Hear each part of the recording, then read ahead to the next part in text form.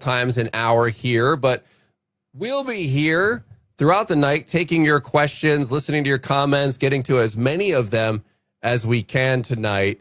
And we'll be chatting with guests as well and soaking in all of the results as they happen tonight. We'll do it all together. Joining me tonight will be fellow hosts from the Quick Start podcast, Billy Hallowell, Trey Gons-Phillips, Madison Seals as well. We'll also be hearing from others on the CBN News team, including Tara Mergener, Brody Carter, and more. We have people at the headquarters of the various campaigns. We have all kinds of eyes and ears in the field. So we're looking forward to hanging out. I've got my tea over here. As you might be able to tell, I've got a little bit of a cold I'm battling, so I'll be sipping on some tea all night as we check this out. We've got our results from our AP dashboard here. And already, and actually, just as we're talking here, guys, a flurry of states have come in, and already we've got, wow, actually, Florida was just called for President Trump by AP with 81% of the votes in. 55% of the vote so far to Donald Trump. So a whole bunch of action happening right now. Actually, South Carolina just called for former President Trump. Florida for President Trump. Rhode Island for Harris. Massachusetts for Harris. Connecticut for Harris. Tennessee for Trump. Oklahoma for Trump. Maryland for Harris. Alabama for Trump. Mississippi for Trump. West Virginia for Trump. This all literally just happened right as we came on the air here. Indiana for Trump.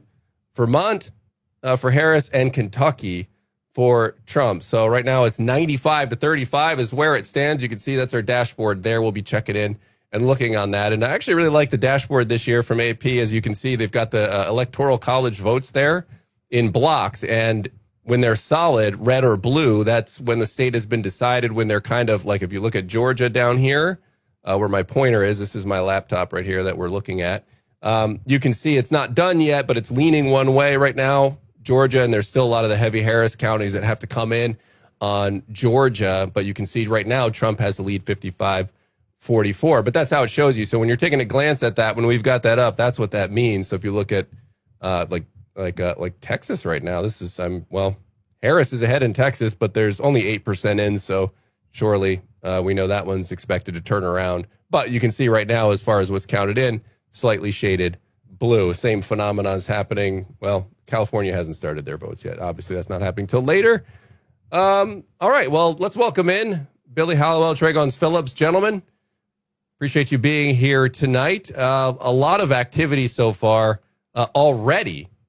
And, you know, from all the craziness at the polls, I'll just start by saying, well, how was your experience at the polls? Mine was actually easy. I went today, and I'm in actually Bucks County, Pennsylvania, which is kind of a one that's to be watched tonight. But it was the line. I went earlier today. There wasn't much of a line. I was in and out. Yeah. Well, I'm in Westchester County, New York, which is the first county outside of New York City. And I actually did early voting for the first time. I went over the weekend on Saturday, and you know, it was really interesting. It was just like going on election day. It was no different. A lot of people had turned out already. One interesting thing is it's been very subdued here. You know, normally people have political signs out. You see them all over town. This year, I live in a neighborhood with 95 townhomes. Usually they're filled with political signs. One townhome has a sign this year. So that's been interesting to sort of notice this go around. Yeah, so I'm in Central Virginia, Lynchburg area in Virginia, so about 4 hours away from DC. And my precinct is always kind of quiet. I voted around lunchtime today, so there weren't a lot of people there voting. But as far as signs, it's been a weird year. You know, Billy, you mentioned the kinds of political signs that you were seeing or not seeing this cycle. And actually, after Harris became the nominee for the Democrats, that's when I started seeing a lot more of them in certain parts of our area here in Central Virginia.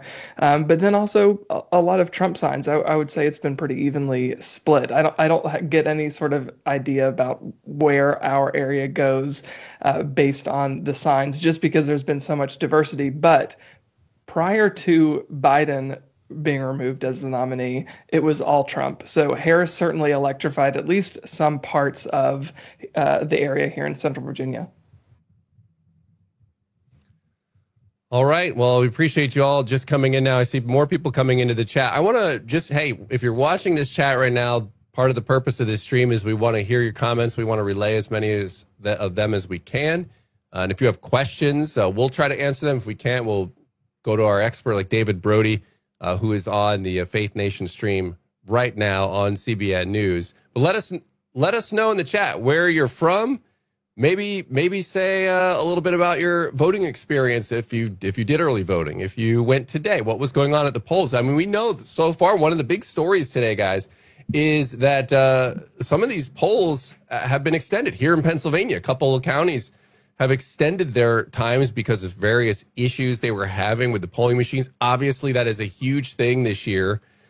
People watching what happens on the polling machines, right? There's a lot of distrust with those after what we saw in 2020. There's just people that are just not fans of these voting machines, and so they're watching them with eagle eyes. And it seems like some of these districts and these counties are trying to take quick measures. As soon as something happens, they're saying, wait a minute, we're going to extend this, we're going to shut this down. So we'll see how that all plays out. Trump himself actually posted on Truth Social this afternoon. He said a lot of talk about massive cheating in Philadelphia, enforcement coming. That was his comment earlier. He didn't provide any other details on that.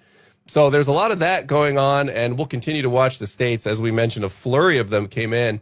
Looks like actually Oklahoma has gone for Trump as well. I don't know if I mentioned that one right off the top because those all literally happened just as we came on live. And so, a lot of the results coming in already. But, of course, there are 7 states to watch, guys. And we'll talk about that here coming up in just a second. Joining me now, John Stolnis. John, who's host of CBN's DC Debrief podcast. John, appreciate you hopping on here. How's it going? Going great. Good to talk to you guys. Looking forward to breaking all this down tonight. A lot of action going on here in the last few minutes. Good stuff. Yeah, indeed. Yeah. And what are you seeing, John? I mean, I don't think, at least from my view, it doesn't really seem like there's any surprises just yet, right? I mean, I think, like I said, it's coming down to essentially these 7 states. Let's see if I can name them by heart. Pennsylvania, Michigan, Wisconsin, North Carolina, Arizona, Georgia, Nevada. That's the one I always forget, right? Are those the 7? Did I get it? Okay, phenomenal. So that's what we're waiting for. John, when can we expect to see this? What have you heard? What are you seeing? Is there anything you've learned so far that maybe might indicate what's going to happen throughout the night here? It's going to be a while, especially with Pennsylvania, because Pennsylvania doesn't count their mail-in votings until after all the polls have closed. So a lot of these states where you're seeing some of the early voting results, they've been counting them already. So that won't happen in Pennsylvania, but Pennsylvania officials say that it won't take nearly as long as it did in 2020, where they didn't have final numbers until Friday, 3 days after the polls closed. So I don't think we're going to get final Pennsylvania numbers tonight. But I think in a lot of the other states, we're going to get a pretty good idea. So far, as you've mentioned, the electoral map is kind of falling in line with what we thought it was going to be. We're not seeing any big surprises. Kamala Harris has taken the New England states, and she's likely to take Maine. She's likely to take New Hampshire.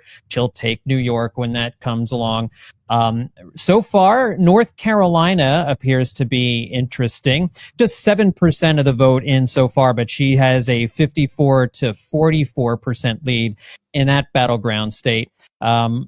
Florida is always an interesting state. What's happened there over the last few years, that used to be a very purple state. If we remember the 2000 election and the Supreme Court, Al Gore and George W. Bush, that was a 50-50 state. And over the last 20 years, that state has really shifted to the right. And you see the numbers there on the screen.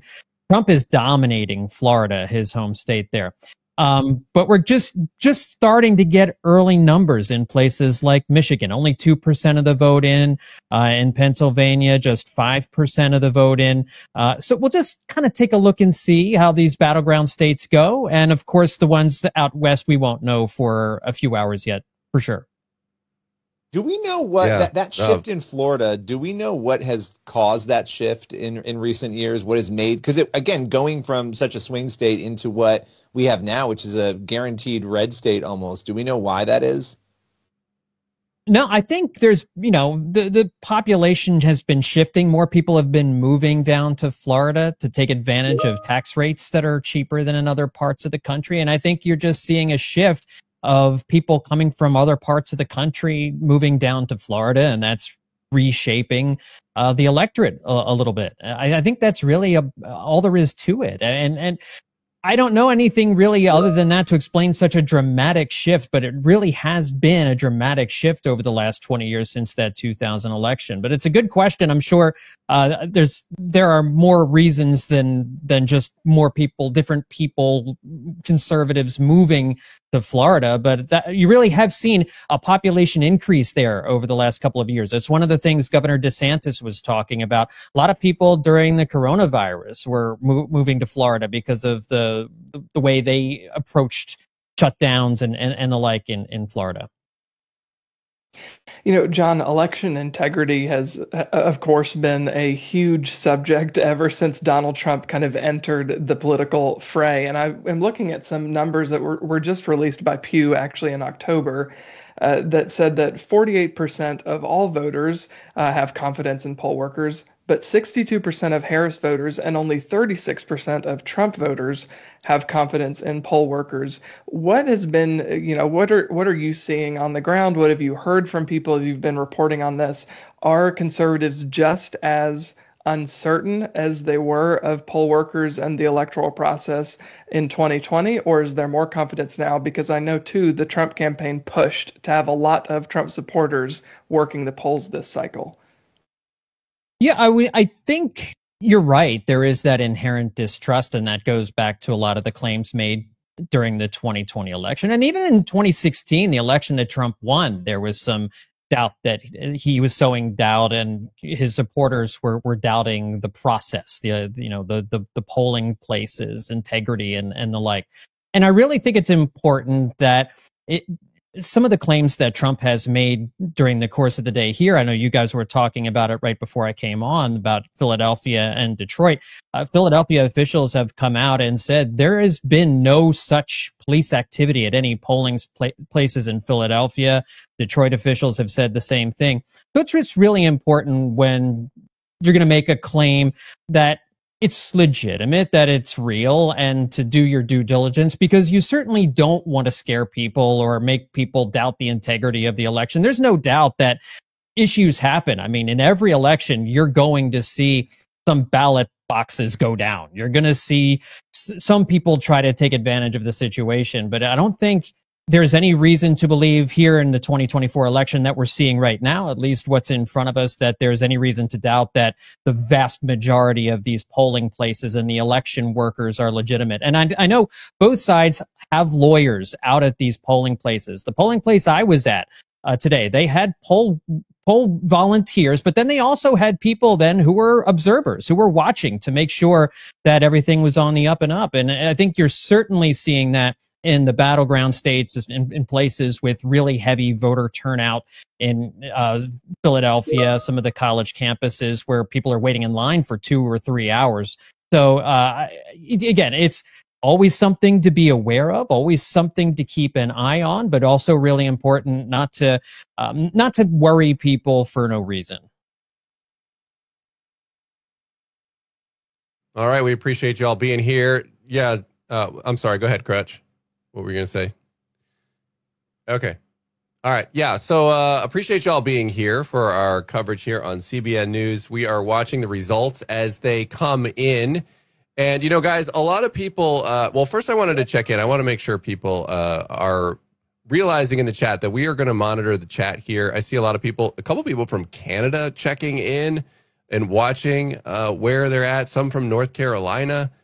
So, let us know where you're from, where you're watching. If you got any questions, a couple people asking, about Harris and what about the fact that she wasn't actually, elected. And that's true. That is something that was talked about a lot going up in the build up to this, that Kamala Harris was essentially, after the Democratic Party and Joe Biden stepped aside, she was essentially placed in there. So without a electoral process. So that is certainly something that has been talked about a lot. But we want to hear your questions in the chat and where you're from and what's going on. Another one from Nova Scotia. you know, a lot of interest, I guess, above the border for what's going on here. Houston, Texas in there as well. Ottawa, another Canadian watching from Mississippi. It's someone from China. Well, God bless you from China there. So Colorado, New Jersey, India. So that's always with Ohio. What I love about the CBN audience is it's global and it's all over the place. So we're so glad you're here. Make sure you hit the Quebec. Man, we got a lot of Canadians up in here. You guys are really worried about what's going on here from North Carolina, Maryland, Missouri, near Toronto, South Carolina. I love it. So keep checking in. We're gonna be here all night. I think till about midnight. And I don't know. Are we gonna know? I mean, are we gonna have an answer here on this thing? I don't know if John, if you're still with us, what you think. Are we gonna have an answer on this thing tonight? And Billy and Trey, you can weigh out on this too after John's done. I think the odds are small that we'll have an answer tonight, unless Harris wins 6 of these 7 battleground states, and the only one that's up in the air is Pennsylvania, but she's accumulated enough electoral votes or Trump, for that matter, that he's accounted for enough electoral votes by winning enough of these battlegrounds in order to declare victory. But I think the odds of that are pretty slim. I think one of the things we also kind of need to be keeping an eye on is, are there going to be any surprise states? We are just assuming that many of these states we've just seen are leaning Republican, leaning Democrat, likely Republican, likely Democrat, that there won't be a surprise somewhere in there. And there was that Seltzer poll out of Iowa just during the course of the weekend that indicated Harris was in the lead in Iowa. And there hadn't been any other polling like that before, but this Seltzer poll has been a very, very good and reliable predictor of Iowa races. And if Harris wins Iowa, that changes the calculus. That changes exactly how much Kamala Harris needs to do in the battleground states. And there might be a state that Trump wasn't looking too good in, that suddenly maybe he wins and the path is easier for him. So we're keeping an eye on that as well. Yeah, John, what do you make? And again, go ahead, Billy. I was just going to say, what do you make of the polls? Because what you just mentioned is true. That poll out of Iowa shocked a lot of people. When we look at the way the polling has been done, there have been a lot of questions about trying to course correct from the past and the methodology of how these polls are conducted. Are they doing that? How much are they doing that? From your view and what you've seen, how accurate, and of course there's always a margin of error, but how accurate do you think this polling is this go around? That's the question we're all waiting to see the answer to, because there has been a lot of conversations with the polling this time around. Are pollsters weighting their data to try and bring in more Republicans as part of their polling? Because traditionally in 2016 and 2020, the pollsters have undercounted Trump's support. They didn't want to make that mistake again here in 2024. So the thinking is some of the methodology has changed in order to try and make up for that. This Seltzer poll does it more traditionally, that she's not weighting anything. She's making phone calls, like doing the old fashioned way. There's not as much analytics going into it. And her method is tried and true for the most part, going back to 2016 and even further than that. But I think that's been one of the big mysteries, was all of these polls that we have seen, which ones are reliable, which ones can you count on? There are some polls from right-leaning organizations that seem to have try to influence what people are going to do, and from the left, there are left-leaning polls that are trying to convince you that Kamala Harris is in a stronger position than maybe she really is. And I think that's one of the things maybe we can look back on once we see these final numbers come in. Which polls were more accurate? Which of the polling methodologies should we be using moving forward? And I think that's going to be a big key, because you're right. The polls were all over the place. It's a coin flip based on the polls, and we'll just kind of wait and see how things shake out over the next few hours. Yeah. All right, John Stollnis, host of DC Debrief. And go ahead, Trey, if you had one more question for John. I was going to let him go. I know he's got some work to do, but if you got one more question, why don't you fire that one in, and then we'll go from there. Yeah, I was just going to say, even when you're just having conversations with loved ones about politics or thinking about it yourself, obviously people get, emotional about this. They get really invested in it. But when we're looking at polls, we need to remember that it's not an exact science, right? You're dealing with people, and you're dealing with perspectives, and people who don't answer or hang up or who answer but then do something different on election day. So how do you have conversations with people to say, this might be what the polls say, or this might be what the news says, or this might be your gut feeling, but you can't invest in those things too much because so much of this is 100% unpredictable until it just happens. Right. And that's got to be one of the frustrations for pollsters is you trying to predict the weather, right? But you can predict that, at the beginning of a winter season, you're going to get so many snowstorms or whatever. You just can't, you don't know for sure. And with the thing that's made polling a lot harder is you don't just call people in the phone book anymore and people pick up on their landline. So you're trying to get people through text. You're trying to get people through email. You're trying to, get people at the mall. If people still go to the mall, you're trying all these different ways to try and reach a wide variety of voters. And then one of the things that I've never really understood was how do you differentiate between a likely voter and a registered voter? Like, what does a voter have to be considered likely? I mean, I guess they tell you I'm likely to vote. Well, why would you take the temperature of someone who isn't likely to vote? That has never made a whole lot of sense to me with a lot of the way the polling is structured. But it is difficult. It's a hard job. And I think given the internet age that we're in, the social media age that we're in, everybody using their phones as their main source of communication and information input, it's difficult to get that broad swath of voters that you're looking for to really have a good, solid, reliable poll that's large enough that can weed out some of the statistical noise that I think we probably regularly see. All right, John Stolnis, appreciate it. We'll check back in with you a little bit later in the broadcast tonight. Appreciate it, sir. We'll talk to you soon. Sounds good. All right. John Stolnis, DC Debrief. And I just wanted to mention a couple people in the chat here real quick. You're checking in. We got people from Austin, Texas, from Maricopa County as well. Megan says Iowa is another state to keep an eye on this year. As John just mentioned there just a minute ago, I think he agrees with you. We had that interesting poll right at the end.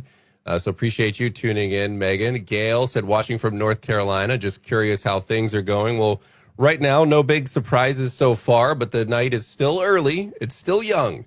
And as I think we showed earlier, for those of you just joining on here, we got our dashboard here. It's our AP dashboard. It's actually, we kind of like this dashboard this year. So, Crutch, I don't know if you can peek at that one real quick. But, yeah, this is on my laptop, so I can scroll around on this. But you can see that those are the electoral, the blocks there represent the electoral votes for each state. And when it's a solid blue or a solid red, that means the state's been called. You can see those calls in the right-hand column over there. And then when the shade is like kind of shaded, like when you're looking at Texas, you see it shaded red, but it's not solid red yet. That means when I hover over it here, if I can actually aim correctly, you can see Trump is up 53-45 there. So that means that state's leaning red. So when we have this screen up, that's kind of, you can get your bearings on what's going on here. Ohio is an interesting one. Now, it's narrowing, right? This is showing light blue right now. This is not one we've talked about as being a swing state at all. It's kind of been assumed that it's Trump. So it's still only 38% in. That's a decent amount, but still plenty of time if there's a heavily Republican county or two and the waiting in the wings.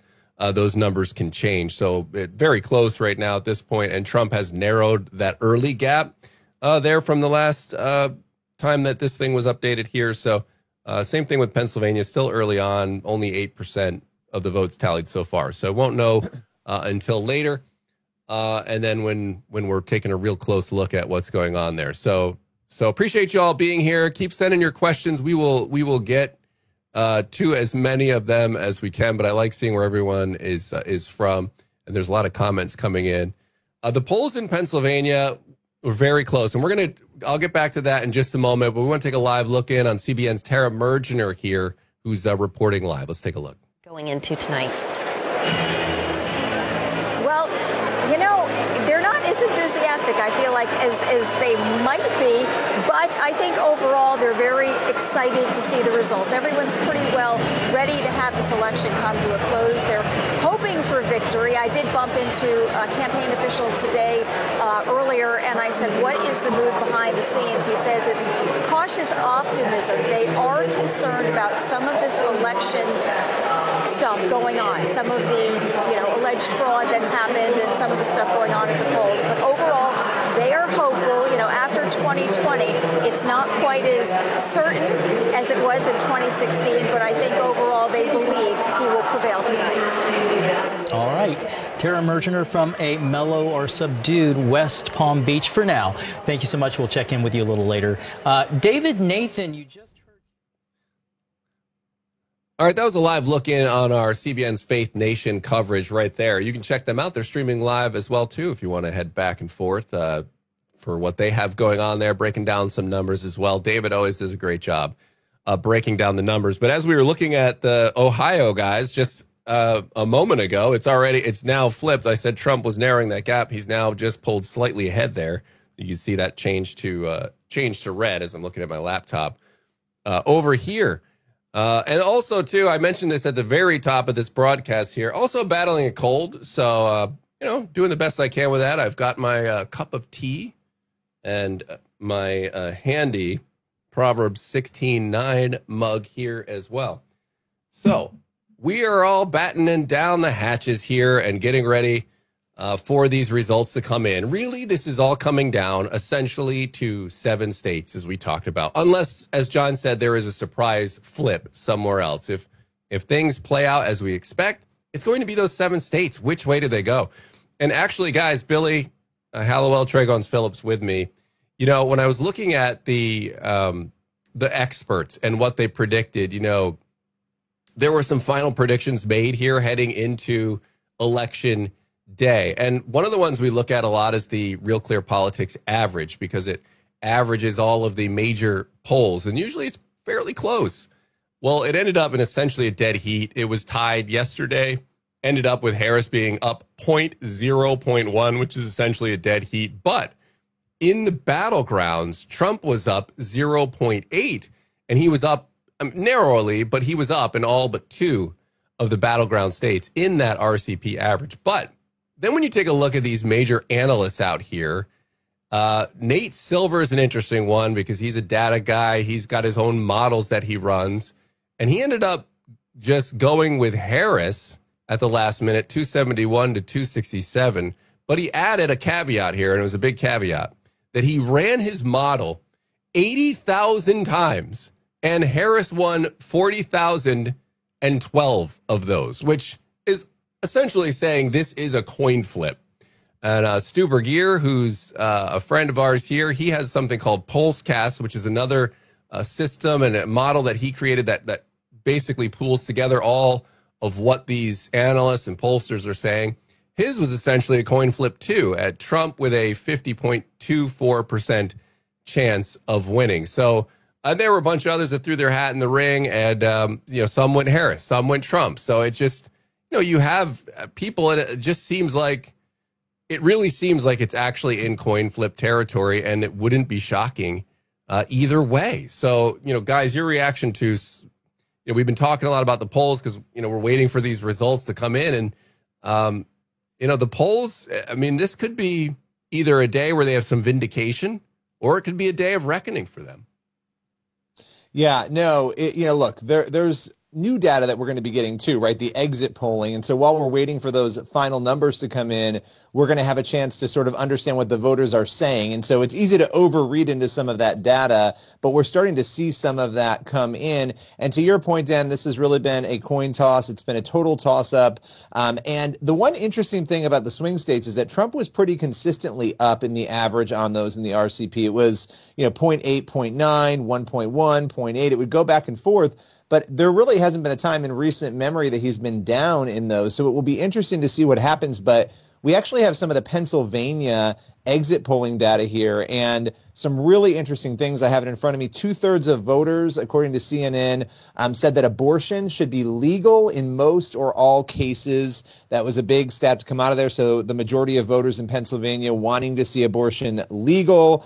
They also supported fracking. 55% said that they favor the use of it in the state. And so a lot of other numbers as well. 3 in 10 basically citing the economy and also the state of democracy. That was really interesting. About 30% of those voters citing both of those as top issues for them. Immigration came in a little lower at 12%. So just interesting to see abortion is such a big issue, particularly in a state, obviously, that is a swing state and is very important to both candidates. Mm-hmm. Yeah, Billy, something that I think is interesting about those numbers is they're kind of evenly split, just like the country, right? A couple of them really favor Trump, right? The questions about the economy, or maybe even for some voters, the questions about abortion, and that he sent abortion back to the states. But then there's also people on the other side who, of course, see Trump and they've believed the reporting and some of what Trump's opponents have said, that he wants an outright ban on abortion, and they see him as the one who overturned Roe v. Wade, right? Because he put those justices in place, and they overturned that national universal protection of abortion. So that obviously swings more potentially there in Harris's favor. So it's interesting to see that exit polling, and some things favoring Trump, some things favoring Harris.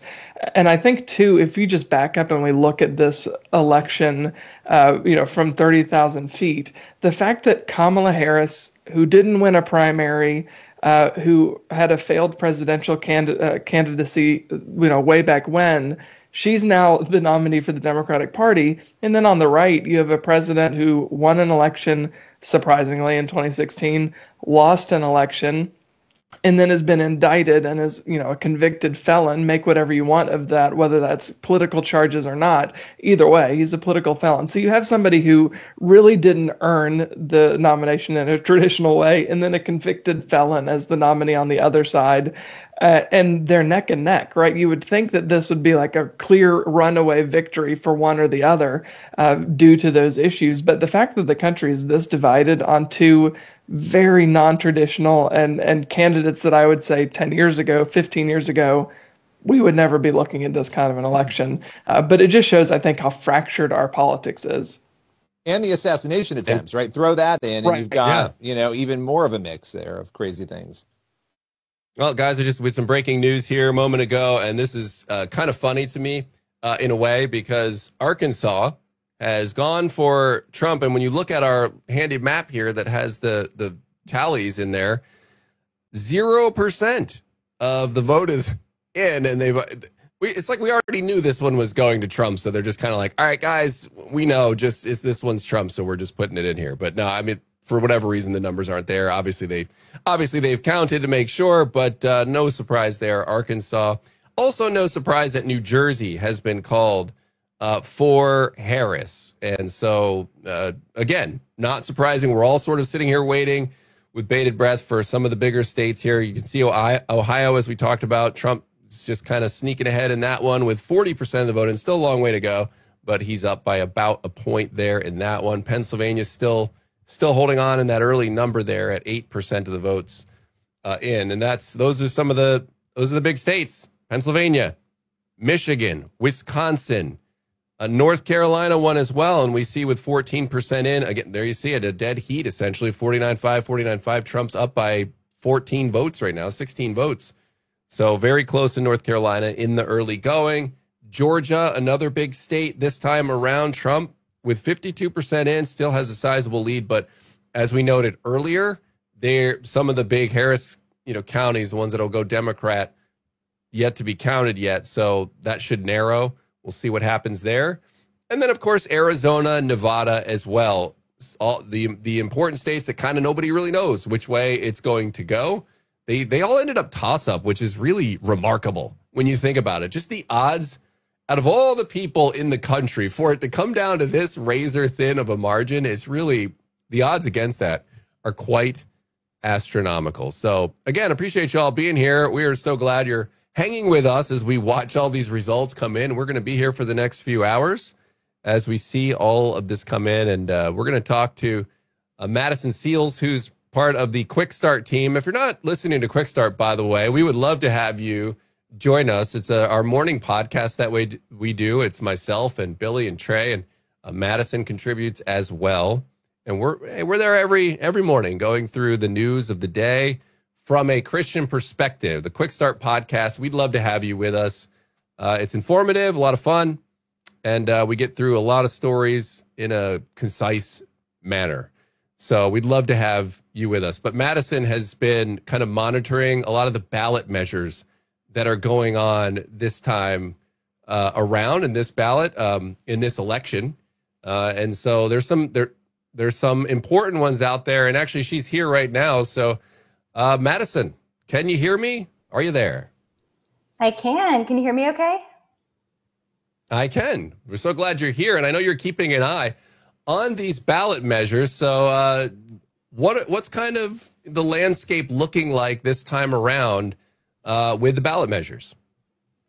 Yeah, well, I think it's pretty reflective of this contentious presidential election for sure. Voters are voting across the country, weighing in on a variety of issues from abortion to drug policies to how elections are run, all through a list of ballot measures that's pretty lengthy. So there's about 150 measures on ballots in 41 states this election. 77 were referred by state lawmakers and 57 were initiated by citizens, which is important because these are issues that citizens obviously are passionate about and care about, and they have an opportunity to directly weigh in on the issues.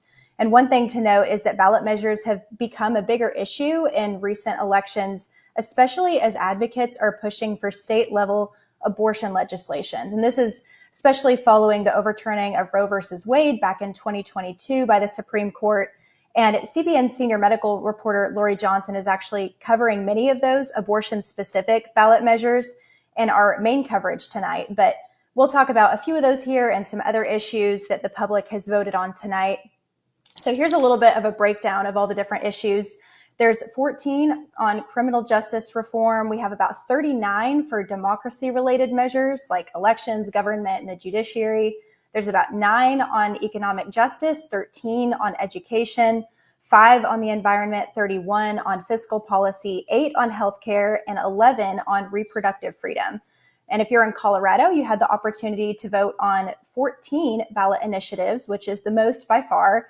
Arizona was close behind with 13. And as a battleground state, I think it'll be interesting to see how they vote on these different ballot initiatives, as well as obviously the presidential candidate as well. So lots of issues to track and keep up with tonight.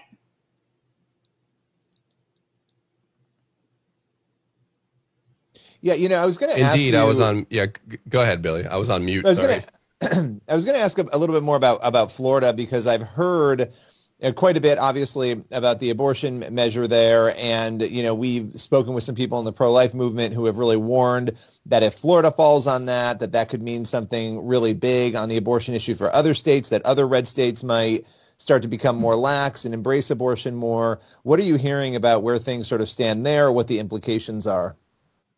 Yeah, and you're right. This Florida Amendment 4 is one of the biggest talking points, I would say, of all the ballot measures. And just right before we started this live stream, as the flood of results started coming in, that amendment fell short of the 60% of votes that it needed to pass. And like I said, it was among the most watched ballot measures, along with other abortion-related ballot measures. And I think this Florida one was significant for a few reasons. One, Florida has the largest population among states voting on abortion-related ballot measures. The state has also trended more Republican, as we saw with this result.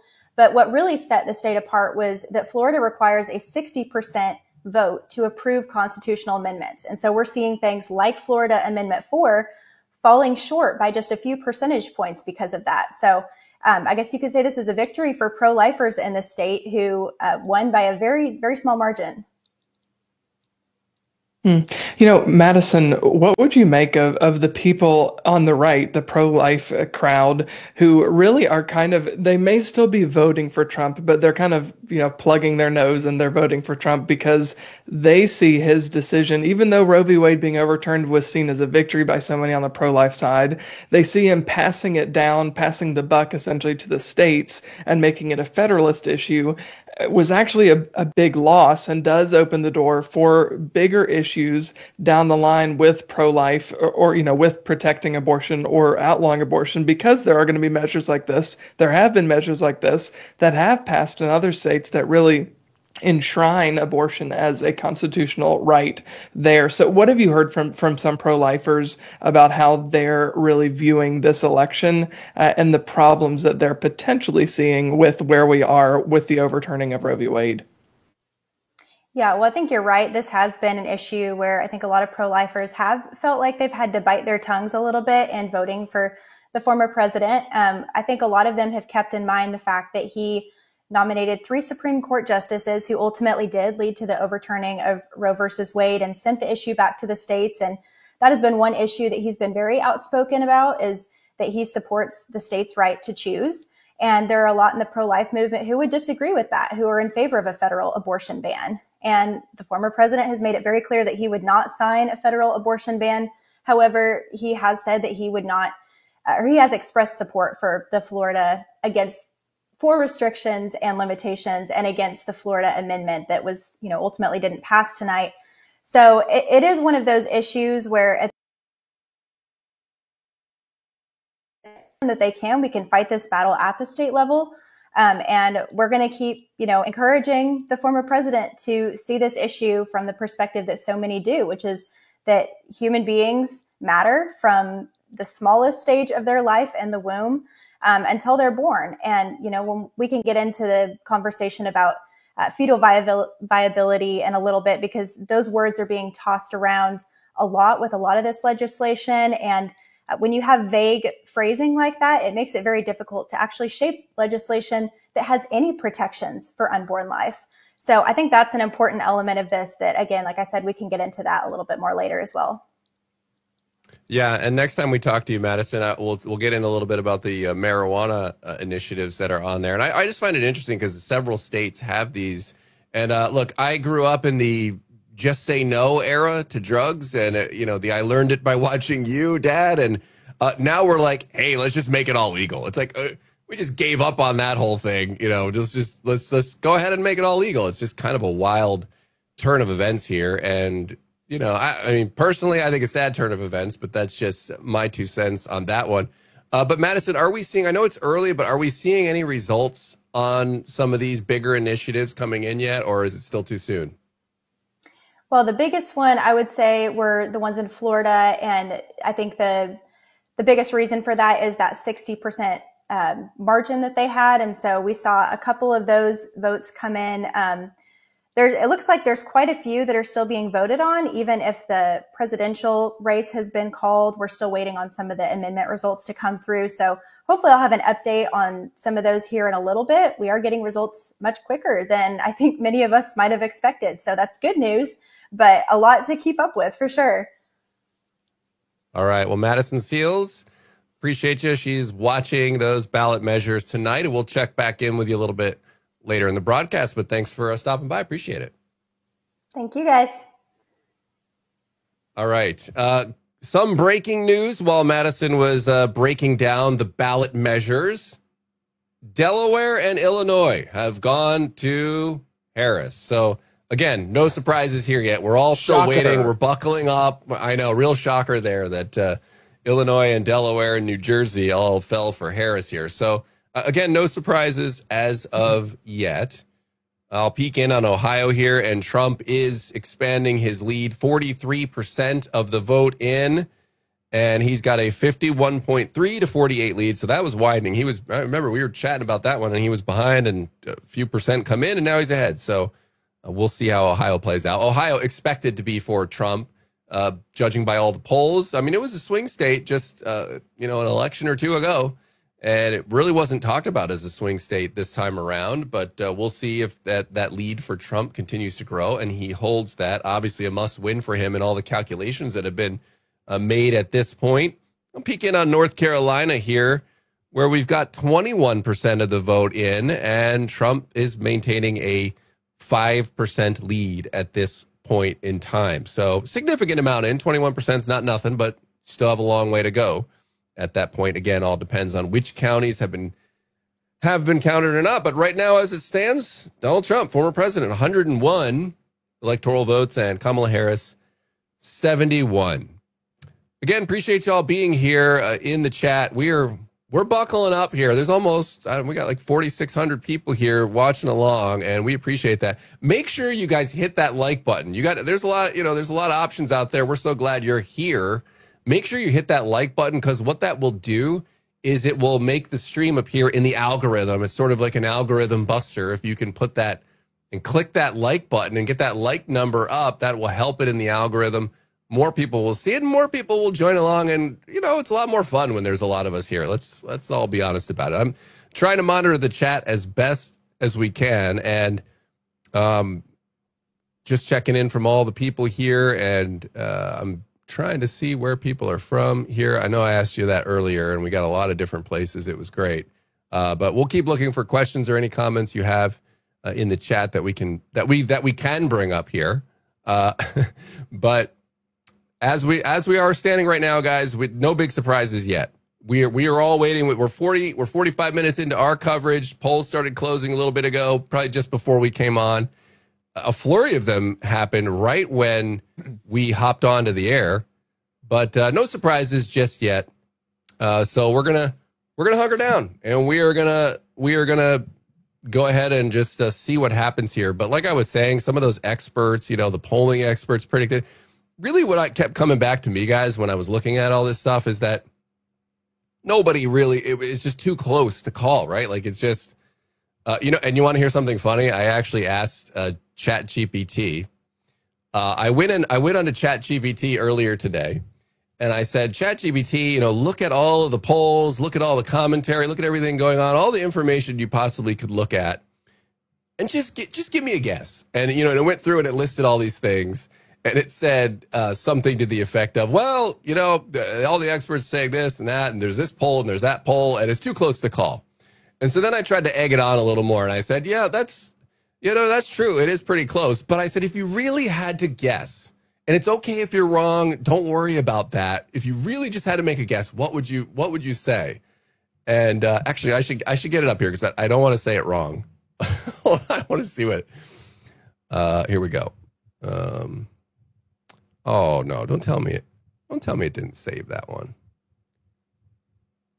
What did it say? But it said, it actually predicted, I don't have the exact verbiage of it here, but it did predict, it said, if I had to pick one, I would pick Donald Trump by a nose. And it said something along the lines of, because of the enthusiasm for him, it had cited one or two other things, but said it was really close. So I made ChatGPT, forced it into a decision, and for what it's worth, it picked Donald Trump. So there's that. I'm just saying.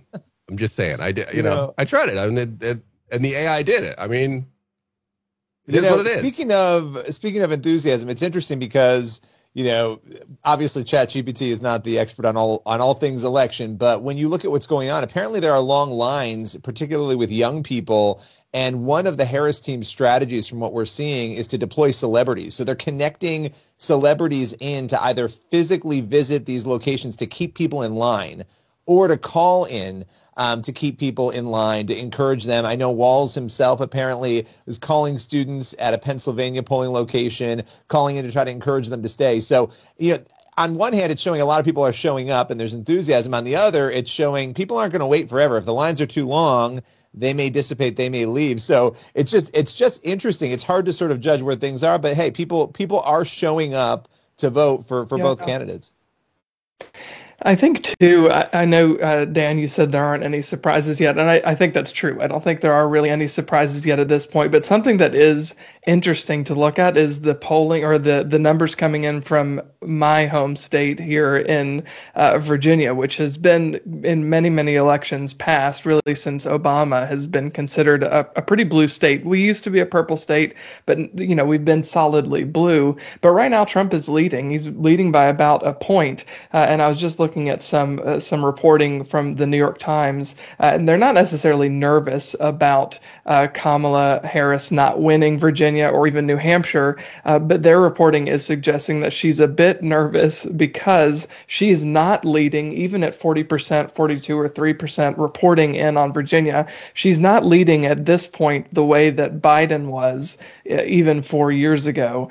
So the fact that it's going to be a tight margin potentially in what has become a conventionally safe Democratic state like Virginia, it could be a sign of things to come. We don't know. It might be that it ends up switching and going back blue, because Virginia does that. I've known that in the years that I followed it. We kind of tilt back and forth 3 or 4 times, and then it ends up being solidly blue. So that very well might happen. But it is interesting to hear that she's not leading Virginia the way that Biden was just 4 years ago. Yeah, it is really interesting. I'm looking here now. You can see on our map here, we zoom in on the state, and it's got the counties here. So what you're looking at are the dots, and like the bigger the circle there, the bigger, that's a blue circle there. But that's interesting, because normally when you would see a state like this and maybe Trump is ahead and he wasn't supposed to be waiting ahead, on those to come in. they got to, you're waiting on those to come in. But look, I mean, you've got a bunch of votes counted in Fairfax County. And so, and I will say, a lot are in there, and you got a lot in Loudoun County as well, and Prince William County, which are all heavily Democrat. So that is really interesting. I mean, we'll keep an eye on that and see if there's any sneaky counties that come in for Harris or Trump. But he is maintaining a decent little lead there with a sizable 44% in, and he's up by half a point there, almost a point now, 0.8. The one thing, too, that I'll add is, and I was wondering, why are they doing this? They must have seen some sort of internal polling. But in the last couple weeks of the election, former President Trump came to Virginia and held a couple campaign rallies. And even J.D. Vance, the vice presidential nominee on the Republican side, also was doing a little bit of campaigning in Virginia right up to the end of the election. So there must be something in their polling that suggested, at least by a marginal amount, Virginia could potentially be in play this election cycle. So I definitely think that while there are no surprises yet, as far as the state being called, I think it is one to keep an eye on. Yeah, I can't stop looking at Pennsylvania, which, of course, only 13% of the vote is in. We know it's probably going to be a long night there, as John was saying earlier about having to, but it's interesting. I mean, this is your state, Dan. You've got, she's got 67% right now. He's got 31%. Again, it is very early. There's only 13%, but I am so interested to see where that state is going to go. Well, and look, we're looking at the map here, zooming in. It looks like Philadelphia County is being counted right now. I mean, this state is so heavily Democratic in the two big cities. And yeah, sorry, Crutch, you can't quite see the left side of the state there, but that's Pittsburgh over there, obviously. And so they've got Pittsburgh numbers coming in, and they've got Philadelphia coming in. So obviously those are going to be heavily favored to Harris. And then usually what happens is most of the rest of the state is red. And I am actually in Bucks County here, and looks like that's still early going there in Bucks County. But so far, Harris is up in Bucks County as well. That is where I am, in Bucks County. And, we had all these issues in Doylestown. There was the issue there where people were upset because, for reasons unknown, the police there just were told to shut down the early voting line, like at 2:30 when it was supposed to be open till 5 o'clock. That was odd. It was just like, well, what are you doing? And so some people were upset about that.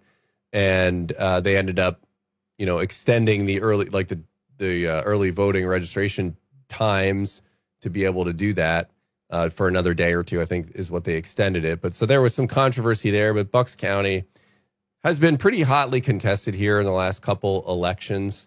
And so I think a lot of people must have voted early. There was a line at my polling location early in the morning. I went around, I think 10:30 or something like that. And there wasn't much. There were people coming in and out, but there just wasn't a lot. My wife and my daughter went in the evening after she got back from school. That was around 7 o'clock, probably 6:30, 7 o'clock. And they also got in and out. So interesting. I just wonder if, a lot of the early voting happened. And, guys, the early voting is super interesting this time around. And remember, in 2020, one of the big things was that people criticized Trump for was that, as far as campaign strategy, was that he told everybody not to early vote. And then what happened was Democrats dominated the early vote and the mail-in votes because Republicans essentially were told not to do that. This time around, it's different, however. And so the difference in numbers, and I'm really interested to see how this plays out. It was a 15-point difference in the early voting registration. So Democrats were at, I think it was 45, percent of the early registrations were Democrats, and 30% were Republicans. This time around, it was 41% Democrat and 39% Republicans. So they took a 15-point difference and narrowed that down to 2. And an interesting subdivision of that statistic is Pennsylvania was one of the only states that didn't really narrow the gap too much. Pennsylvanians still were higher amount of Democrats did the early registration, early voting, more so than Republicans, which I find super interesting how it was happening everywhere else, but not necessarily here in Pennsylvania. So, but registrations were up among Republicans in Pennsylvania. And that's true here in Bucks County as well. Registrations were up. The phenomenon here in the past has been registrations for Republicans up, but Democrats still turn out more. So a whole lot of things are at play here, but the early voting difference here with Republicans getting engaged with it more, that could be a huge difference. And if the same trend happens that we saw in 2020 and 2016, where Trump support was underpolled, and so there was that narrowing between, Democrats here, Trump here, and then that's where the polls were, and then gets a lot closer on election day. If that happens again, it was a dead heat this time going in, then Trump, starts here, maybe it goes this way and Trump's up a little bit. I don't know. Or maybe they fix their underpolling problem and they oversample Trump. I mean, we just don't know at this point. We're going to learn so much here in just the next few hours. And we're all kind of sitting here waiting. North Carolina, 26% in. They got 54%. And I'm sorry, Billy, I'm filibustering. Why don't you go ahead? I know you got something. I was going to add because I wanted to add what you were saying, because I think some of these numbers, Philadelphia's mayor has been telling local outlets that she anticipates that the city's turnout could be 650,000 to 750,000 people for Harris. And in 2020, it was only 600,000. So if you're talking about 50 to 100,000 extra people going in for Harris in that one city, and this is a prediction, of course, they can't guarantee that, but they have confirmed that to CNN and others. They're actually banking on the fact, and it's so crazy how one little thing, and this is all speculation, of course, can impact a campaign. Going back to the Madison Square Garden rally and the comedian who made the joke about Puerto Ricans, the Harris camp apparently believes that joke actually may help them win Pennsylvania, because there are 400,000 Puerto Ricans who they believe they can push towards Harris as a result of that. So it's very interesting, the strategy, even after something like that happens, the way that these camps sort of seize on that. But the point is, they're expecting more people in that Democratic stronghold of Philadelphia to come out and vote for Harris. So it'll be interesting to see if those predictions are accurate. Yeah.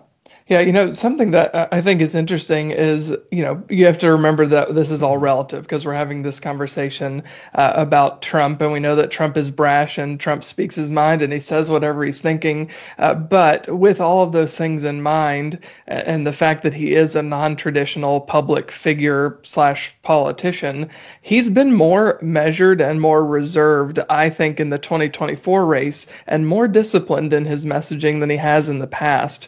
Like, even thinking about in Georgia, the Senate races, when Raphael Warnock became the senator from Georgia, and that flipped the state blue.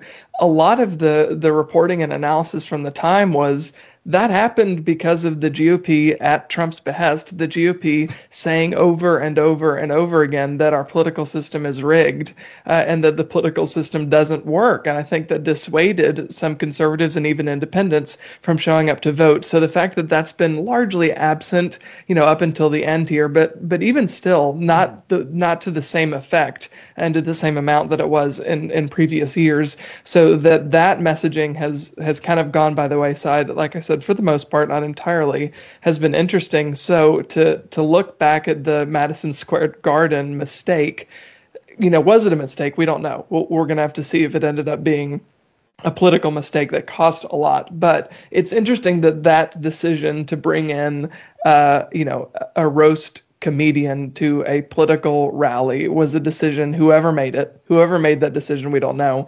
But that decision was made at all, I think, is an interesting misstep that could have easily been avoided, given how disciplined they've been with their messaging on other issues. Why they weren't really disciplined with something like that remains to be seen. So, but we don't know if it's going to have ultimately the political impact that Harris's campaign thinks it will. All right.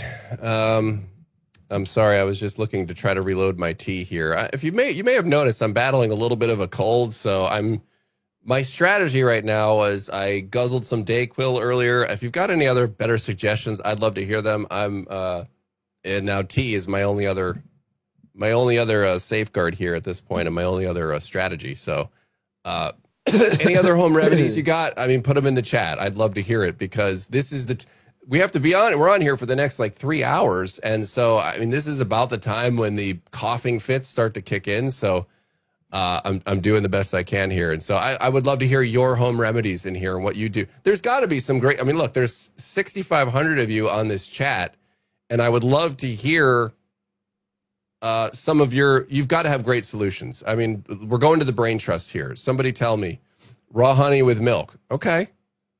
Honey. Okay. All right. Everyone's going honey in the tea or just, honey milk. I will try all of it. I will try all of the things. Honey is coming into the chat, is flying into the chat. Okay. Honey seems to be the winner here. That's, there's my straw poll on that. But all right, we are looking in here, and we are hanging out. We are in for the long haul tonight, guys. And we are going to live look in. I want you to check out our Faith Nation team also doing live stream coverage tonight. And David Brody is breaking down the numbers. He is so great at breaking down the numbers. Is he up now? If he's up now, let's take a look in on David breaking down the numbers. Let's take a peek at that.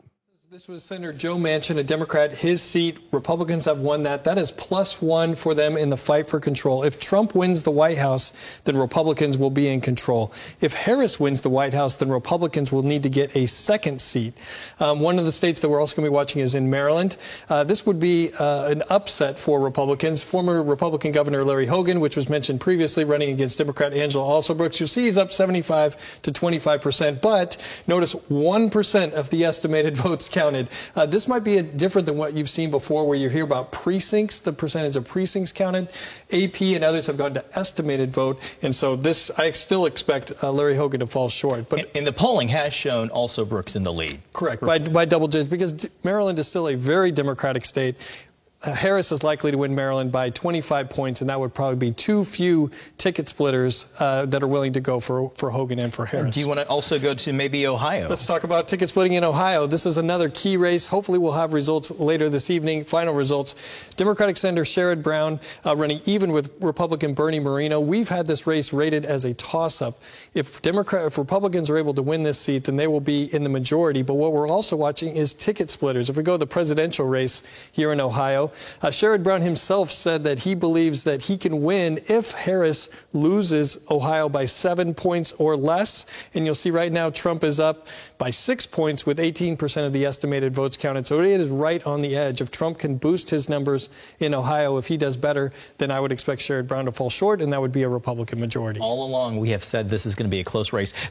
Also, the Ohio Senate race is one of the most expensive races this election cycle. Getting close to $500 million in spending. So for those of you that don't know how, you've experienced this, ads, wall-to-wall ads. Why don't we talk about some of the House races? I know it's still early. If I can get there. Let's go to Virginia's 2nd District. Well, we don't have to go to Virginia's 2nd District. We are here in Virginia's 2nd District in Virginia Beach. This is one of the top races in the country. Republican Congresswoman Jen Kiggans is the incumbent against Democrat Missy Cotter Smazel. Coming into the race, Kiggans has the advantage, and so if Democrats are able to win, this would be a good sign for their ability to win the majority. But this district is key because it's a district that Trump won in 2016. Biden finished ahead in 2020. Republican Governor Glenn Youngkin finished ahead in 2021. So this is really a swing district, and hopefully we'll know results soon, and we'll be able to extrapolate more when we get final results. One to watch. Jenna, we're going to send it back over to you. All right. Thank you, gentlemen. Well, in these last days of the election cycle, the crucial states of Georgia has been a stomping ground for both campaigns. And that is where our next guest, Justin Giboney, joins us from. Justin is... All right, that was our live look in on the Faith Nation team coverage. That was Nathan Gonzalez there, and he's also really great at breaking down the numbers. And I appreciate all the suggestions coming in the chat. We are going to get on that as soon as I can. There was some breaking news as we cut away, guys, and a few states have been called. Wyoming, Louisiana for Trump, South Dakota for Trump, North Dakota for Trump, New York for Harris, Connecticut for Harris, Massachusetts for Harris. No surprises there. Illinois, I think Illinois had been called earlier. I'm just looking at the map now. But it's 120 to 99 now, so a little shift in the numbers. Let's take a peek in here, guys. Let's see how things are going. Trey, you mentioned, Virginia, let's click on Virginia here. as we're looking in. And the lead has expanded for Trump to 1.4%. Now, we see here there's still some counties with some votes that have come in from big blue counties here. And I don't know if this is going to hold. We'll see. I mean, there's half of the vote in right now, so still a long way to go. And obviously that can flip. But, boy, that would be one of the big surprises if that were to go for Trump. And like you said, Trey, it's not impossible for Virginia to go Republican. It has happened. And I don't know, Billy, I don't know if you have the ability to look that up real quick just to confirm which years it went. What did Virginia do in the last couple? Oh, well, yeah, this one doesn't go back as far as that. This one only goes to 2022. If you could look up what Virginia did the last couple times.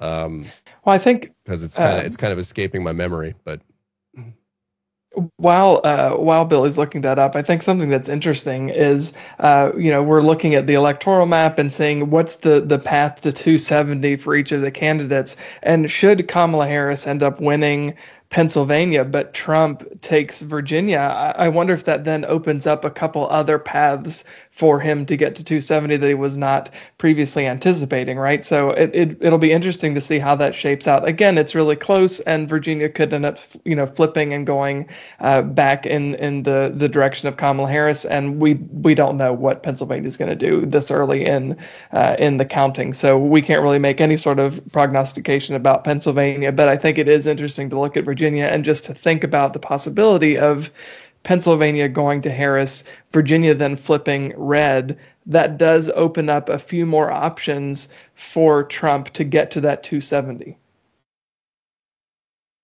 Yeah, if you go back, let's see here, in Virginia, if you go back to 2008, Barack Obama. If you go back to 2012, Barack Obama, Hillary Clinton had it then in 2016. So, it would be very interesting to see a shift there this year. Yeah. All right. Well, maybe it's a little too soon to be talking about, November 5th surprises here.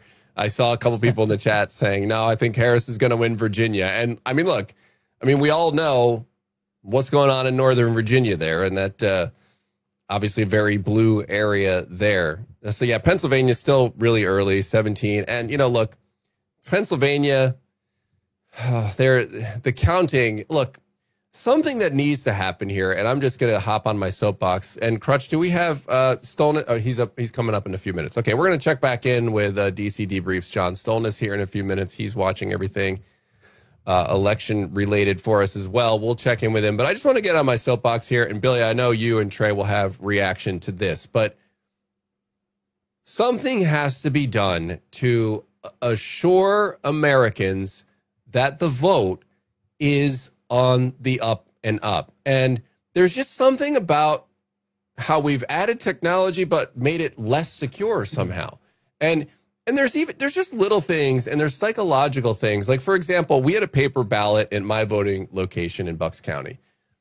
And that's great. You do the paper ballot, and I like having the paper ballot because they can always do a recount, and my paper ballot will be there if the machine screwed something up or didn't work or whatever. But when you put it through the machine, it just gives you a green check mark and says it read it. And it just leaves you feeling weird. It feels like it was incomplete. Like, do I get a receipt or something? Like something so that I know who I voted for. And it just seems like we're making the process more difficult as we go along rather than easier. So, voter ID laws, things of that nature. How are we not doing these things to make the vote more secure and to make Americans feel secure? A lot of it's just about feeling too, right? So many people don't trust what was going on. And I don't have the number in front of me, but I looked at a poll, and Democrats, by and large, actually really, for whatever reason, they feel safe and secure about the elections. But then Republicans, it was something like 60% on these exit polls, were saying that they don't feel safe about that. By the way, Ohio has been called for former President Trump. And that is, he expanded that lead. We were talking as that one kind of shifted. And it's 53 to 45 right now with 51% in. And they called that one for Trump. So he leapfrogs up to 137. Ohio does indeed hold for Trump. But guys, just like your reaction on that. And in the chat, a couple of things that seem like need to happen. Voter ID needs to happen. You have to do your ID for so many things. You can't buy cigarettes without your ID. I don't smoke. I'm just saying you can't buy cigarettes without your ID. You can't obviously get on an airplane without your ID. There's so many things you can't do without your ID. And for some reason, we are cool with voting without it. And then drawing out the process, the mail-in voting, just leaving so many points of contact that something can go wrong. I mean, I saw a video from, I think it was Oregon, somewhere out west, where these Antifa types were burning ballot boxes. So, I mean, guys, real quick, your reaction to that, and then we'll go to John. You know, I feel like when you look at what's going on, a lot of the efforts of, the alleged efforts of foreign adversaries, whether it's Russia allegedly calling in bomb threats, we've seen a number of these bomb threats even tonight in Pennsylvania. They've had to extend because of a bomb threat at another location.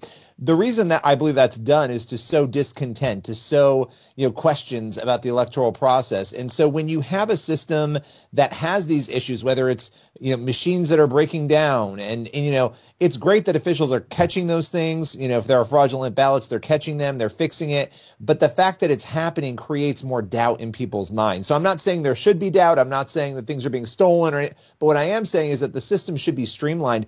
The nice thing about the early voting is that if you can vote 9 days before an election, in my mind, I'm thinking, why don't we have a system where if you're going to do early voting, people show up, they vote early, it's all counted, and you're ahead of the game. So when election day comes, you can move a little faster. It feels like before the technology, we were moving faster than we are now with the technology, and the technology is breaking down and having issues. So I just don't like that it creates those questions. The same again with what foreign adversaries allegedly do. I don't like that. Yeah. Well, and I think another issue is, I don't want to get on the bandwagon that so many have gotten on of thinking that our entire political system is corrupted, that it doesn't work at all, that there is nothing that's honest about it, because I just don't think that's the case. I do think, though, that we have, especially with mail-in voting, we've created additional opportunities and avenues for mistakes, unintentional mistakes, to be made. The fact that there are now really no rules or regulations barring certain people or allowing certain people to use the mail-in ballot system. Growing up, it was the absentee ballot system, and you're allowed to do it. If you're in college and you're away from home for school, you're obviously in the military and deployed somewhere, you're, a shut-in for medical reasons, you couldn't get out of your home. So for those reasons, I think that's great to have that option. But because of 2020, we opened the floodgates and really allowed everybody to do mail-in voting.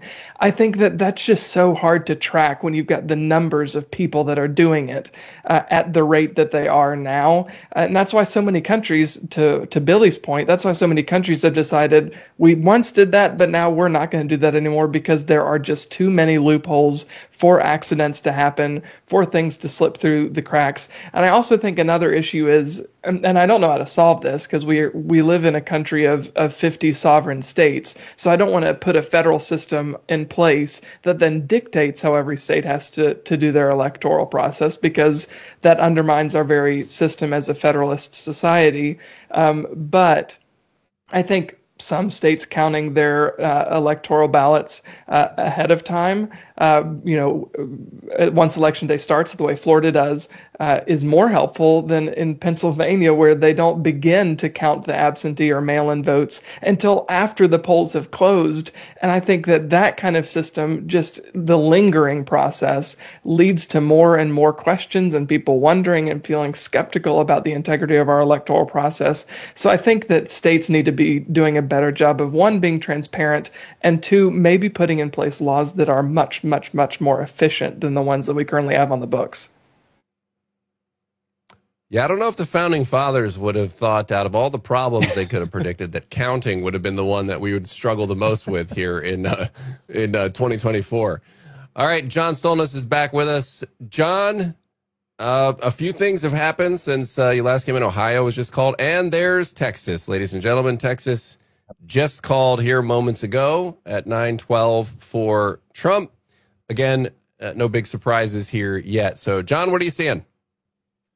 Well, let me take you to Virginia. This is not a state where any of us thought that Trump was going to win. Harris was leading in the polls pretty pretty easily for the last few months. And I don't think anybody thought this was a state that was going to go Donald Trump's way. But as you're seeing with 51% of the votes counted, Trump leads 49.6 to 48.7%. So I'm looking in Northern Virginia, and if you scroll into Northern Virginia and you look at some of the counties there, Harris leads in Loudoun County at last look. It's one of those big blue dots up there. I know Dan is scrolling through there. There it is, Loudoun County. You had it a second ago. I'm sorry. Dan. But anyway, yeah, I know. I'm sorry. You want Loudoun? There we go. Okay.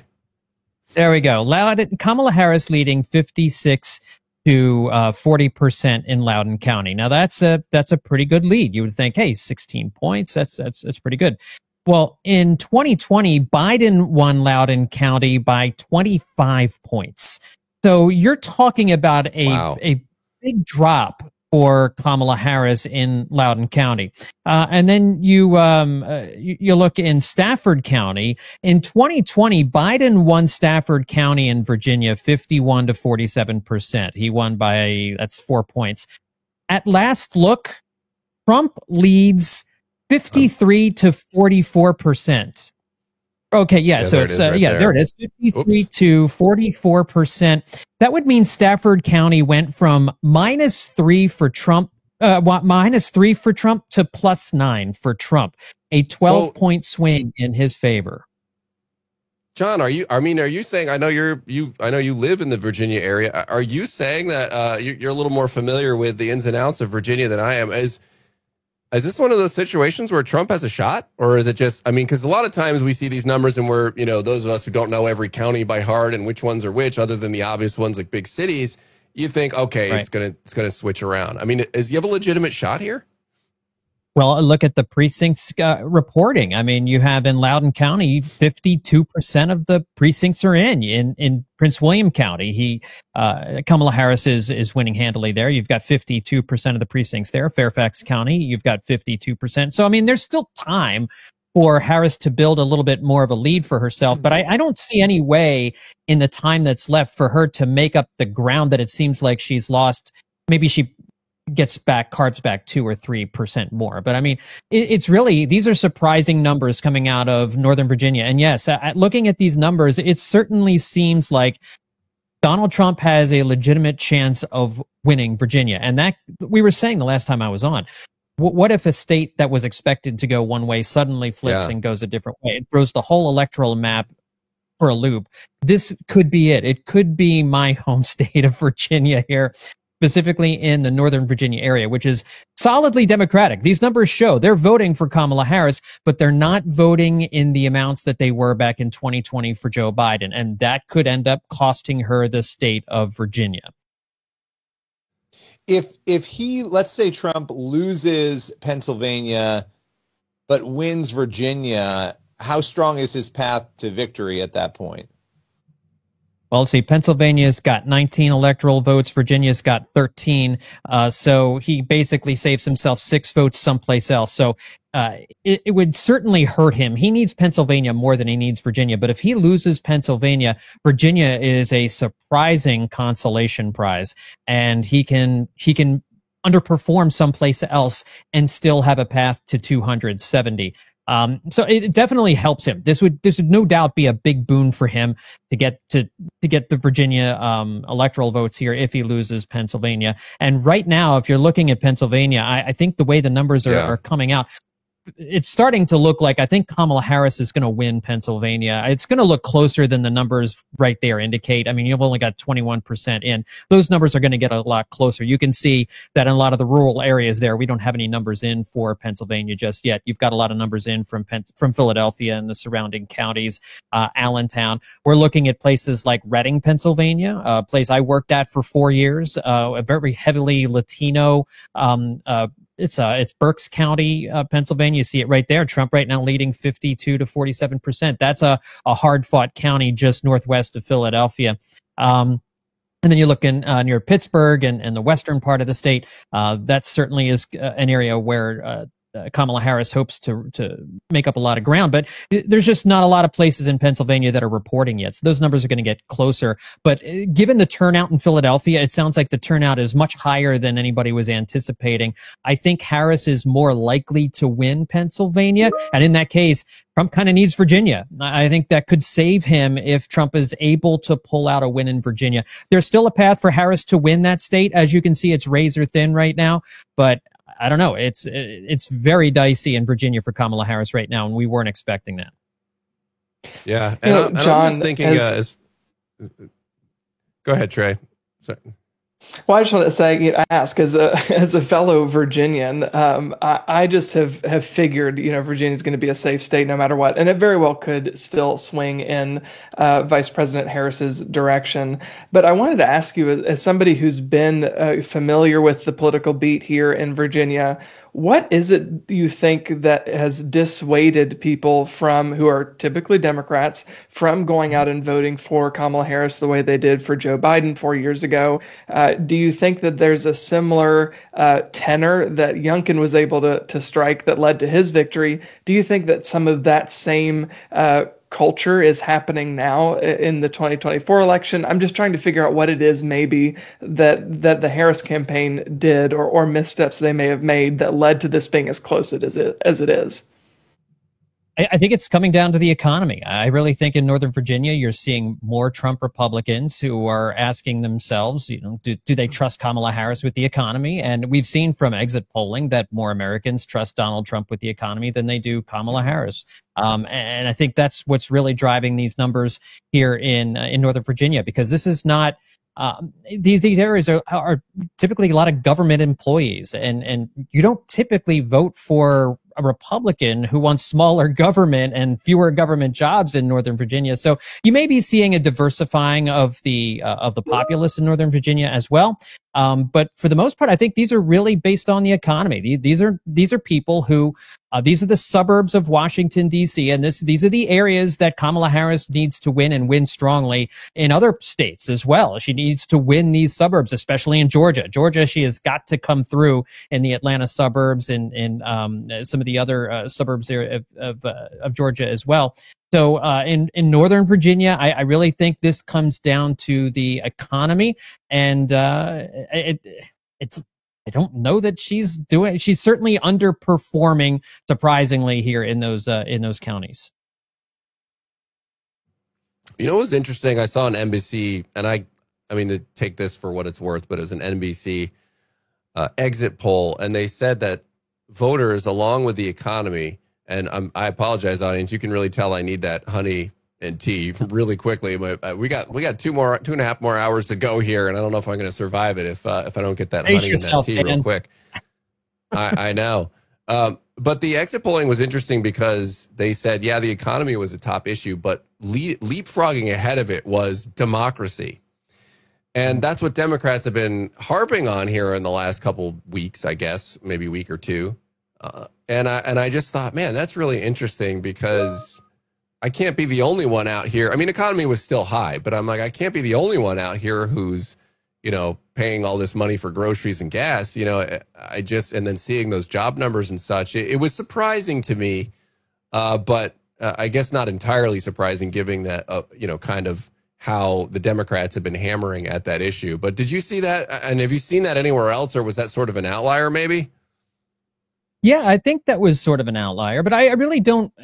I got to say, these numbers here are just mystifying. There's really no good explanation for these numbers in Northern Virginia to be looking the way they are, for Harris to have lost as much support that Biden had drawn in 2020 against Donald Trump. So certainly I think there was that disconnect about democracy in January 6th. And you talk about an area of the country that is finally tuned in to January 6th and the aftermath. I mean, a lot of these people, some of them were there on January 6th, and some of them have worked for government agencies, worked for the federal government, were around for a lot of the chaos that surrounded January 6th. And so there's no shortage of people in Northern Virginia who are concerned about democracy and the democratic process and everything else. And so, if that was an important issue for them, it's not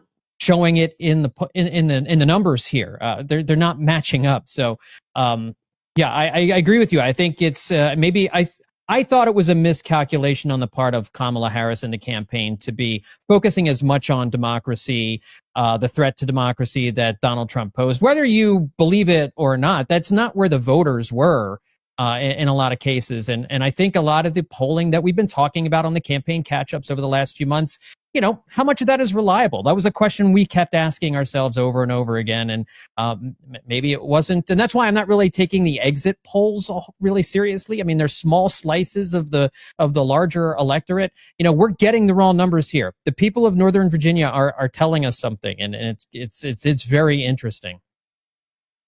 Yeah, I mean, you look at the numbers. I have the Gallup polling in front of me from last week, and when you look at the top issues among all registered voters, they were asked, what is the most important factor or issue determining which candidate you're going to vote for in this year's presidential election?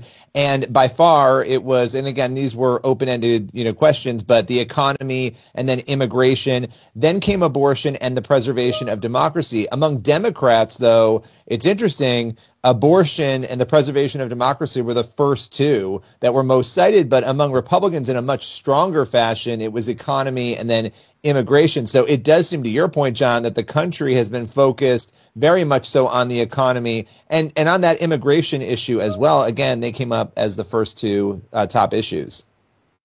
Yeah, and here's the thing. I mean, it's an easy story to tell. I mean, you can spin economic data in a lot of different ways. And certainly inflation, we are paying more for groceries now than we were previous to the pandemic. There's no way around that. There's no way of fixing that. There was no way to get prices back down to where they were in 2019. They were never going to be that low because 2%, 2.5% inflation. Prices now were going to be higher than they were 4 years ago, and that will always be the case 4 years from now when whoever is running in 2028 is running. Prices are going to be higher in 2028 than they are in 2024. So, but there were other good things. There's some good things in the economy that Harris could have discussed and talked about and tried to sell, and really just didn't. And in the areas of the Biden administration, things maybe she might have disagreed with or done differently, she couldn't articulate those things. And so she just kept hammering on late in the campaign the fascism line and the threat to democracy line. And whether you agree with her or not on that, whether you believe her or not on that, and there's certainly good people who do agree with her on that, it was not a winning campaign message if you listen to the polling. So the economy, it's always the economy, right? What was it, James Carville? It's the economy, stupid. That line remains as true today as it did back in 1992. Amen. Yeah. Yeah, the one thing that I want to ask, John, is as far as messaging, do you think that was a misstep for the Harris campaign, whether she ends up victorious or not? The fact that it's still razor thin and anybody's game at this point. Trump, his message has been on the economy and immigration. Those have been the two things that he's hammered home more than anything, probably immigration a bit more than the economy even. Whereas Harris has really her only campaign message, at least that I'm thinking of, that I can really remember sitting here now on the night of Election Day, is I'm not Donald Trump. She chose to not say or stick her neck out there on any policies. Would this map look different had she, even if they were unpopular to some parts of the country, do you think she would be doing better had she actually stuck her neck out there and said, this is my policy proposal? Yeah, it's a fair question. And when you're talking about I think one of the things that Trump, whether you like him or don't like him, he just says what's on his mind. He says whatever. It can be insensitive. It can be funny. It can be hurtful. It can be mean, or it can be pleasant. It can be any number of things. But when you're watching Donald Trump, you get the feeling that you're getting an unfiltered person. You're getting an unvarnished person. You're getting the truth from that person in some respects. Now, there are certain things that Donald Trump does not tell the truth about. We all know that. It's the same on the other side as well. Both sides paint their own stories, and sometimes both sides just say stuff that isn't true. But with regard to the messaging of Donald Trump, he was hitting on things that he knew his supporters really were upset about. And Kamala Harris, whether it's because she had a shortened campaign, I mean, remember, she only had like half the campaign or a third of the campaign time that Donald Trump has. There's some positives to that. There's some negatives to that. One of the negative things was I think she didn't give herself enough of an opportunity to introduce who she was to the American people, and I think that's why people are reticent. And that was a missed opportunity. She took too long to introduce herself and really let people get to know who she was, what she really believes in, not what she thought would sound good in a soundbite, and risk making somebody angry or upsetting someone, maybe part of your base or someone that you're trying to get in the middle, but being authentic. And, I think a lot of politicians have that problem. There's that juggling act between being authentic and trying to please all the different population groups that you need to win on election day. And, we'll see what happens. She may end up winning this thing. She may end up winning Pennsylvania and Virginia. She may come back and win North Carolina, and it will have proven to be a winning strategy, but we'll wait and see. John, I wanted to ask you, Billy, if I could real quick. John, maybe can you explain Nebraska to me and how it works? Because District 3 has been called for Trump. But it looks like the state in general has been called for Trump. But then you've got the District 1, the District 2. Tell us how that all works.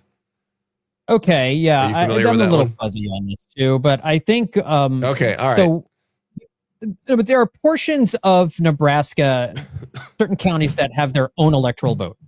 So if you win, like a bunch of the counties, you win those, you win the state, and you get a certain number of electoral votes there. But there's an area near Lincoln, I think, is one of the spots. And then there's another one near Omaha, which is another district that has its own electoral vote. And so you basically have a state that you do have a statewide electoral votes if you win the rest of the counties or the majority of the rest of the counties. But there are a couple of specific districts that you have to win those districts to earn that individual electoral vote. Got it. All right. Sorry to put you on the spot there with that, because I kind of had forgotten about that. It's one of those ones I look at every 4 years, and then I'm kind of like, oh, I remember that from 4 years ago, kind of. It's right. Update here. This is kind of about that. Right. Yeah. So we've got a little bit of a side challenge going on here with me and my voice here, and so my family has brought me. They have updated the tea with, I'm assuming there's honey in here, since that was my urgent text message to my wife and daughter out there. So I have my Texas size mug with the recommendation from you in the audience to get some honey in there, and we're going to work on that. So can I make it to midnight without my voice giving out? Well, we'll see. We'll see. This is part of the excitement of tonight. Aside from the presidential election, minor thing, can I make it with my voice? We'll see. But very interesting. I mean, just looking at the numbers now, guys, Trump, interesting in Virginia, 57% in, that's widening. And that could be enormous, as you were saying, John, with what we're seeing in Pennsylvania. Now, Pennsylvania is interesting because it is going to narrow, because just looking and glancing at the map here, it's a lot of the blue counties that are in here. And those are the big blue counties, right? Like when you drive around Philadelphia, I live in Bucks County, it's all red all the way through here up until the cities. I mean, pretty much. And it's Philadelphia and Pittsburgh. And then everywhere else, you see Trump signs all over the place. I am interested in Bucks County here. It's they got 27% of the votes counted in there, I guess, as well. And it's a sizable lead for Harris, but Bucks is usually a little more hotly contested than that. So we'll see if that one narrows as well. But I do expect this one to get closer, and we'll see how close that gets. But if Pennsylvania goes Harris's way, like you were saying, John, I mean, Virginia would be a huge get if that were to somehow hold for Trump as well. Peeking in on North Carolina, 60% of the votes. Trump's got a 3-point lead there, 3.1 point lead with almost 60% in there. So we'll see if that one has more blue counties left in it, or if it gets called soon. I mean, the action is happening here, and it's going to come down soon. Go ahead. I've got the 270 to win on my computer here, and we can kind of play this out real quick. So let's just say, for argument's sake, that Harris wins Pennsylvania. Okay, and this is assuming that some of the western states, California, Oregon, Washington, Colorado, New Mexico, Minnesota, Illinois, has already been called for her. Let's assume they all go for her. If she wins Pennsylvania, and she wins Michigan, and she wins Wisconsin, that gets her to 257 without Virginia.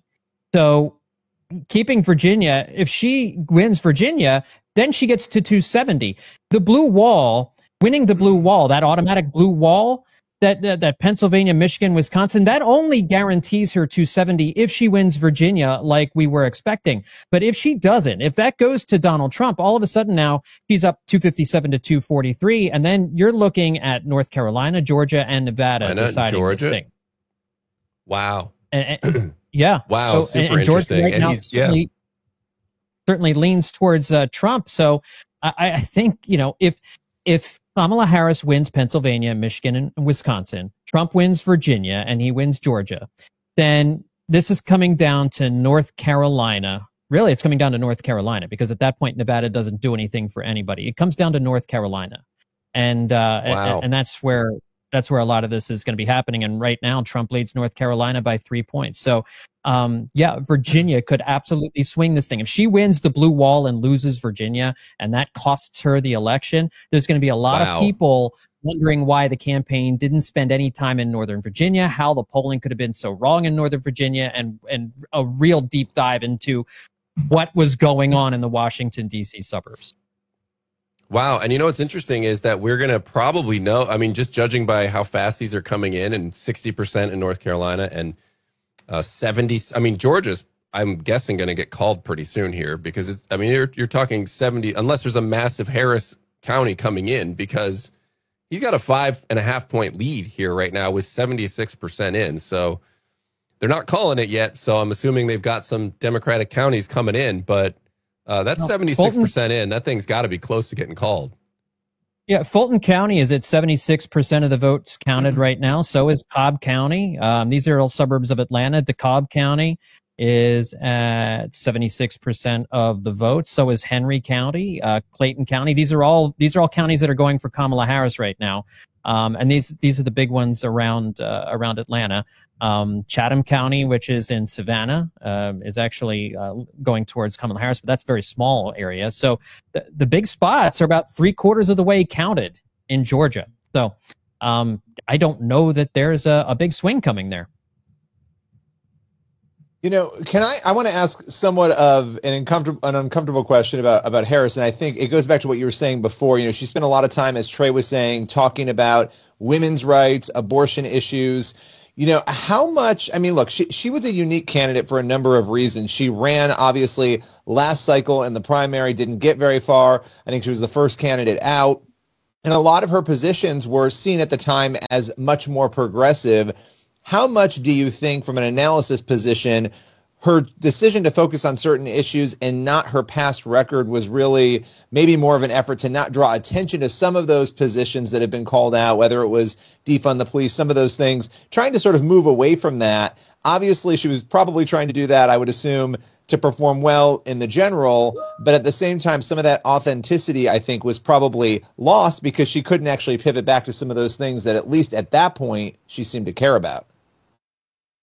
I think, and this is the question, because it goes along the lines of which is the real Kamala Harris, the one who seemed far more progressive in 2019 when she was running in the Democratic primary and trying to convince people not to go towards her and not Bernie Sanders and some of the more further to the left leaning candidates.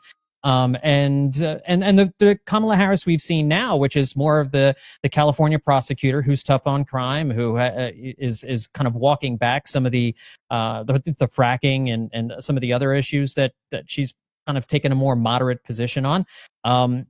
I think that's been one of the things that people don't really, that's why they haven't been able to really embrace Kamala Harris as a candidate in some cases, is they just don't really know what are her real positions. Where does she really stand on these different things? And I'm of the opinion that she probably moved to the left in the Democratic primary further than maybe she wanted to try and curry those voters, and that the 2024 Kamala Harris is probably more like who she is, but she is still far to the left on abortion rights. She's far to the left on transgender rights, and for evangelicals and for others who, maybe they don't like Donald Trump. They don't like his rhetoric. They don't like what he stands for. They don't like the way he talks about immigration. They don't like the way he insults people or whatever it is.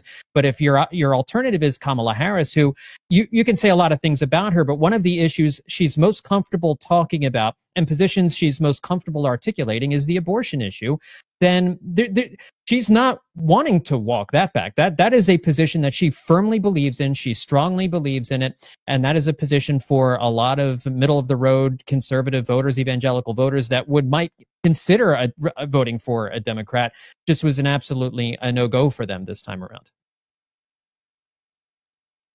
All right, John Stolnis, DC Debrief host. Great analysis as always. We'll check back in with you a little bit later. I know you've got other work to do tonight, so we look forward to catching up with you in a bit. Thank you.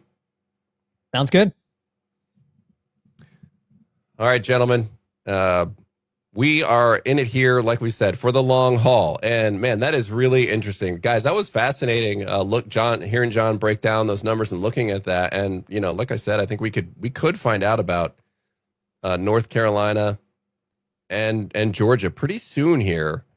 And that would really put Virginia in the hot seat, where Trump has a 1.5 point lead with 50% in here as we're looking at the map. And, Minnesota, Wisconsin, Michigan, too early. I mean, there's just, Wisconsin's pretty close here with 20% in. 20% is a decent sample size, but again, you don't know which counties just yet, unless we zoom in on that, which I haven't yet. And Michigan, Harris with 13% in there. She's got an 8-point lead or so, but again, still early. I'm very curious as Pennsylvania here. We see it narrowing. Here it comes, guys. Here comes the narrowing. It's down to 5.5. It's down to 5.5 points here, and it was 20 points just a few moments ago. So we know that's going to narrow. Let's see how much this one narrows, because the big counties are in for Harris, and so, or at least most of them.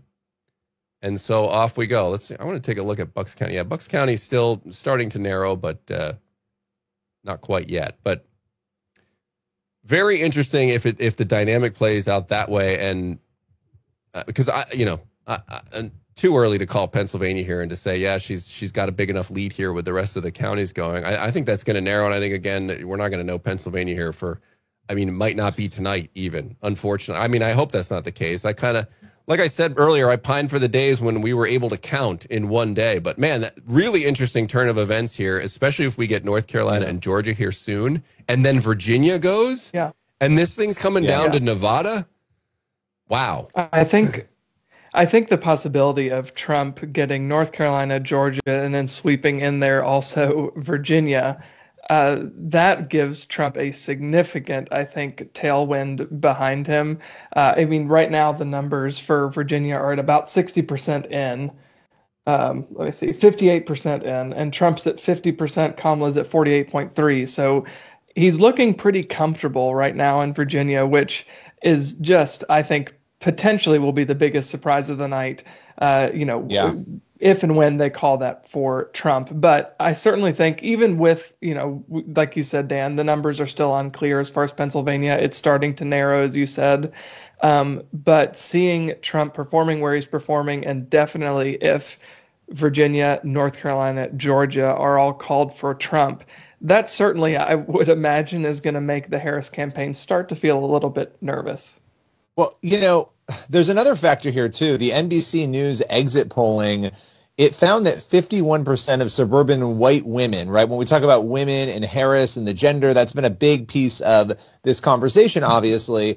51% of suburban white women cast votes for Trump this election year, compared to 56% in 2020. There was a loss of 5 percentage points for Trump, but that's not as big as you would assume. And when you look overall at suburban women, it was 53% voting for Harris and 45% backing Trump. And that was actually unchanged from 2020. So there wasn't, at least according to what we're seeing here, this like as big of a shift on gender, at least for suburban women, as was potentially expected among some. So that's another interesting factor in this that we'll be keeping an eye on tonight. All right, and appreciate you all being, 12,000 of you in watching here on the stream and the chat. We love it. We're so glad you're here. Let us know where you're from if you haven't done that yet. We'd love to find out where y'all are watching from, and maybe even talk about what you did on voting. Did you early vote? Did you go to the polls today? I'm kind of a traditionalist here. I just like going on the day of. There's just something about it. On election day, I just can't get myself to do all of the other shenanigans. Atlas standing, yes, Ohio has been called for Donald Trump. He won 64% counted. It's 55-43 right now, so they called that. And we are going by the AP results, and some other people have their own models, and so they might call something a little sooner or a little later. But we are going by the AP results and what they have. So that's how we are calling things right now. And that's and I think they have a great map this time. I really like the map where we talked about it earlier, but this is what you're looking at is the electoral votes here. Like the number of blocks there are the number of electoral votes in that state. When it turns solid red or solid blue, that's when it's been called. You can see the called column over here on the right. I can scroll through that. This is my laptop right here that we're working off of. And so you can take a look at those and we can check through and see which things have been called and which haven't. And so when they're kind of shaded a little grayish like that, like Georgia, if you're looking over at Georgia here, it's gray, but you can see it's kind of red. Well, that means that the Republicans winning that one. And so when you're glancing at this map here and we have it up, that's why you can kind of get your bearings on what's going on here. And that's updating in real time. So in Pennsylvania right now, the counties that Harris was heavily favored in have been counted early. Trump is sort of narrowing that gap. We've been keeping an eye on that. It's continuing to narrow. It's down to, looks like 4. It was 5.5 last time we just mentioned it. So that one continues to narrow. So we'll see how close that gets. Michigan and Wisconsin still in the very, very early going, so not going to draw too much from that just yet. Wisconsin looks pretty close. But definitely the big development so far as we stand at 178 to 99. Trump over Harris right now in the Electoral College vote. The big development seems to be Virginia. And we are going to check back in with CBN's Madison Seals. Madison has been keeping an eye for us on the ballot measures. We know there's some big abortion ones. We know there's the marijuana ones. Madison, how's it going? And have we seen any movement here in the last hour or so since we talked? We have, and on those two issues that you just mentioned, so I'll start with those. We've had another abortion measure come in for Maryland. Question 1 passed with 74%, creating a constitutional right to abortion, so the opposite of what we had earlier with that Florida amendment. We have lots of other abortion measures on the map tonight that are yet to come in, so we can talk about some of those in a little bit. But onto the issue of marijuana legalization, this is another issue that is all over the ballot tonight. Florida Amendment 3 fell short of the 60% votes needed to legalize recreational marijuana use for anyone 21 years of age or older, with some limitations. And this is also on the ballot for North Dakota, Nebraska, and South Dakota. There's also an Amendment 80 in Colorado on the issue of school choice. It would add a new section to the Colorado Constitution stating that each K through 12 child has the right to school choice. That could be neighborhood, charter, private, homeschool, open enrollment, and even future innovations in education. Kentucky Amendment 2 also deals with the issue of school choice and would have allowed the state to provide funding for non-public education, but it looks like the no votes outweighed the yeses on that one. But as y'all were talking about a little bit earlier, there's a lot of skepticism around voter fraud, and that issue actually made it onto the ballot in the form of preventing non-citizens from voting. So we have some results with those. There's 8 states that have constitutional amendments to prevent non-citizens from voting in elections in those states. So far, this has passed in Kentucky, North and South Carolina, and Oklahoma by a pretty large margin so far. And now it's already illegal for non-citizens to vote in elections in each of those states and at the federal level. So the fact that these amendments are on the ballot seems to be more of putting this in the spotlight and ensuring that there is no voter fraud that takes place or that's going on, which fraud is arguably one of the biggest concerns of the night for both sides of the political spectrum, as you guys were pointing out earlier. So it makes sense that we'd see this across the ballot measures as well. Yeah, I mean, coming back to marijuana, and I think the big question is, and this is more of a theoretical question, but as we're sort of watching this national embrace of marijuana, acting as though I think people are sort of looking the other way, pretending it's no big deal. You know, Madison, what do you think is driving that? Because it's been creeping, and it feels like there's almost this avalanche now of a push for legalization. Yeah, it is interesting because this Florida measure and others comes more than a decade after Washington and Colorado became the first states to legalize the recreational use of cannabis. And it's also worth noting that it's one of President Biden's campaign promises, which was to decriminalize marijuana from a severe drug on par with methamphetamines to a lower risk category, which is really interesting. Obviously, that did not end up happening across the country, but I don't know what's behind it unless people just think of it as, we hear a lot of people talking about the medicinal use of it, the calming effects of it, and there's different parts of the marijuana leaf that can be used with different purposes. And so maybe it's a little bit of naivety. But I think part of it too is if we see this as a harmless drug, and that's kind of how it's been promoted, then there's a push for it. And I also think there's a lot of money behind it too. There's trafficking of the drug that can bring in a lot of money.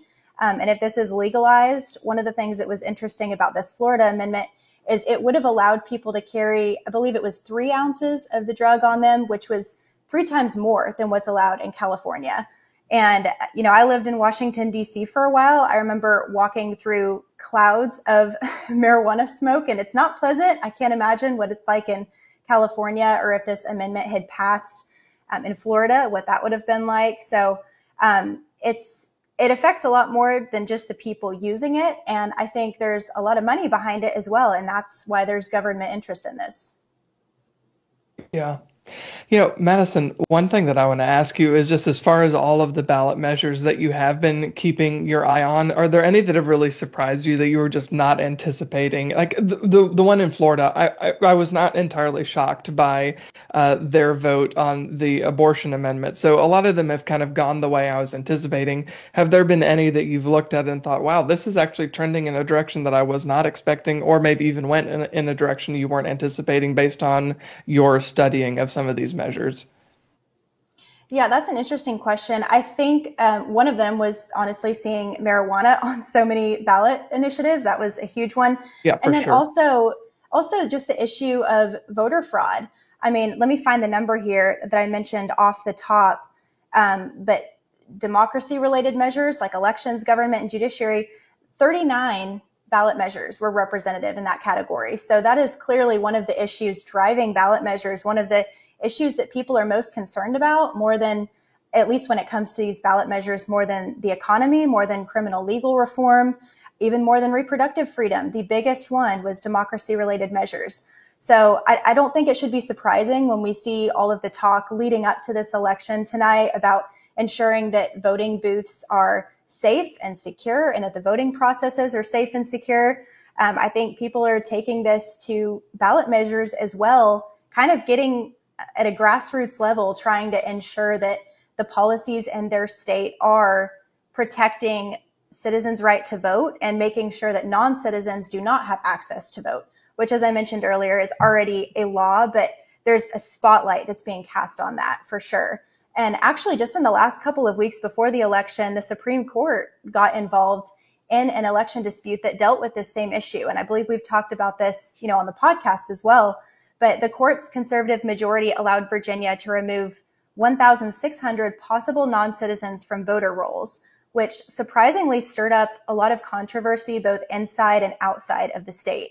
Immigrant rights groups challenged the move, saying that many naturalized and native-born citizens were erroneously swept up in the process, which if that's true, that's unfortunate. But what this comes down to, and what the Supreme Court ultimately ruled on, is that non-U.S. citizens should have no access to the voter booth. And, so why does it matter if their names are removed from the voter rolls earlier on or just a couple weeks until the election, which is what ended up happening? Yeah, and I was just going to note, just on a quick separate note, and then we'll come back to some of this, that Missouri was just called for Trump. He got 52.3% to Harris's, and of course 26% is in, but it's been called. Madison, I wanted to shift back over to this marijuana discussion, because one of the other things that is so interesting on an issue like this, people could say, well, we're just voting based on our state and what we want to see happen policy-wise within our borders. But when you're talking about drugs, it affects the other states around the state that legalizes it, right? It's not just an issue that affects those who are voting on it within their borders, which makes it really one of those unique issues that, again, can affect other states, other municipalities. I don't know if you want to reflect on that at all, but we have seen states in the past get very frustrated when bordering states have legalized drugs like marijuana. Yeah. I mean, absolutely, you're right. It does affect surrounding states. And I think, not to take away from this issue, but the same thing with the abortion issue, it affects surrounding states, because if people don't have access or an access to the month that they need, then they'll travel to a nearby state. And I think we're seeing the same thing in a way with marijuana usage too, the trafficking that goes on across the country. There's big money in that, but it's also become unsafe, as well. And for children that get caught up in it too, there's side effects just from breathing it in, not to mention when this stuff is trafficked without people being informed about what's actually in it. And children, there's so many effects on children as well. I think most of these initiatives that we're talking about, that's really, what this comes down to, is wanting to protect them. And if that means leaving it illegal, then I think that's what most people are willing to do. All right, you are watching CBN News live coverage of election 2024. It's all happening right now, ladies and gentlemen. And, we've seen a couple things here, Madison, before we get back to these measures here. I just wanted to comment on a couple of things that we're seeing. And one of them was, some news outlets are saying that Pennsylvania is too close to call by their projection models. And you can see it's really sort of narrowed as we've talked. Now it's within, looks like about a point.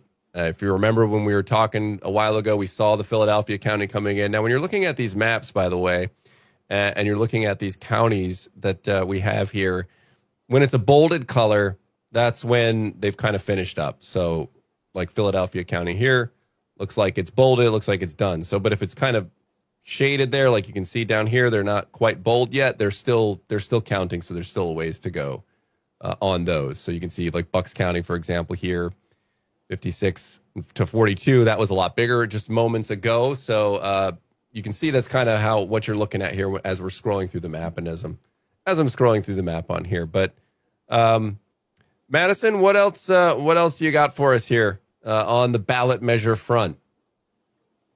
Well, we're still working our way west across the map here, so I don't have a whole lot of results on that side yet, but I will bring up a couple more abortion initiatives since those are a huge priority tonight for a lot of voters. The southwestern swing states of Arizona and Nevada also have right to abortion initiatives on their ballots. A yes vote on Arizona's Proposition 139 would create a fundamental right to abortion under Arizona's constitution, which means the state would not be able to interfere before fetal viability. And I mentioned this phrase earlier because this is the point in pregnancy when a healthcare professional decides the fetus has a significant likelihood to survive outside the womb.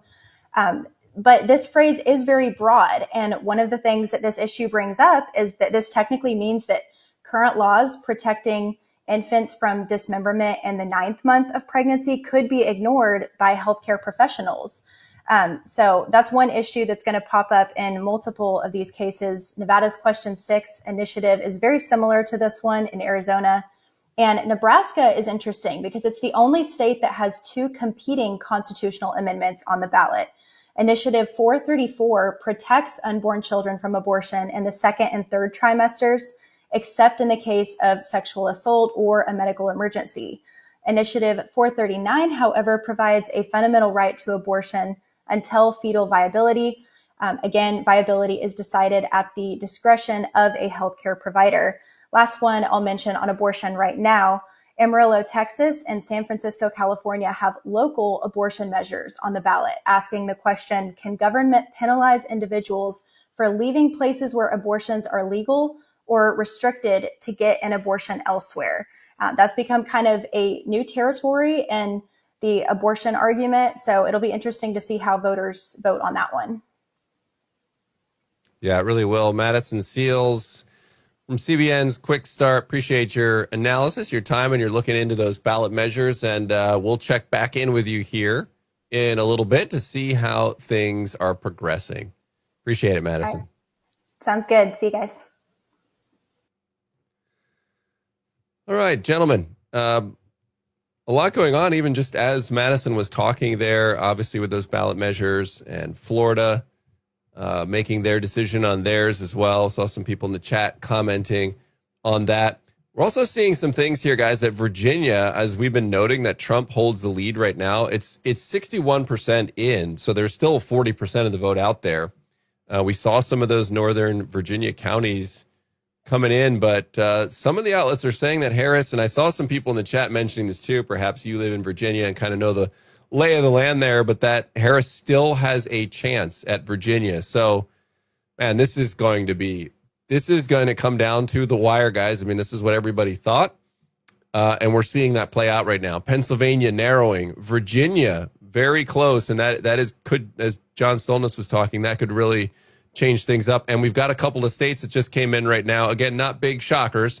Utah for Trump and Montana for Trump. So smaller states there, but still you got 6 and 4. You got 10 more electoral votes there. So Trump at 198 right now. He needs 72 more to hit the sort of magic number. He's up Well, right Harris now, is actually actually. sitting at 99.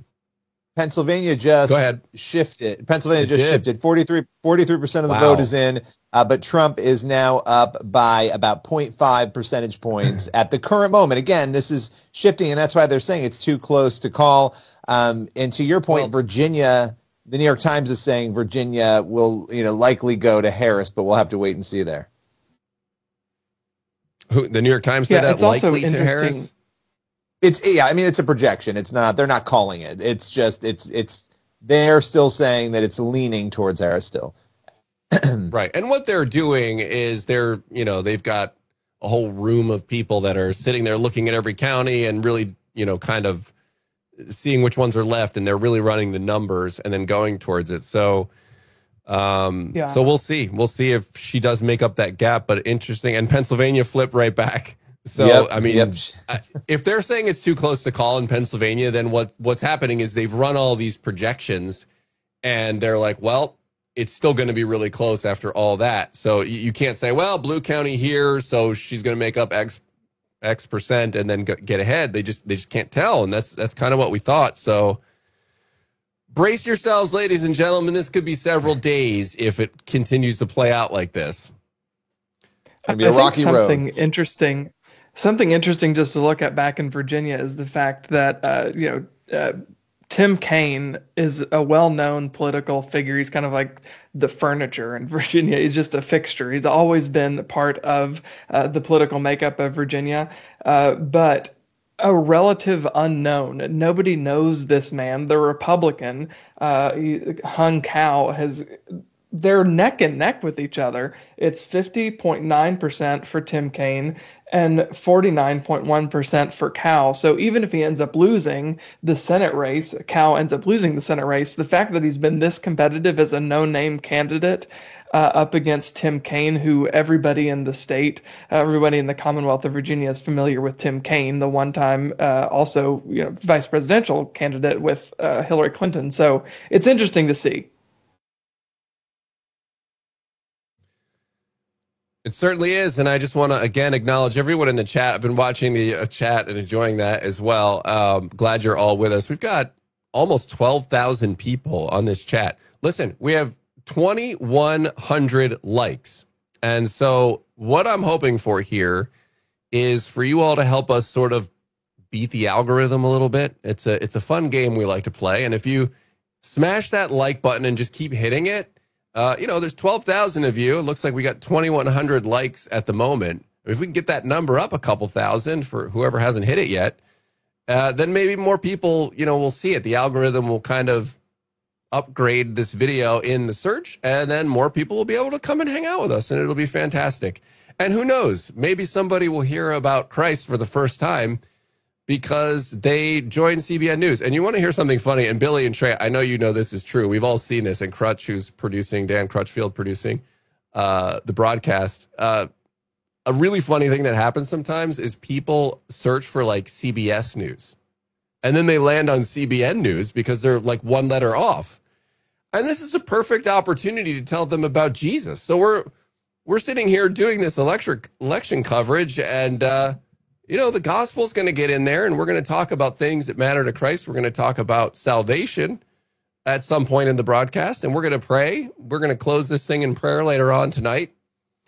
And so it's a great thing. It's a great thing. I always find it amusing when somebody, how God works sometimes, right? They're trying to find CBS News, and then they land here, and then they get the gospel message, and it's fantastic. So hit that like, look at that. You already did 900 just from that. Fantastic. Keep it going, guys. Keep it going.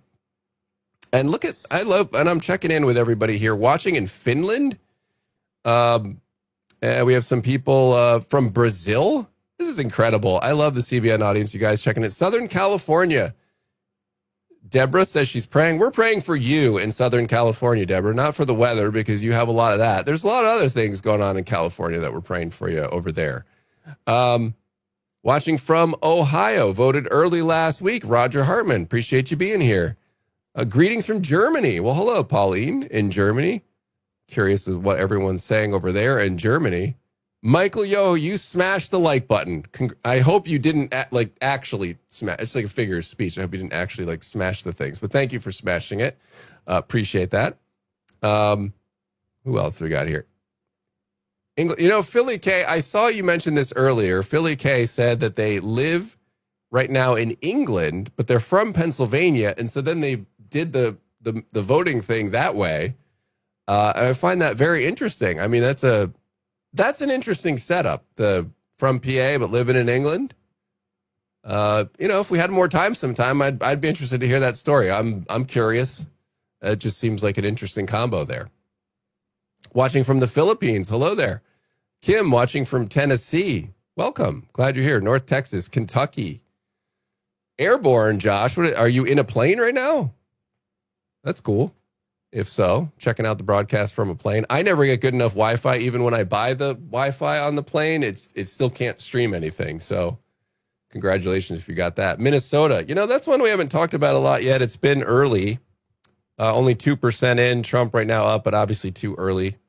39% in Wisconsin. Trump up about 1.5 points on that one. Michigan, 17% in. Harris is up by 3 points there.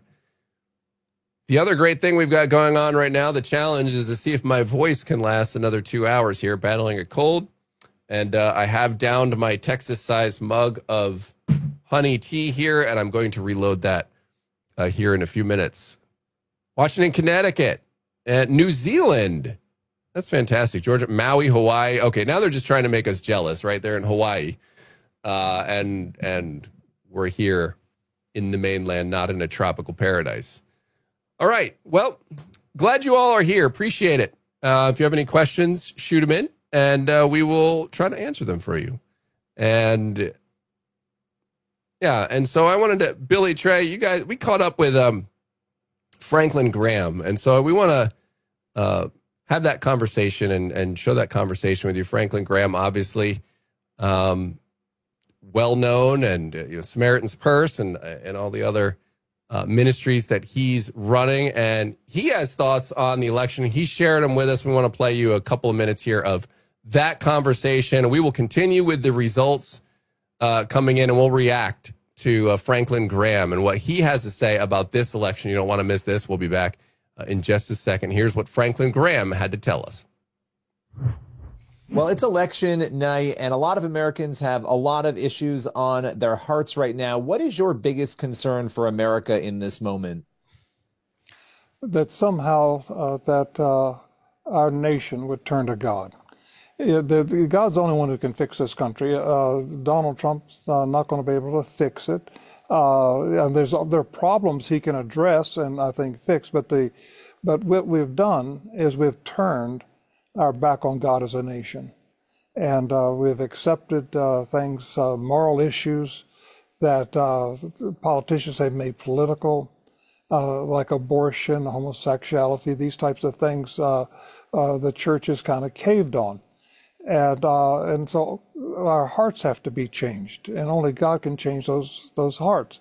Our country, I believe, is doomed unless we repent of our sins and call upon the name of Almighty God and His Son, Jesus Christ, and turn from those sins. What do you think has led us on this path? Because you've talked about this over the years many times, and a lot of people say they can't even believe how far we've fallen even in the past few years. Why do you think that's ramped up in recent times? Well, I think the media, the entertainment industry, they're normalizing sin, and it's in every program you watch on TV. They try to make sin normal. And so it has a dulling effect, I believe, on us spiritually. It takes the sharp edge off of us, and we just begin to kind of come ho-hum about it. And we should be shocked. We should be embarrassed. We should never accept it within the church. And unfortunately, many churches have accepted sin. And the practice of sin within this congregation. So we've got some great problems, but my hope and prayer is that, and I say these things as a private citizen, I'm just an individual, but yet I really believe that if Donald Trump wins this election, we'll have a few more years where our country can be protected. Because a vote for Donald Trump is voting for the unborn. There'll be millions of unborn children that will be saved in the next 4 years. Not all of them, but millions of them. Our military will be strengthened in the next 4 years. Our borders will be secure in the next 4 years. Freedom of speech will be protected in the next 4 years. Freedom of religion is going to be protected. Remember, he made a big deal in 2016 about bringing Merry Christmas back, and he did. And so we smile and we laugh at things like that, but it's those little subtle things that the left keeps interjecting, that's taking away our freedom of religion and our faith. They're trying to undermine the principles of our faith, the foundations of our faith. So I think with President Trump, if he wins tonight, many of these issues that we face right now will be protected. What is your advice to people? Let's say for Christians, the candidate they want to win is not victorious tonight. What is your advice for how to move forward? And that goes for everyone, if their candidate doesn't win. Well, I think you just have to realize this is God's plan, and we move on. And we have to come together as a country. We can't be divided like this, but those divisions are going to stay in play for many people. But as Christians, I think we should try to work toward reconciliation, but without compromise. We can't compromise our faith. We can't compromise the moral issues that are so clear in the Bible. You can't compromise those things. But we can still move forward and bring people together without compromising. Yeah, absolutely. And last question for you. When you look at the moral framework and the division that you mentioned, we know how we got here morally and what we've done, turning our backs on God. But this level of division, does it shock you at all? I mean, we've always had some division, but in our lifetime to sort of watch where we are, the inability to even disagree at all with any form of grace, reflect on that a little bit. Well, first of all, I would blame the media for so much of this. If you watch the news at night, your major networks, it would be 99% negative on Trump. It would be 1% maybe positive for him. The rest is just glorifying the other candidates. And so I would say they hold a large part of this. And so for anybody who's from the right, a conservative, they're always attacked and belittled and made fools and like they're foolish and like they're country bumpkins who are out of step with society and out of step with the times. That's what they want to make you look like, and they do that every night, every day. So yes, I hold the media as opposed. We talk about interference. It's not the Russians; it's mainline media. They're guilty of election interference. Well, I appreciate you taking the time to break this all down. It's a busy day, and we thank you for joining us today. Thank you. God bless you, sir. Always great to catch up with Franklin Graham, hear his perspective. I can hear myself, Crutch, just FYI. Okay, that's all good now.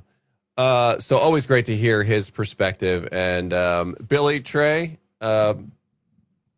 always good to hear what Franklin Graham has to say. What did you guys think of his comments there? Yeah, I mean, I'll just quickly say I think it was very interesting to hear his breakdown. And look, if it doesn't go the way you want it to go, pray, move forward. I thought that was a good message for tonight. Yeah, for sure. I mean, we also we spoke earlier today, and I posted a clip of it on our. It's on the CBN News Instagram page, actually Instagram account. We talked with actor Kevin Sorbo, and he had a similar message. Right? He said, regardless of who wins the election, God is in control. Jesus is still king, but we have a responsibility as Christians, whether it's Donald Trump becomes president again or Kamala Harris is elected president. Our responsibility is to hold our government officials accountable, and hold them accountable to our moral beliefs as Christians, and they work for us. We don't work for them. So that was his message, and the message that Reverend Franklin Graham had there too. I think is encouraging that regardless of this election's outcome, this little K kingdom is completely irrelevant when compared to the kingdom of God, the capital K kingdom. Yeah, absolutely. And look, that's something as Christians that we should stand out for, right? Like, you fight hard for the candidates you feel reflect your values or are going to fight for your values the most. But at the end of the day, we can rest in God's sovereignty, right? Like, leaders rise and fall. None of them rise and fall apart from his hand. And so that doesn't always mean that that's somebody God is approving of, right? That just means he's going to use this person in whatever way he sees fit. And that may mean, I mean, if you've read it through the Old Testament, you can see that there were times of peace and prosperity. There were times of war and there were times of violence. And so we just don't know what time we're gonna be under and what leader we're going to be under. But what we can know is that God doesn't change and God is always on his throne. And so we can have peace with that, even if we don't like the way the outcome of things go on a particular election or something of that nature. So that's the piece we have as Christians. All right, want to bring back in John Stolnis. John, we did have some breaking news here since you were last on. A couple states just had Colorado here a few minutes ago. Again, not much of a surprise there. No, not much of a surprise there. And the story continues to be Virginia and Pennsylvania, North Carolina, the battlegrounds. Of course, Colorado went to Kamala Harris, just as everyone was expecting. Looking at the rest of the states that have come in late, Utah, Montana, Missouri, again, they all went to Trump as expected. The electoral count certainly looks like it's favoring Donald Trump at the moment, but Kamala Harris will get 54 electoral votes from California in a few hours. She'll get 8 from Oregon. She'll get 12 from Washington State. And so that'll bump up her numbers quite a bit. But what we're really looking at here is, can she make up the ground that she's trailing right now in Virginia? Donald Trump, at last check, 65% of the vote in, leads by less than a percentage point. So that number is starting to shrink a little bit.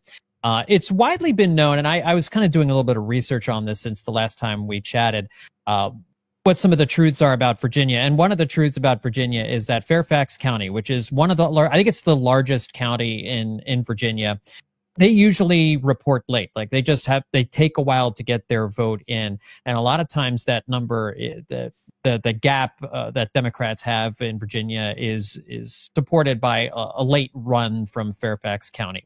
And so we see in Fairfax County, yeah, it's the big one, 65% of the vote in. So they still have another 35% of the vote yet to go there. And that could, if she can pull away a little bit more in Fairfax County, that will help her catch up a little bit.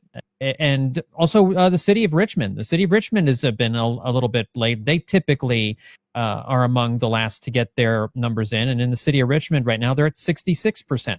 So it's not, Virginia is certainly not lost for Kamala Harris, but this is absolutely way closer than any of us expected it to be. North Carolina at the moment, with nearly 3/4 of the vote in, that is definitely trending towards Donald Trump. He leads 52.5 to 46.5. That's going to take a miracle for her to come back and win North Carolina. I think I wouldn't be surprised if that gets called for Trump at some point here over the next couple of hours. And so, you know, she's got to hope that Virginia ends up going the way she thought it was going to go, and then that she can win the blue wall states, that she can win Pennsylvania, Michigan, and Wisconsin. And right now in Pennsylvania, Trump has moved ahead of her in Pennsylvania by 1.5 points, with just over half of the precincts reporting.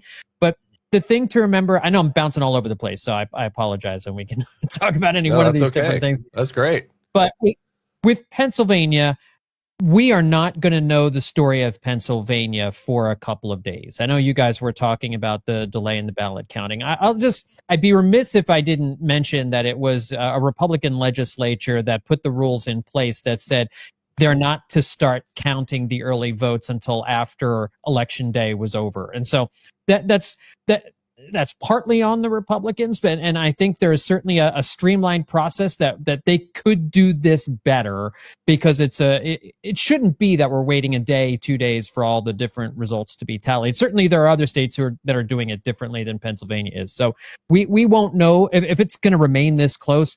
Every one of those early mail-in ballots is going to need to be counted in. And lest we forget what happened in 2020, Donald Trump was leading in that state until Friday, when Joe Biden overtook him with the late ballots. Mail-in ballots, early voting typically goes sometimes as much as 3/4 towards the Democratic candidate. That's typically in most states and in most previous elections the way that it's gone. That may not hold true here in 2024, but if history is our guide, the late numbers as they come in will fade towards Vice President Harris. So at the end of the night tonight, when all of the same day tabulations are in, if Donald Trump doesn't have more than, I'd say, like a 2 or 3 point lead, do not be surprised if Kamala Harris overtakes that lead as these mail-in votes come in. Yeah. So if Harris is leading by the time like midnight rolls around, if they've got like 80% of the vote in, 85% of the vote in, and Harris is like 50-50 or has a lead, I think you'd have to consider her the favorite to win Pennsylvania. And then it's Michigan, Wisconsin, Virginia. Where do they stand? Can I ask a quick question? I just wanted to add, Billy, really quick. I just wanted to mention something, and then you can go with your question just on that early voting number. You know, we talked earlier about how the early voting numbers have been drastically, that gap was reduced this year overall. I think it was a 41 to 39 advantage or something like that. But in Pennsylvania, the gap was still pretty wide. Interestingly, it was like 55-33 or something like that. So that matters when, you know, that's, you know, great for Trump in these other states. But if he still has a big deficit in Pennsylvania, then like you said, if he doesn't have that cushion, it's going to narrow. So you have to watch for that and see what that cushion is here by the end. If he has a cushion, I mean, if he doesn't, then it's probably, you know, lights out on that one. So if he gets that cushion, they still have an early voting advantage in Pennsylvania. Go ahead, Billy. Well, the question I had is, do we have a reasoning for why the Republicans there enacted that rule on counting the early voting afterward? What was the methodology? Why did they do that? No idea. I really don't. I could make up a reason, but I don't. I haven't really seen exactly what that reason is. I think I haven't either. Yeah, bizarre. Yeah, interesting. It could be simply a matter of not wanting to mix the two together, or not wanting to have like anything prejudge election day results, because we were seeing, some of the early voting. I don't think we saw like actual results, but that kind of stuff gets out when you start tabulating numbers early. That kind of stuff gets out. I think you can kind of get a sense one way or the other. Although I don't think we saw much of that in the other states. So I don't think there's a good reason to do it that way. I really don't. I think, to get the votes counted when they come in, whether it's a week ahead, 2 weeks ahead, a month ahead, whatever it might be, get the votes counted so that we're not all waiting until Friday to figure out who won a particular state. It's a silly way to make them. We've done it in the past. Counting much better. People, so. I said it earlier. Crying out loud. I said it earlier. I'm going to say it again. The founding fathers have to be rolling over in their graves. They went through all this trouble, and they're like, really, guys? Counting is the thing you're going to struggle with in 2024? I mean, we gave you this country, and you can't count. I mean, it just seems like it shouldn't be that hard, and we make it harder the longer this goes on.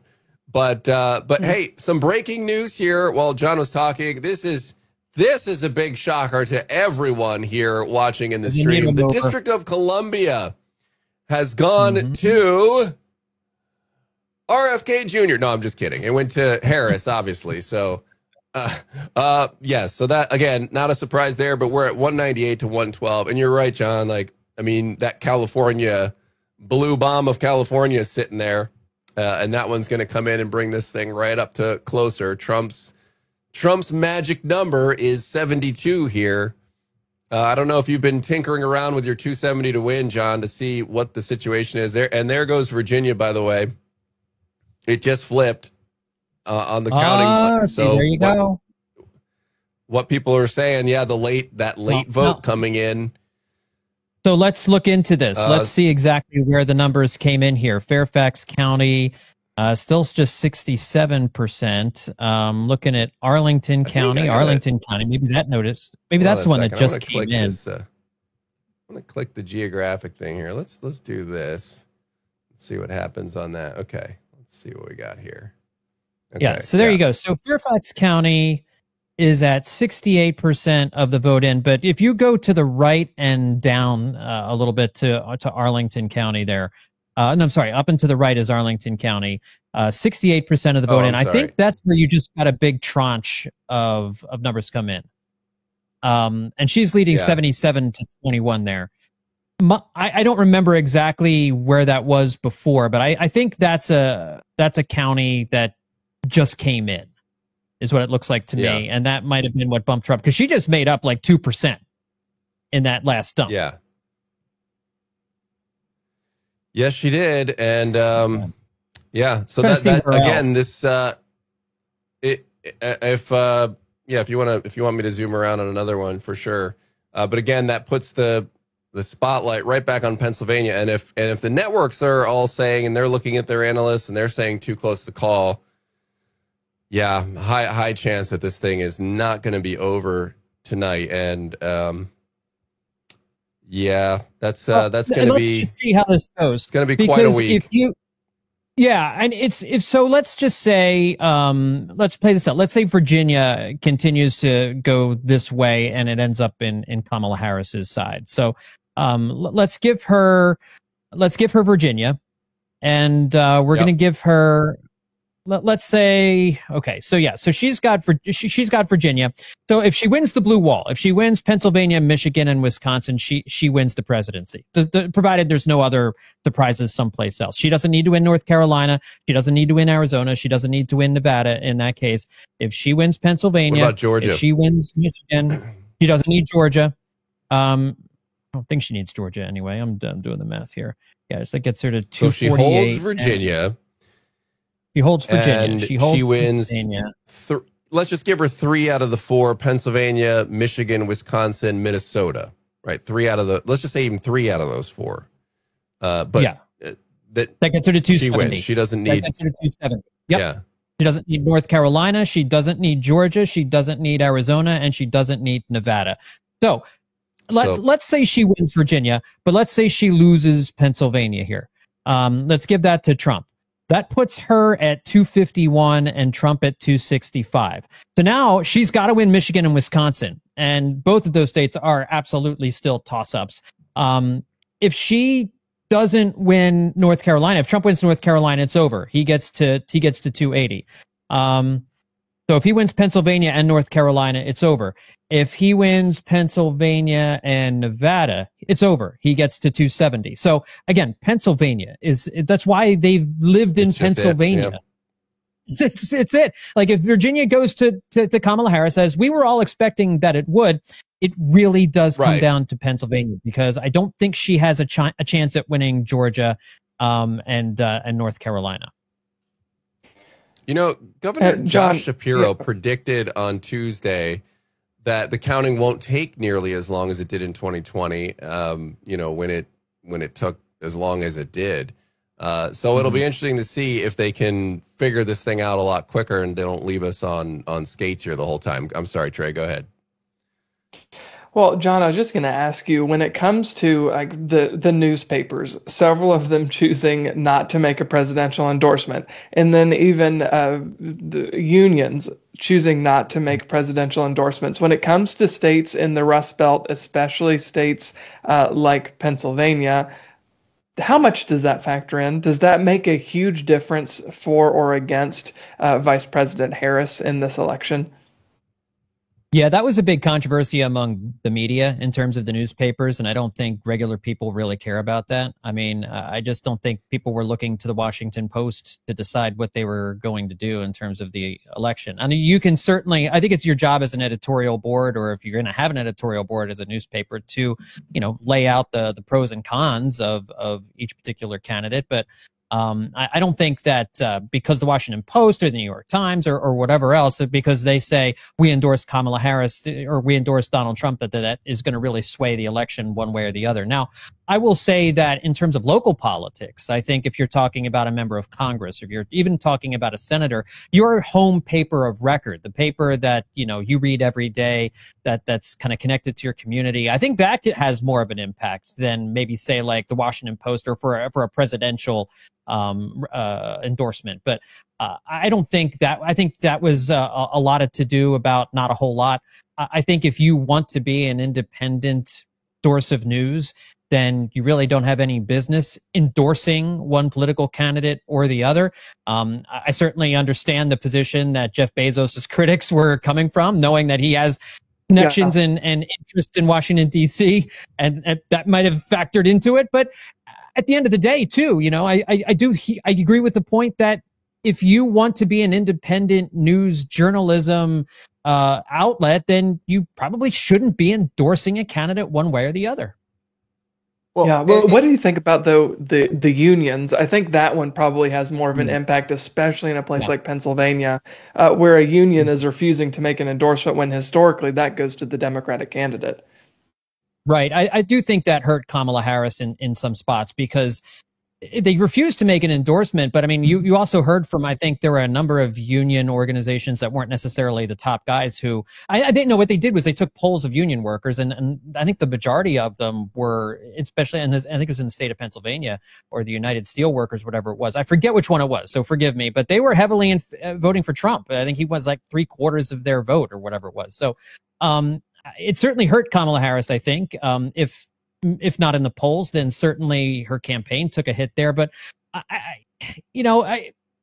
people, I think at the end of the day, they don't vote based off of what their union organization says they should do. It really, I think, it comes down to, you know, maybe you're influenced by your friends. You're certainly influenced by your family members. You might be influenced by your spouse, life events, you know, what's going on. But it's a kitchen table. This is a kitchen table election, you know, like coming down to what's going on at your kitchen table, the things you talk about. And so I think endorsements in general, celebrity endorsements are useless. They're fun for the candidate, but you know, is anybody voting for Donald Trump because Joe Rogan told him to? Is anybody voting for Donald Trump or Kamala Harris because Beyonce came to her political event? I doubt it. You know, I don't see it. So speaking for myself, it's not why I choose who I'm voting for. Oh, Joe Rogan said I should vote for Donald Trump. Well, here I go. I don't think. But you wonder why people. I mean, I agree with you. It's sort of silly when it comes to the media, though. Just to go back to that, I mean, do you think this is course correcting in some way because of? I mean, for years there's been so much pushback on the quote unquote mainstream media about bias and all this. This decision to not endorse, do you think that some of these outlets are rethinking their perception in the general public in light of some of the polling numbers we've shown, which is record distrust of the media?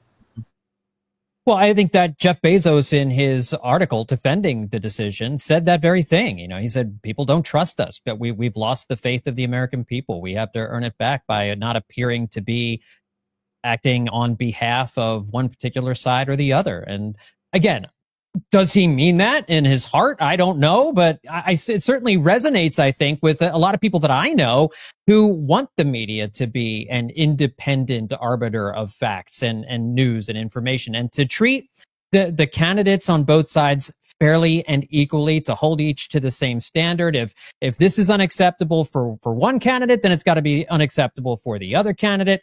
To run a story that might be harmful to Kamala Harris, even if some at the network secretly want her to be the president, you have to have journalistic integrity. Same thing with Donald Trump. I mean, I think we see water carrying on both sides of the media, and there's just not a lot of places that people can go for independent journalism where, you really feel like, I don't think they have any skin in the game here. And I think that's what the American people are looking for. And maybe you're right. I think there is maybe some news outlets trying to take back that real estate that, I think that used to be the majority of major news media back in the old days. I mean, we're talking when there were 3 TV stations. There's always been some liberal media bias, and you'll get an argument from me that it's out there. But it's been also it hasn't been eradicated. There's just now, in addition to there's right leaning and left leaning media, and it's hard to know where the middle is. Yeah. All right, I'm just checking in the chat, watching in Utah. Glad you're here, Danielle. Want to talk about a couple states here, John. We haven't talked about a ton here. Wisconsin, Michigan, and Minnesota. Okay, all of them are at the moment. Well, Minnesota's still early on; it's only 4% in. But the other two, Wisconsin and Michigan, a decent chunk in, 54% in Wisconsin.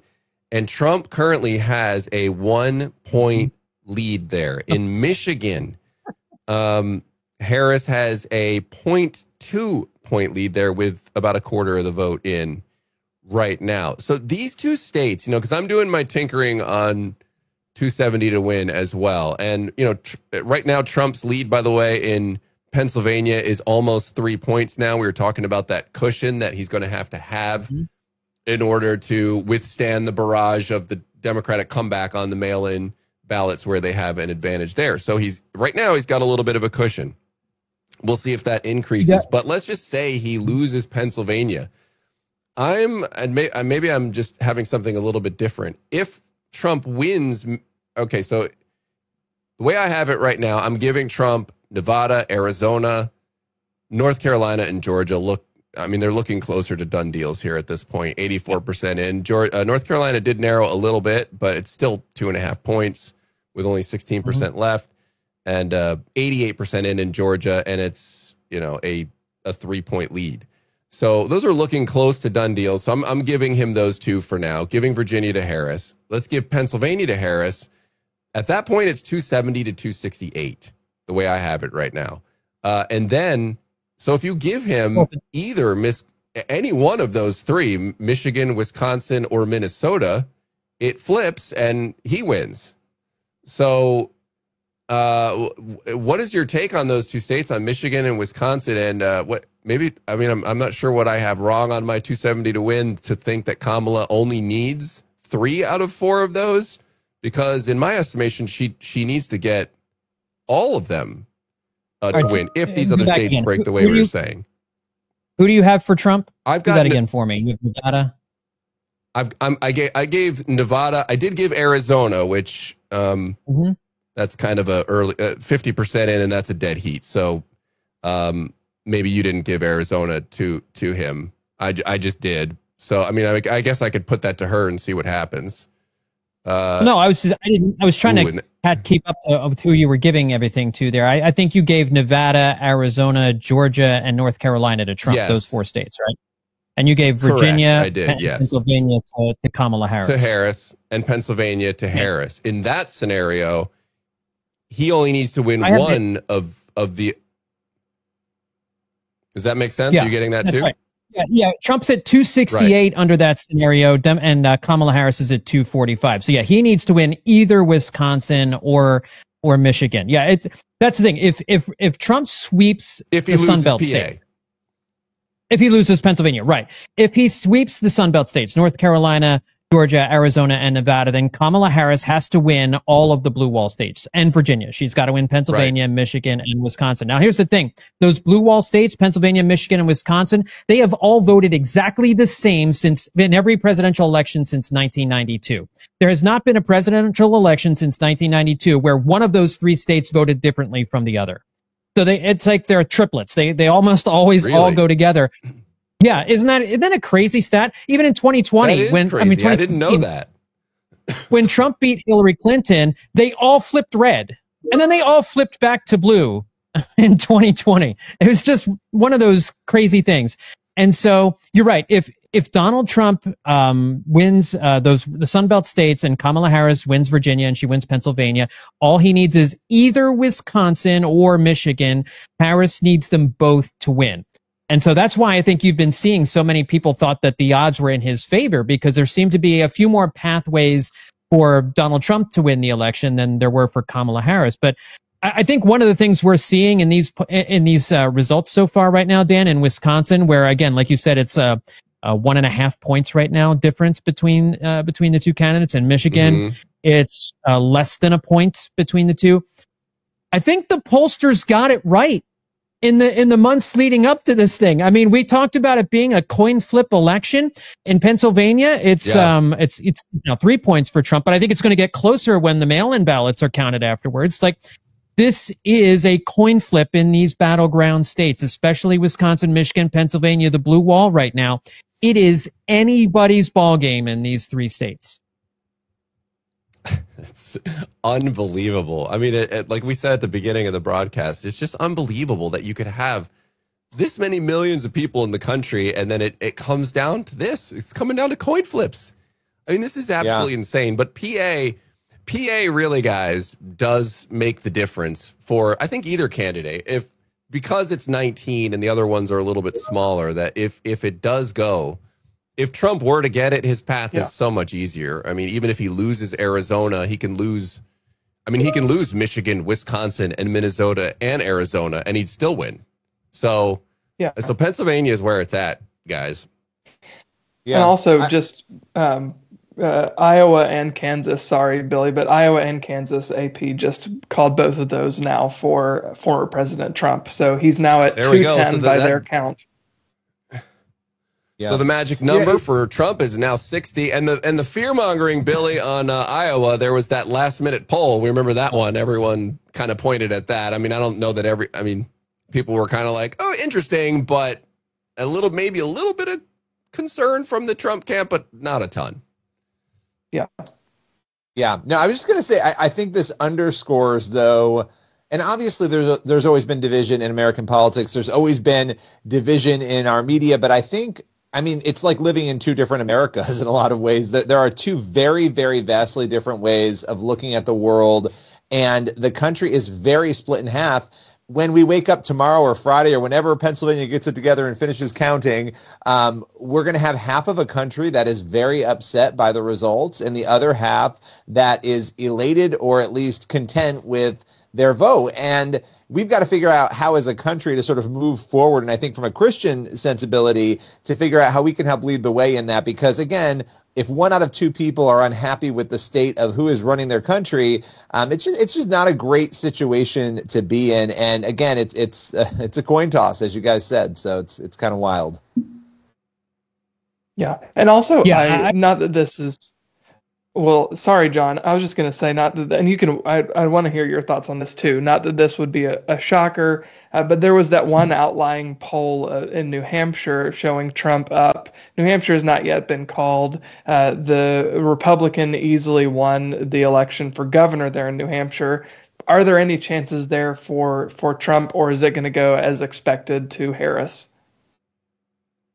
Right now, Trey, the data is trending towards Harris winning that. She's ahead by about 2.5 points, I think, with 60% of the vote. So it's still certainly possible for Trump to overtake her, but I think Harris is likely to win New Hampshire there. I wanted to double back on Iowa just for a second, because we talked about it at the very start of the night. It was a poll by a famed Iowa pollster named Ann Seltzer, who has had tremendous success in accurately predicting presidential races and Senate races in Iowa.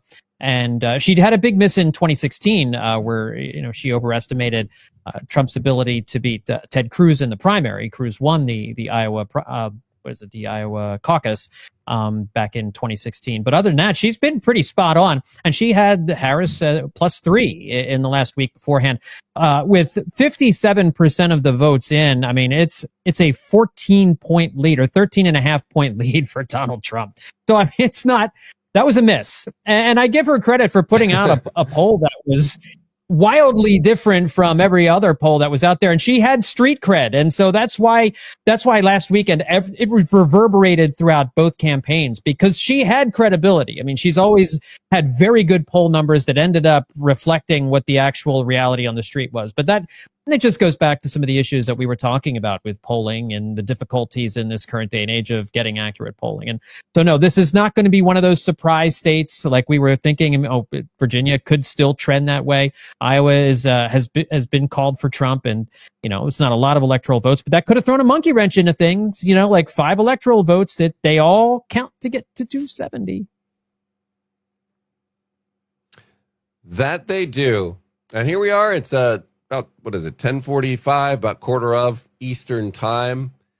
The other big challenge tonight, by the way, guys, as I'm down, this is a massive mug, by the way. For those of you who've been hanging around here, you know that I'm battling a bit of a cold. And this is my third time through the Texas mug.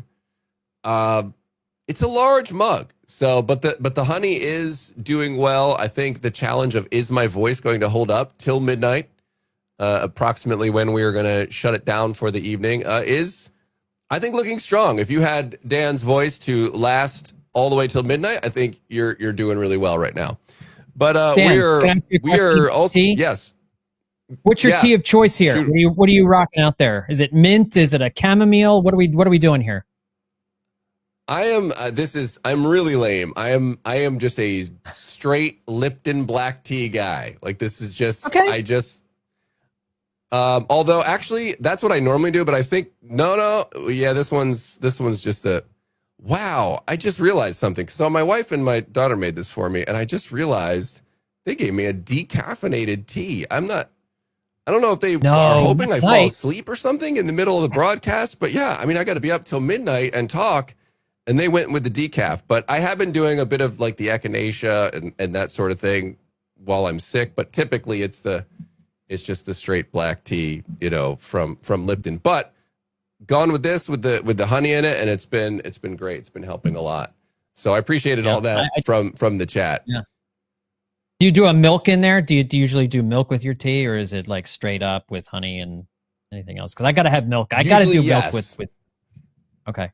But not tonight. I do too. It's like a nostalgia thing too, because my mom used to just make the tea that way, and so it's just how I remember it growing up, and so I have to do it that way. Not doing it right now because I'm sick and I'm congested and whatnot. So yeah, Christina, the honey works. It works. I mean, I just dumped a whole bunch of it in there, and it's working great. But this is my third time through. I don't know how many ounces this thing is, but it was made in Texas, right? So this is typical. You expect a ginormous mug from Texas, but that is what it's at. So enough of my cold shenanigans aside. No, Maine District 1, guys, went to Harris. Maine's got sort of the Nebraska situation going on there, with the different split electoral votes there. So District 1 going to Harris, assuming at least 3 out of 4 of those going to Harris. Right now we've got early on Trump winning one of them, but we'll see. But let's check in on some of these. Let's just do the rounds here. Let's see what's going on, because these keep updating. 62% in Pennsylvania, which is, as we've been talking about, where this is all going down and probably where it's all going to point to at the end of the night. And it's a 3-point lead for Trump with 62% in. As John was explaining before, we're going to need that cushion for Trump. If Trump were to win this, he's going to need that cushion to withstand the catch up from the mail-in vote counts, which will be counted after the fact. So North Carolina at 85%. I'm really curious as to when these are going to get called. The results have slowed down significantly coming in. Like, they've been hovering around for a while now. We've got 90% in Georgia, and it's almost a 3-point lead there in Georgia. So, unless there's some big Democratic counties coming in and they're just it's still not quite ready to be called yet. We'll see. But here, I mean, again, almost 3 points there in North Carolina with 85% in. So a lot happening, and, we're all waiting with bated breath here for the next shoe to drop. I was just going to looking at Arizona too here. Go ahead. Well, I was going to throw this in Nevada just quickly. The lines are so long, and I don't know if we mentioned this before, but they're expecting some delays because they're hours long, some of these lines, and the polls are closing, but people, if they line up before they close, they're able to vote still. So there could be some delays there in Nevada, it seems, due to the number of people who showed up to vote, which is interesting. Yeah, and I think if you look over in Arizona, 50% of the votes are in. There's less than 3,000 votes of difference between Donald Trump and Kamala Harris. Trump leading 49.7% to 49.5%. Interesting Senate race that we're watching in Arizona too. I don't know if you guys have been talking about the Senate races at all. Obviously, there's a battle for control of the Senate. But Ruben Gallego was facing off with the Republican challenger Kari Lake, who ran for governor last time around. And Gallego looks well on his way to winning that race. He's ahead 52.5% to 46% with 49% of the votes in there in Arizona. So that could trend. That's one of those states where you could get a split ticket. I think that was one. Gallego has had a healthy lead there for most of the last couple of months, but that's still a state that could very easily, most of the polls have seen that leaning towards Donald Trump. So that could be a split ticket state right there. And this, could say the same thing about Pennsylvania. There's an interesting race in Pennsylvania, a razor thin race between the Republican Dave McCormick and the Democrat Bob Casey. McCormick is up 48.9% to 48.6% with 60 some odd percent of the votes counted. I can't see that well. But it's a difference. Like, he's got 2.2 million. She's got Bob Casey has 2.19 million. So it's there you go. You see the numbers right there. You don't need me to read them to you. It's very close there in with the Senate race in Pennsylvania. Those were two of the states that we were most keeping an eye on. Yeah, and those were big money races here in Pennsylvania. Man, all of the ads were, Dave McCormick, Bob Casey, and it was almost comical. I mean, I kind of get a kick out of some of the attack ads and listening to them, and it's just it's a little comical at times, and so my kids and I get a good chuckle out of like the craziest ones, but yeah, there were a lot of McCormick and Casey attack ads going on. So yeah, interesting to see. And I wonder, John, I don't know if you have any past data on this, on how, because remember Fetterman won in the midterm there, but I wonder if the Senate race is any indication of how things are going to go in the general.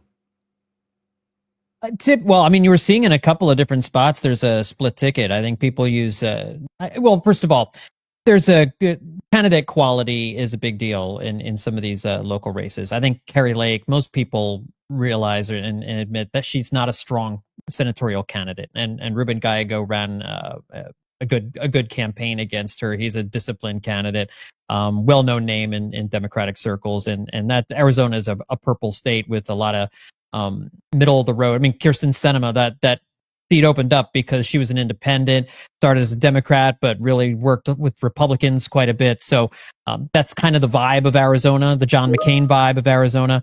But that's certainly going to go in the direction of Ruben Gallego there. And yeah, I think I don't know that there's a one-to-one correlation.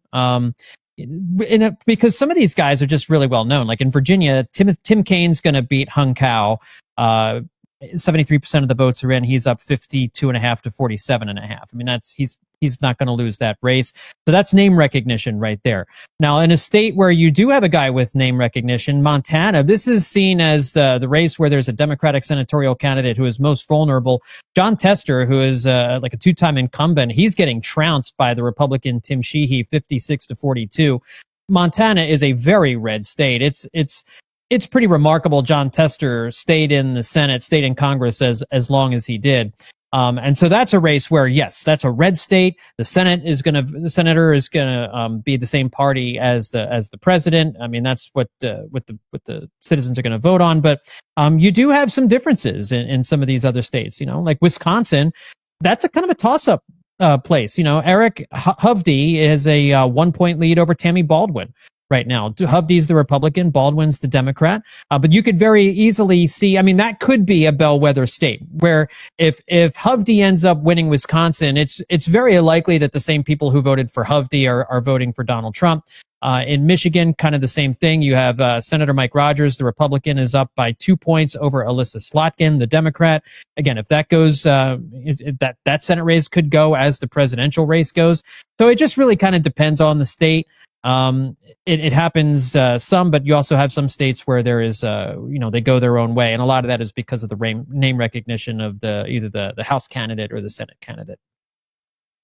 You know, we've got a candidate here in New York in District 17. Mike Lawler is the Republican. Mondaire Jones is the Democrat. And this region right outside of New York City, I mean, it's a heavily Democratic region. And right now, as I'm looking at this, Mike Lawler, and it's an important seat, obviously, with House control. He's got almost 55% of the vote right now, and 70% is in. So that's a really intriguing one because he unseated a Democrat who had been, Patrick Mahoney, I believe his name was. He had been in for over a decade. And that was last election cycle. So really, really interesting one here in New York, too. Yeah, I mean, John, that's the thing, too. Oh, go ahead. Yeah. Well, I was just going to say, as far as just general messaging, especially when it's coming down to these swing states, right? The blue wall, Pennsylvania, that's all eyes are on those states. And the Democrats really bet very big on abortion and abortion access, that being the main policy stance that Vice President Harris took, was talking about enshrining abortion access constitutionally, legislatively. Was that maybe not the right message, especially for voters in states where abortion is not really right on the front of their minds? Because in several of these states, abortion has already been enshrined in their state constitution, so it didn't have the urgency maybe that the Harris campaign was hoping it might have. Well, if the exit polls are to be believed, it was not among the top 3 or 4 or 5 issues like it was in midterms. And that was why we did not see a red wave in the midterms. And I think Democrats were anticipating more turnout. And maybe, at the end of the day, maybe we'll see that it does work out that way. But again, it didn't appear to be at the top of people's priority list, most Americans' priority lists in terms of president. But it is, again, one of the areas where Kamala Harris was focused on as vice president. President Biden didn't give her a lot to do while she was vice president. I mean, we didn't hear much from her during the 3.5 years that she served as vice president until she elevated to the top of the ticket. And so this was one of the areas where she was has a firm belief in it. And she speaks confidently about it. And it's an area where she hit on the campaign trail because she understands that she needed women to win this election. She needed women to come out in force. She needed pro-abortion rights women to come out in force for her in these battleground states and really show up. And I think the question that didn't really get asked a whole lot, and we'll kind of have to see if the numbers bear this out afterwards, is what about pro-life women? Were there enough pro-life women who were hearing this message from Kamala Harris, from her surrogates, that they came out, and maybe not in equal measure, but in a stronger measure than maybe what we saw in the midterm elections back in 2022, to support Donald Trump and or Republican candidates for Senate or the House? We don't really know that, but based on some of these numbers, it looks as though maybe that's the case, just because of the closeness of some of these different races in Wisconsin, Michigan, and Pennsylvania. But we kind of knew. Again, what we're seeing here tonight is we're not seeing anything unexpected. Except for Virginia early on. Virginia is closer than I think we thought it would be, but we expected a coin flip in Wisconsin and in Michigan and in Pennsylvania, in Arizona, in Georgia. That's what the polls have been telling us for the last few months. So my hat's off to the pollsters this time around, because I think that what we're seeing is actually playing out. And there's going to be a lot of Monday morning quarterbacking about, did the Harris campaign focus too much on the abortion issue? Because, was there something else that she could or should have been focusing on to, if she loses Michigan or Wisconsin by 1 point, could she have won that state if her message was slightly different? I mean, it's a butterfly effect, any number of multiverse possibilities out there for both candidates, really, however this shakes out, because it is just so close.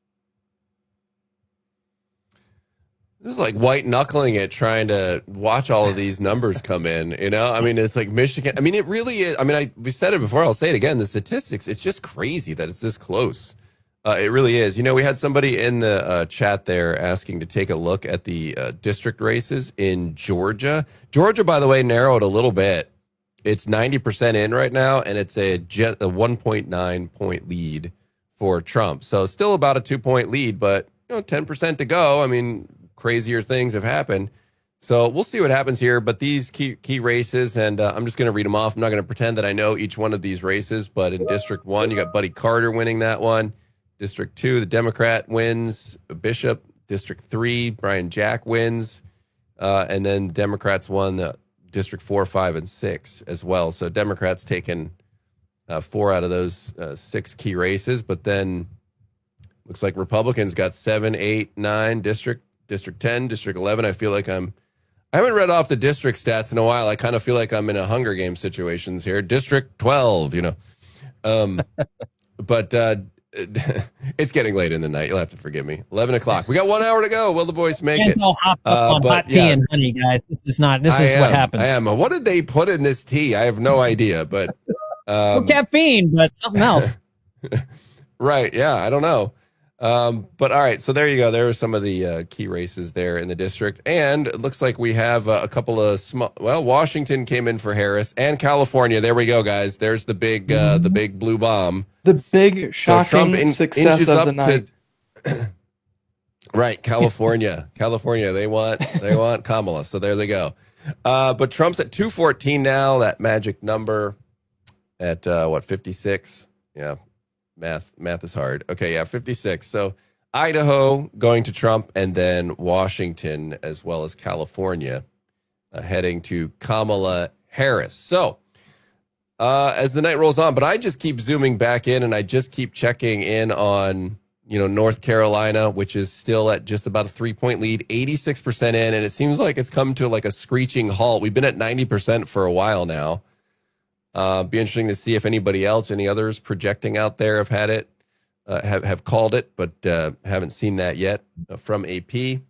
70% just about in there in Pennsylvania. Trump maintaining just about a 3 point lead. So, and look, 30% in just about in Michigan. Trump off to a lead there. He's got a 51-47 lead. Obviously, it's still early, 70% left. Anything can happen there as well.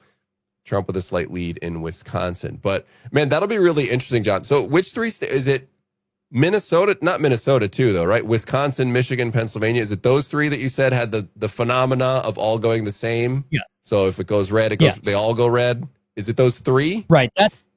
It's right. Those three, it's Wisconsin, Michigan, and Pennsylvania. That's the historic blue wall that went became a red wall in 2016 for Donald Trump, but has voted the same way every year, every presidential election cycle since, what did I say, 2012, I think it was.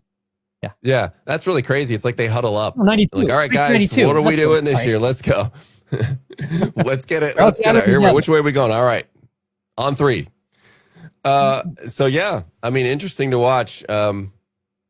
Well, yep. So, yep, just about there in Pennsylvania. You know, I wanted to peek at those Pennsylvania key races. This is selfishly, as a Pennsylvania resident here, I'm going to peek at these Pennsylvania key races, and McCormick inching ahead, as you mentioned there, with 49 and a half to 48.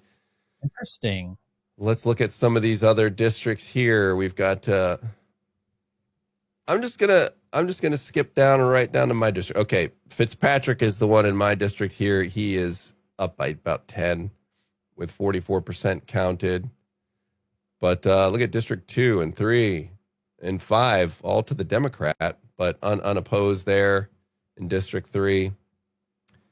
Let's see what we're looking at here. What else? Yeah. So yeah, that McCormick Casey one. Casey number is very interesting there, and you know he's it looks like he's expanding it a little bit. It's nearly 2 points now, with 69% in. But Casey has been leading that race the whole time, hasn't he, Dan? I mean, it's been like a 4 or 5 point lead in the polls, I think. Yeah, you know, I'm going to check out the Real Clear Politics average right now. As a matter of fact, here, let's see, RCP, Casey, McCormick. Oh, look at that; it filled right in for me. Let's see where that thing ended. By the way, all of you watching, if you want good, I mean, go to the Real Clear Politics average. I just really like it because it kind of guards against an outlier poll. You know, it shows all the averages. But yeah, it had Casey at a 1.8 advantage on the RCP average. So, and yeah, like you said, a sizable lead, couple points the whole time. So will be interesting to see that here in the next couple of hours, with 70% there in Pennsylvania. Actually, that just shifted. So let's see. Oh, well, looks like the percentages stayed about the same.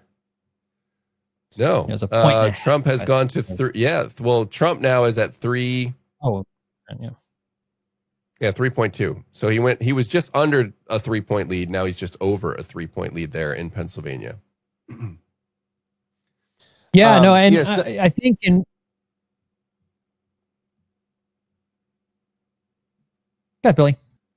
Well, I'm sorry. I was going to say something that stuck out to me too, looking at some of the exit polling from NBC. Some of the voters who said that they decided on their pick for president sort of at the last minute in the closing days of the campaign. Even though there was all that chaos over the Madison Square Garden comedian and his Puerto Rico comments and all of that, those who chose late actually sided more with Trump, 49% of them versus 42% of them for Harris, which I found interesting. There was a lot going on. There was the Biden comments, Mark Cuban. So both sides sort of had those issues, but to see that he edged her on that with the last minute voters was kind of interesting.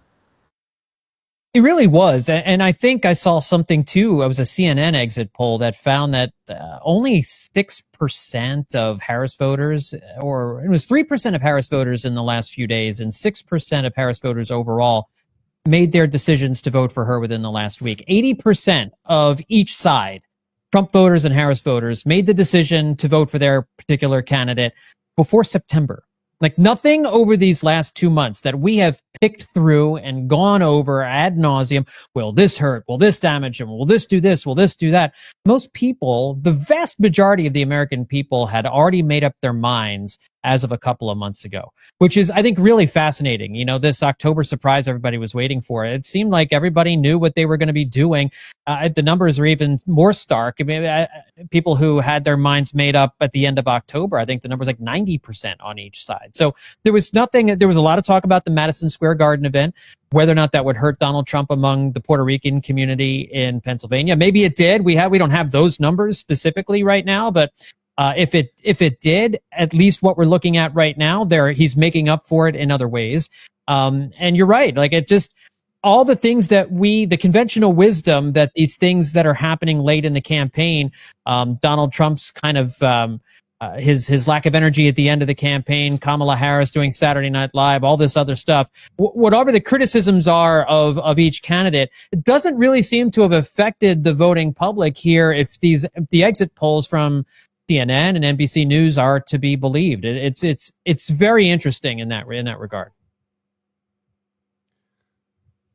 Yeah, and I always feel like the Republican candidate has a little bit of a, and I know some of you guys might have different views on this, but this is just my take. I really feel like that the Republican candidate has an extra hurdle to climb over when you talk about, the media and culture and all these institutions that tend to generally lean with a left-leaning bias. And so even you just saw that, we mentioned Saturday Night Live, and it's like they throw in a Kamala Harris appearance, the weekend before the election, and then don't even, give Trump an opportunity there, which is crazy on a number of levels. Because number one, Trump has been very funny on Saturday Night Live in the past. And I thought the skit they did with Harris was relatively funny, but it just seems like it seems intentional at that point. I mean, I think all of us who work we work at news organizations that are far smaller than these other ones. And I don't think we would ever consider doing something like that and that having one on at the last minute and then not, offering the space to the other person as well. And it just seems like they do this over and over again. Well, and who's it swaying, though? To John's point earlier, nobody is swayed by watching Saturday Night Live. Yeah. If you're getting your voting material from SNL, we've got big problems. I just wanted to mention really quick, the New York Times has Pennsylvania leaning Republican right now, which is the first time I've seen that in their analysis. Again, they're not calling it. They're saying it's leaning Republican, which is very interesting for Pennsylvania. Well, and I'll just say add to that, Billy, it ticked up. Hold on, Trey, just real quick. It ticked up to 72% of the votes counted, and I think I said 3.2. It's 3. I'm really bad at math here. 3.7. Okay, a 3.7 point lead. There you can see it on my screen. So yeah, it keeps inching up, and like we said, the bigger that gap is, the tougher it's going to be with the mail-in ballots, because they did shrink the Republicans shrunk the registrations a little bit. There was still a decent advantage in Pennsylvania of all the states, but that lead seems to be growing. And if they're, saying leaning Republican, that's interesting for sure. Trey? Yeah, I just wanted to toss back really quick to our conversation about media bias and SNL. It seems like NBC kind of ended up shooting themselves in the foot, because I don't think many people are swayed by what happens on Saturday Night Live. I think whoever was watching Saturday Night Live and is really a devotee of Saturday Night Live was probably already voting for Vice President Harris. But what's interesting, I think NBC, the more progressive media, Democratic media machine, I think they kind of hurt themselves, because then after being flagged for giving Harris that time, they had to then give former President Trump equal time.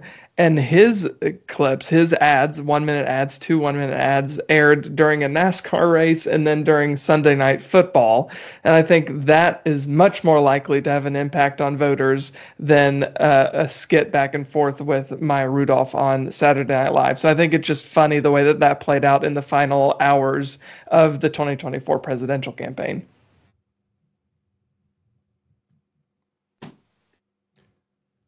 All right. If you're just joining us, maybe you had other things to do with your night, and now at 11:15 or so, you're joining in. But we're glad you're here. We got almost 10,000 people on, and this has been a fantastic evening with you all here. You guys are coming from all over the place too. We had a lot of Canadians. We had people from New Zealand, the Philippines. We had everybody from a lot of the states around here. So glad you're all in the chat. And if you want us to check out something, let us know. We'll take a look. I swear, Georgia. Do any of you guys remember me saying Georgia 90% in?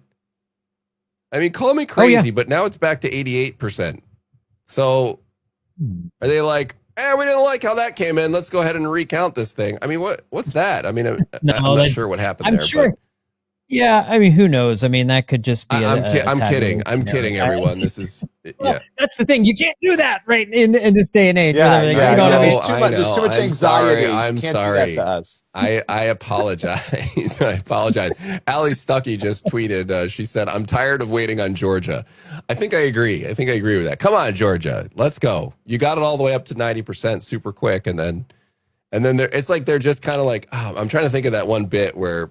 It's escaping me, but I'm just picturing like they have like the big reveal, and then they just keep like faking you out. You know, it's like they're doing it on purpose. Well, they're like, let's wait. Yeah, is this? I mean, and that's the question. Like, is this mail-in ballots that they're waiting on? Is this early voting? I don't know what Georgia's rules are in terms of when they count. So that's the only thing that makes sense to me is that they're waiting on counting some provisional ballots or the mail-in ballots. I don't know. I think if you just look at this map and we've got 45 minutes until we get to midnight, and there's not going to be a winner by the time midnight rolls around Eastern time. I just can't imagine that. But as we look at this, take a kind of big picture, because we've been looking really closely at these states, and that's certainly been the right thing to do because they're all very interesting. But you just look at a lot of red on this map. Trump has over 50% support right now in Wisconsin, with over, I think it's that 64% of the vote in Wisconsin, Michigan, he's at 51.5%. He's at 51% in Pennsylvania. He's at 51% North Carolina. In Georgia, he's at 51%. I mean, he's in Arizona. It's really, really, really tight. But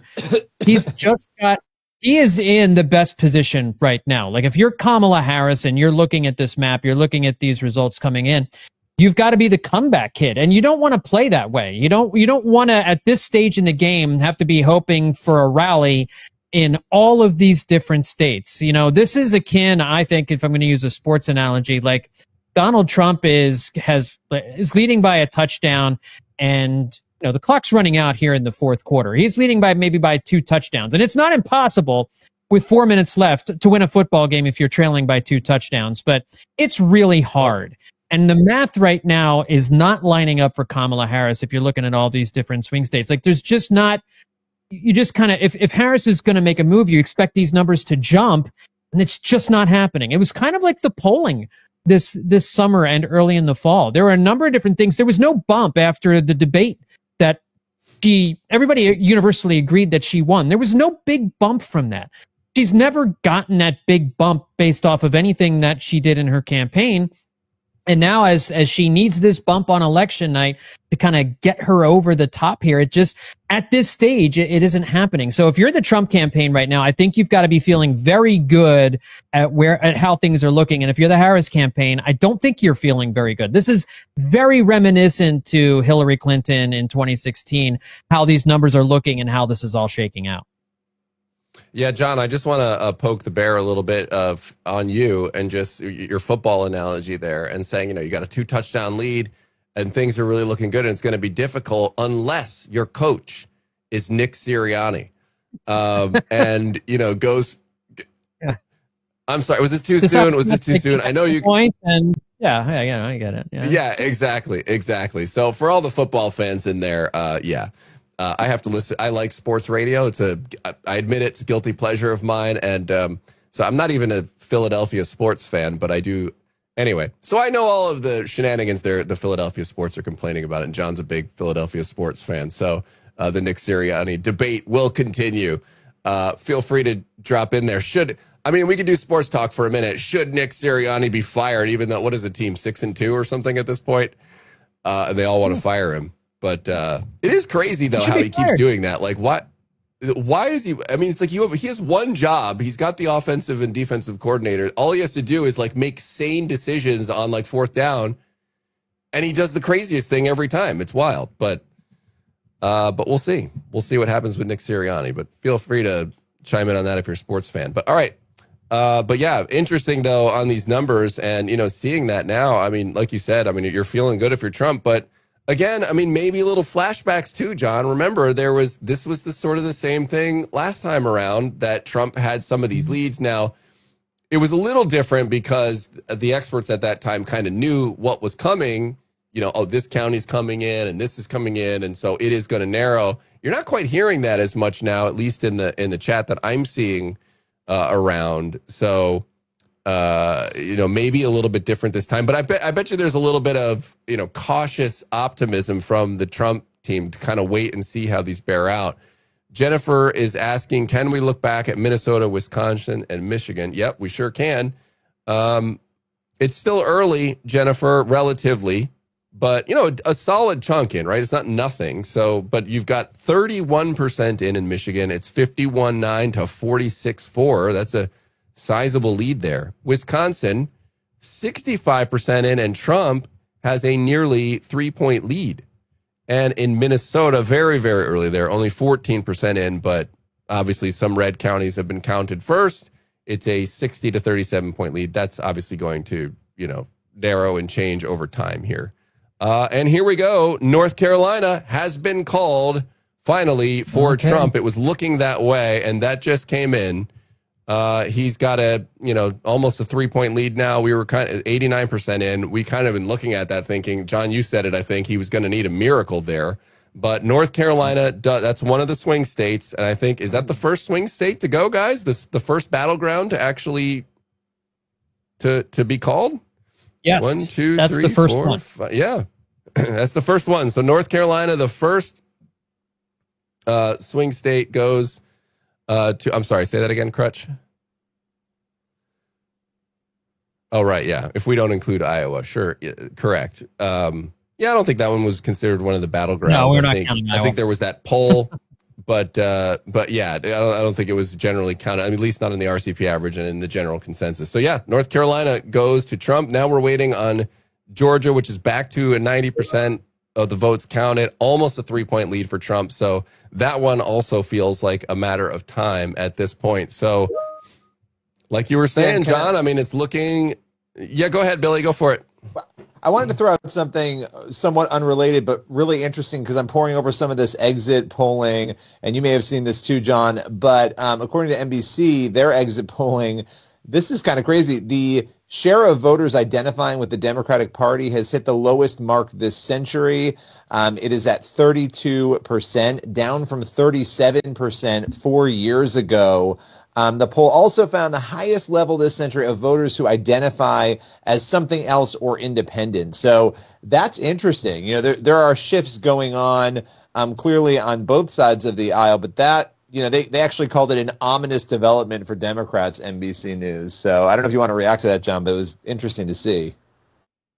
Yeah, I haven't seen that. I would be really interested to hear what the reasons are behind that. Are they the social issues? Is it policy, economic policy? Is it foreign policy? Like, what specifically is it about the Democratic Party, the platform, whatever it might be, that fewer Americans are identifying with? Because certainly, I think the Democratic Party and Democratic operatives, they're going to be beside themselves if Donald Trump ends up winning the presidency. How they lost a presidency to someone that they see as wholly and completely incompetent for a second time. Like they've had 3 shots at Donald Trump. They've lost to him twice. If things play out the way it certainly looks like it's more likely to play out with a Donald Trump victory here tonight.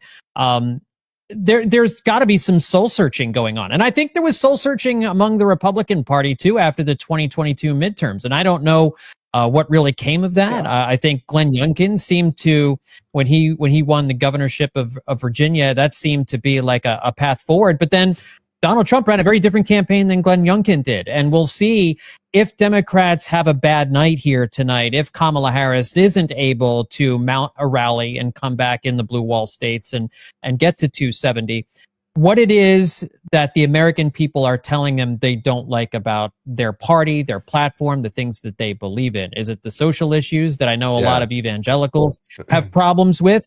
Is it economic policy? Or I think a lot of things I've seen from Democrats and the left is that Republicans, Republican media, conservatives, Republican members of Congress have done such a good job of demonizing Democrats in all these different platforms and spheres over the last 20 years that maybe the Democratic Party hasn't changed a lot, but that they've just made them more fearful of them. I don't know that I buy that argument whole cloth. There's probably certain fabrics of truth to it, but it's definitely going to be a multi-layered thing. And certainly with Roe v. Wade and the Dobbs decision, Democrats have been more forceful about the abortion issue than they have had to be in years past. And certainly with the other social issues, I think that's really driving a lot of what those numbers are. But without knowing, I'd love to dig deep into that. I think that's going to be a lot of soul searching the Democratic Party does, and maybe get to some of the bottom of that. Yeah. I just want to jump in Trey, let me just jump in real quick here. I'm sorry. Quick. I wanted to respond. Somebody in the chat was asking, somebody that must have joined us recently, Great Grace, asked, what is the difference between solid blue and light blue, solid red and pink? So I saw some people in the chat trying to answer that, but Grace, just in case you didn't see their answers to it. So they turn solid color when they've been called. And then when they're grayed out and you see like a grayed red or pink, that means at that point, the Republican is leading. If it's light blue, that means the Democrat is leading at this particular time. We can hover over them and look at the results. That's what we've been doing tonight. Oregon, and it looks like Oregon has been called. As you can see, that one turned to solid blue. Again, no surprise there. To Harris, she's at 187. Trump is at 230 right now. Trump's magic number is now down to 40. John, you were talking about the soul searching, and it feels like Republicans, and Trump did a little about it. I mean, Vance in his debate with Walz, it was very interesting to see his answer on abortion. That was a different answer that I've heard from a Republican major candidate in a long time. And perhaps that answer played well enough. And when you talk about the soul searching on the Democratic side of things, I'll put it on my tinfoil hat a little bit here. A part of me suspects that a lot of Democrats in high places, the ones that are the movers and shakers, maybe wanted Trump to be the candidate again this time. Because I think in their minds, when you're the incumbent and you have a difficult economy happening, when you have rising inflation and things that you just can't hide, right? I mean, like our grocery bills, like our gas prices, things that are just apparent to everyone, right? And you've been in office for 4 years. My thought, and this has been my kind of theory that, I'm not going to die on this hill, but I strongly suspect they wanted Trump to be the candidate. Why? Because it gives them an opportunity not to talk about the difficult things of the economy. What did the Democrats spend their last couple weeks here on, and a large part of their campaign on, until Trump was shot, was talking about how he was a threat to democracy and how, January 6th happened, it's going to happen all over again. And, likening him to Nazi. We saw that at MSG after that rally. Walz said that he knew what he was doing. It was the Nazi thing. So it's a threat to democracy, kind of trying to liken him to a Nazi and that sort of rhetoric. And so part of me thinks that all of the indictments and all of those actions that a lot of people think were politically motivated were because they thought their best chance would be to run against Trump. For those reasons and maybe others. And like you said, if he ends up holding on to this thing and pulling it out, this will be 2 out of 3 times that they lost that.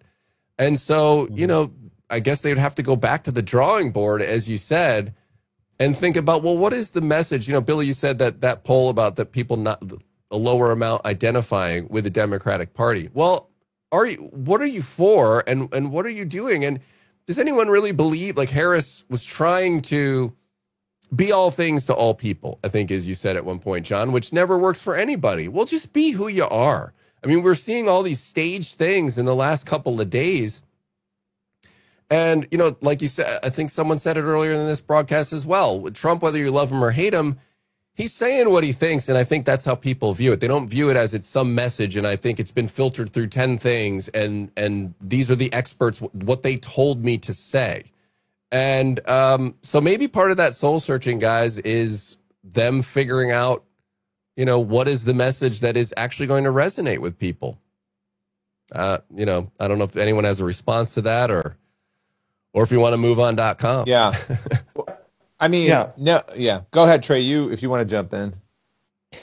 Well, really, I was just going to say, like, back to some of the soul searching, and I think this speaks to it. Trump has been willing to say the things that he's thinking, and he's been willing to put money where his mouth is, right? He'll say something and he'll stick with it, and he'll double and triple down on it, even when we think he shouldn't be doing that. I even am thinking about the Tony Hinchcliffe, the comedian, who made that joke about Puerto Rico that we thought was so damaging, and still, certainly was to an extent probably damaging and harmful to Trump. And of course, this race is nowhere close to officially being called yet, and things are still up in the air. But it's interesting looking actually at some Florida numbers.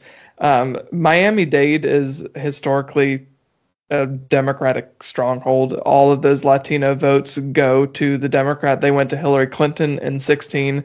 They went to Biden in 2020, and Trump just won Miami-Dade, which is the first time a Republican has won that county in decades. So I think it's interesting to see those numbers in Florida and wonder, can we extrapolate that out to a place like Pennsylvania, where we thought potentially that Trump was going to be in trouble because of that unfortunate Puerto Rico joke. But maybe he's not in trouble. And it's interesting to see the fact that Trump has really broadened the base with minorities, specifically with Hispanic minorities, when the media has been hounding him over and over again, saying he was losing, the GOP is going to lose minority and immigrant and Latino votes because of his stances on immigration. Maybe that's not actually what's happening. Maybe the exact opposite has happened.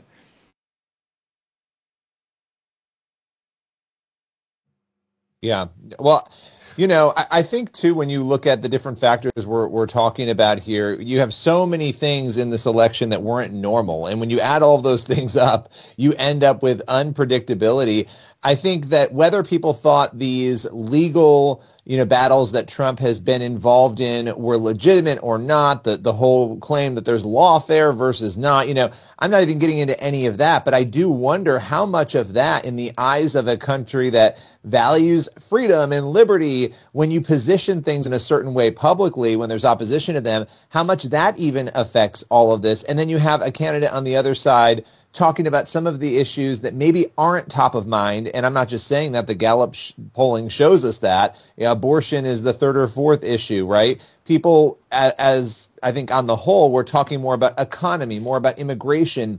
Those were the big issues. So when the other candidate isn't talking about those things, you have these other issues going on with these legal battles that people can't even really wrap their head around. You end up with a really strange situation that I think actually could benefit somebody like Trump, regardless of the baggage that comes along with him.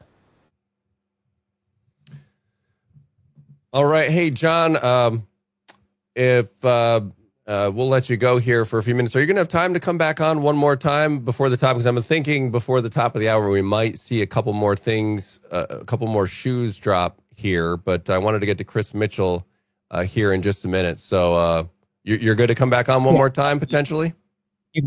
Mm-hmm. Excellent. No All problem. right, John Stolnis, DC Debrief. Make sure you're following DC Debrief podcast. I want you to check that out every week. John does a fantastic job with that. As you've been seeing all of his great work tonight. And Crutch, whenever you can get CBN's Chris Mitchell in, let's go ahead and do that. There is a lot. We'll talk to Chris Mitchell. He's our bureau chief in Israel. And of course, a lot has happened regarding Israel and the Jewish vote. I mean, we're going to find all this stuff out after, guys, in the exit polling, because, I mean, that's an issue we haven't even really touched on today, but that's a huge issue. I mean, a lot of the Jewish population tends to vote Democratic, but this time around, it was like a bridge too far on some of the support for these protesters who are openly supporting Hamas in just despicable ways after what happened on October 7th. And I think, maybe there's a shift there as well. And we're going to talk to Chris, and we'll hear what he is hearing over there in Israel. They're watching this election very closely because, remember, I mean, what has the current administration been doing? They've been constantly telling them to work for these ceasefires, work for the ceasefires. And what does a ceasefire do but help Hamas? I mean, they get to sit there and shoot missiles, and then Israel tries to shoot back, and they're telling them, whoa, cool things down here, guys. All that does is encourage Hamas to do more attacks. And so Israel has been having to do what they've had to do in spite of the United States of America, not with the help of the United States of America, even though they've kind of put one foot in and one foot out as far as kind of trying to feign help. But it's all been done under the guise of, them all. It's like you can kind of see them trying to play both sides. Like they're trying to appease the radical left. This is the Biden administration I'm talking about, trying to appease the radical left, but then also like sort of do the right thing and help Israel defend itself. And so the impact that has likely had on the Jewish community and potentially on the Jewish vote this time around could be really interesting to see how that all plays out. And while we wait for Chris, let's take one more gander here, guys, at the numbers. Georgia's still at 91%. I am not sure what Georgia is doing here at this point. I mean, they like zoomed in all the way up to like 70, 80%. And then it's just, it's just hurry up and wait here. And it's like they just want to keep us all on pins and needles. And I can't remember all the timing of 2020 on when all these things fell. If Georgia went late. And here comes another state as we're talking right now, New Mexico going for Harris. Again, not one of the states that's a surprise. Let's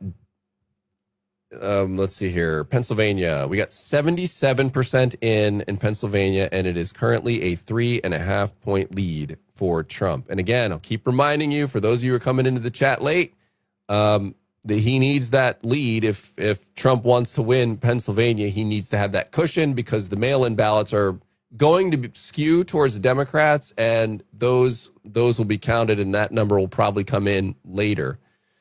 Not sure exactly how later, but as I mentioned before, the Governor Shapiro said that they expected that count to happen faster this time. So we'll see. Actually, I'll read the statement here. He said he predicted today that counting the vote won't take nearly as long as it did in 2020 when counting in Pennsylvania and calling the election stretched through the Saturday after the election. Well, I mean, I hope it's faster than that. Lancaster County election workers had finished opening and scanning over 50% of the roughly 64,000 mail-in ballots returned. Officials said earlier this afternoon, all the mail-in ballots should be counted by midnight. Well, 25 minutes from now. I have some other numbers here from a local affiliate there in Pennsylvania. It says more than 86% of the mail ballots had been returned. Let's see here. There were 1.9 million, just over 1.9 million ballots returned as of 7 p.m. election night, so November 5th today. More than 1 million of those returned ballots were sent by registered Democrats, and 629,000 were returned by Republicans. Of course, that doesn't mean that that's who they're voting for. It just goes by the party registration of who is requesting them. If you look at those numbers then in Pennsylvania, again, you're talking about the cushion here. It is over 2 million votes. So having 2 million votes, having 200,000, votes. Yeah, I don't know. We don't know how those people voted. So I think it's going to be very interesting to see how that shakes out. But yeah, it's almost 2 million votes. All right, looking in Michigan, 37% in, and it's a 51.5 to 46.8 lead there. Wisconsin is 50.9% to 47.7. There's almost 70% in Wisconsin. Guys, I'm still blown away by that stat that Stolness brought up earlier about those three states, Wisconsin, Michigan, and Pennsylvania all voting the same way. I don't know if that'll hold true this time, but it's just crazy that that's happened that way. And right now, anyway, it's holding that way, all going the same. Minnesota, meanwhile, is with almost half the votes in. It's a large lead at this point for Kamala Harris. Still waiting on Georgia. I mean, it's just still on 91%. And why don't we take a peek over at Arizona? Arizona is going to be interesting again. 50% of the vote in right now. And it's a dead heat. I mean, you're talking within a couple thousand votes, 49.7% to 49.5%. And that's one of the 7 big swing states. So far, only one of them decided, and that's North Carolina, and that went to former President Trump. Yeah. All well, right, and Arizona's been within that 3,000 margin now for a long time. As they've been getting through this 50%, they've been within those 3,000 votes. It's crazy how close it is. Yeah, I think sometimes it's because we have so much information, right? Georgia, I don't know what percentage, Dan, you said that was at. It's 91% reporting. I think you see numbers like that and you think, then why aren't they calling it? And I think because we have maybe so much information, it makes us even more nervous. We think you should just go ahead and call it. And then, because but 9% could be millions of votes. We really don't know exactly what it is those outlying votes are, like the total number, and then what direction they're going to go. But I think some of the skepticism about our electoral system, we're seeing it play out, right? We see 91% reporting. Go ahead and call it. But out of an abundance of caution, for whatever reason, and I don't know how Georgia counts their votes or how several states do what they do in their different counties, but they're choosing not to call it. So I think some of these questions are understandable. People wanting to know, how does this system work? But then sometimes I think it's because we do have so much information, we think we know, like, well, it should go ahead and be called. But it's a lot of times more complicated than that. So it'll be interesting to see when Georgia is officially called. At 91%, it's crazy that it has not been called yet, but there's obviously reasons for that. And it's just because they're projecting and looking at what counties are coming in and where they voted in the past and everything like that. So we'll see. We'll see what it falls, where it falls, and we'll update it as soon as we have it. But right now, I think we are able to go to CBN's Chris Mitchell. Are we not? Hello, Chris. Hey, Dan. How are you? Oh, I can't hear him, Crutch. Hey, how are you? I can't. Hey, good to see you. Hold on, I couldn't hear him, guys. I think you guys could hear him. I can hear you now. How's it going, Chris? Good. It's going good. It's early morning here in Jerusalem. The sun just came up, and it's for Israel, I think, so far, in terms of the projections, I think Israelis would really prefer a Trump candidacy. There was a poll last week that about 66% of Israelis would prefer Trump, as opposed to 17% for Kamala Harris and 17% undecided. If Trump does win the presidency, it's going to be a huge impact here in Israel and the Middle East. People here in Jerusalem and Tel Aviv and Haifa are going to be pretty excited. People in Tehran are going to be very sad that a Trump presidency could mean what it would mean for Iran and the whole Middle East. Yeah, and Chris, we had just the news, I think, today with Netanyahu firing one of his top military advisors. You can correct me on the exact position there, but the reasons may be partially connected to the fact that he had a lot of views that were kind of in line with the Biden administration, which a lot of Israelis, as you just kind of alluded to, are not happy with. Yeah, I mean, the scripture that comes to mind is how can two walk together unless they be agreed? Yoav Gallant was considered by some anyway that he was actually more in line with the Biden administration than the Netanyahu coalition. It's not the first time there's been talk about Yoav Gallant, the defense minister, being fired. There was talk about that maybe about 2 months ago. It didn't happen.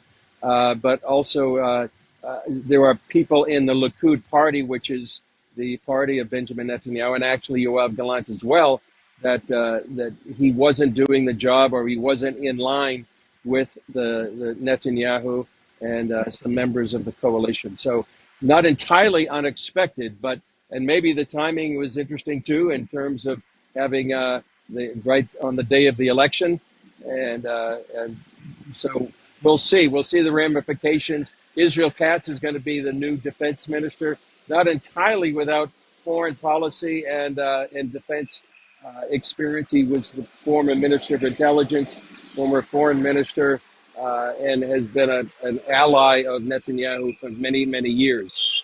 Whether or not it's going to change anything on the ground, I don't think so. You have all your layers of commanders from boots on the ground in Gaza and Hezbollah. That will continue.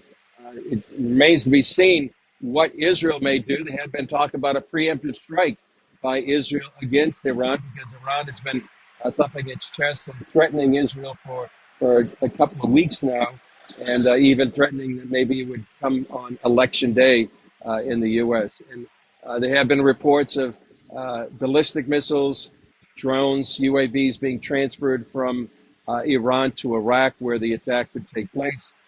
But so far, nothing like October 1st, when there were about 181 ballistic missiles sending several million people into the bomb shelters, including yours truly. In fact, I went, the hotel behind me at the Dan Panoramas, where I went in to seek shelter.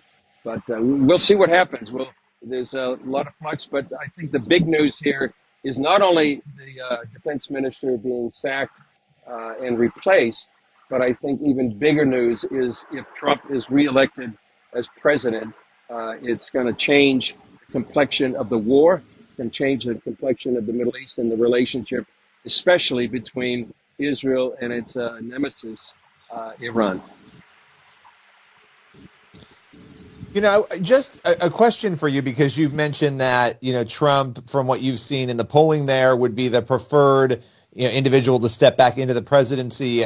When just more specifically, when we look at how, from what you know, Israelis view Kamala Harris based on the current policies that we've seen in her administration and Biden's administration versus how they viewed Trump, can you just give a little bit more of a delineation between the two?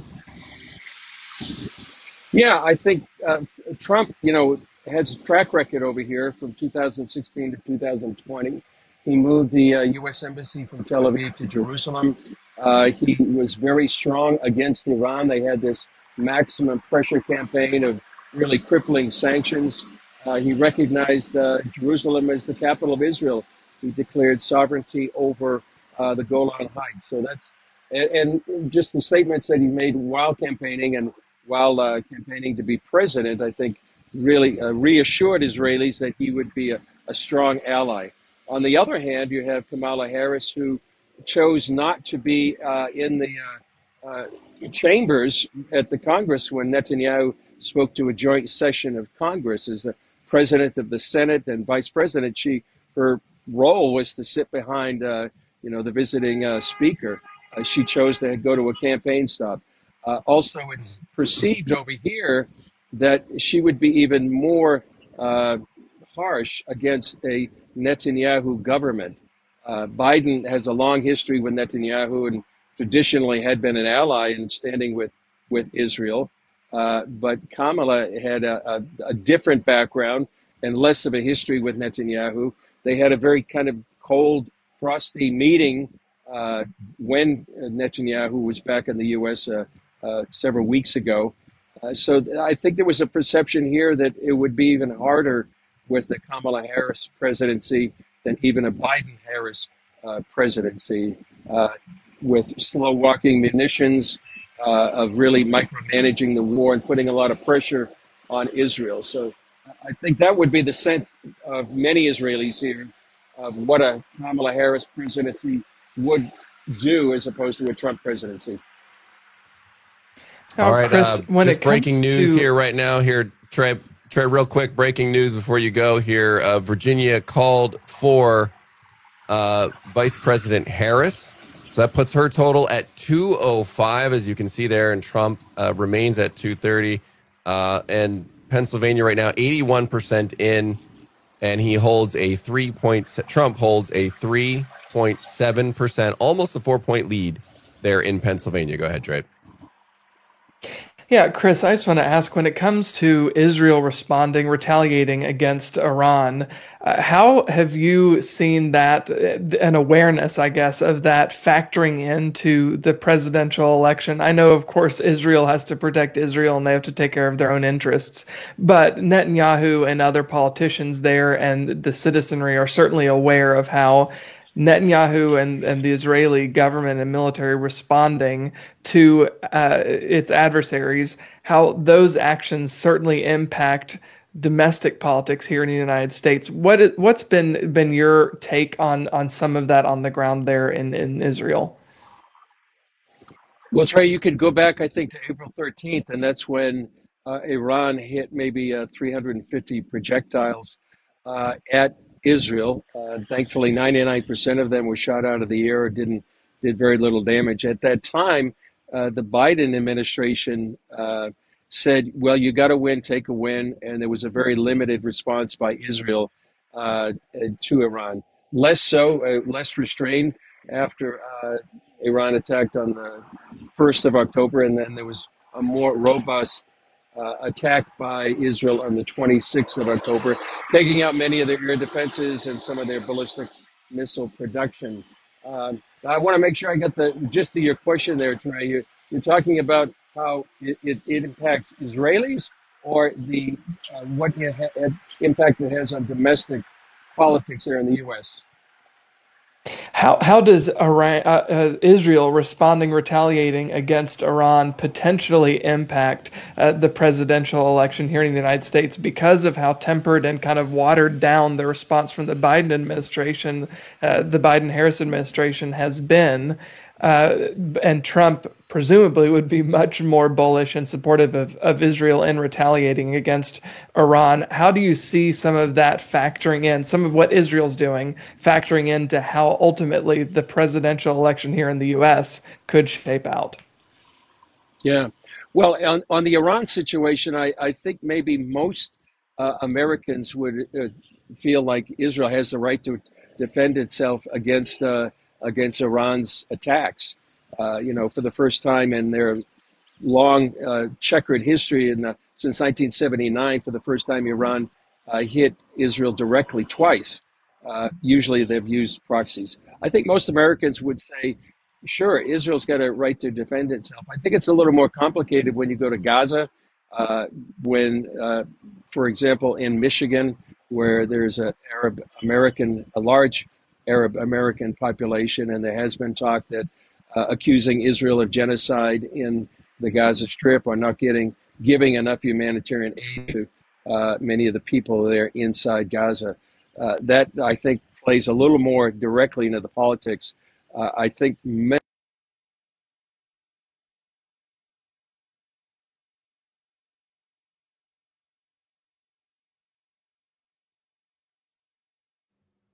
Yeah, it looks like Chris froze up there, unfortunately. But make sure you're following the Jerusalem Dateline team. Chris and his team do fantastic work on all the chaos that's going on in Israel right now. And he also does things like the other day he did a live stream from the Western Wall.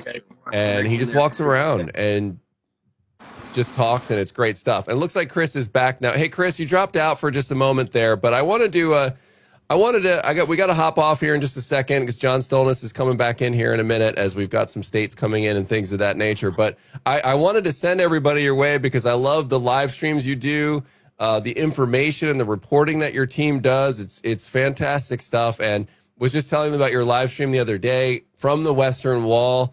And you guys just provide such a great window into Israel, and we really get to experience it through you. So just want to say we appreciate all the work you're doing, and I'm encouraging everyone to go over and to follow everything y'all are doing there, because there's a lot more to come, and it's obviously not slowing down anytime soon.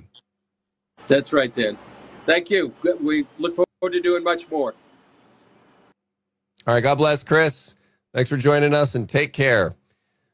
All right. We'll get John back on here in just a minute, fellas, but things are shaping up, and we're going to know very soon where things stand. But as John said, Trump appears to be in the driver's seat at this point. But Pennsylvania, all eyes are on Pennsylvania right now. Yeah, I was looking at the map trying to figure out if he were to lose, Pennsylvania, I'm looking at her chances, his chances, and this is very interesting. It's like putting together a puzzle where the pieces just keep moving, right? And you're trying to figure out, how does this end? How does it end for her? The thing with PA, I keep going back to the fact that you've got, right now he's 200 and some odd thousand votes up, but there's 1 million Democratic votes, mail-in votes that were out there apparently, and then there's 600,000 Republican. There's a scenario where potentially, if all these votes aren't included in all this, and we don't know how many they've counted, what's actually included here, where you could have her win by 100,000, right? Depending on how people vote. So there's a lot on the line with PA, with your state, Dan.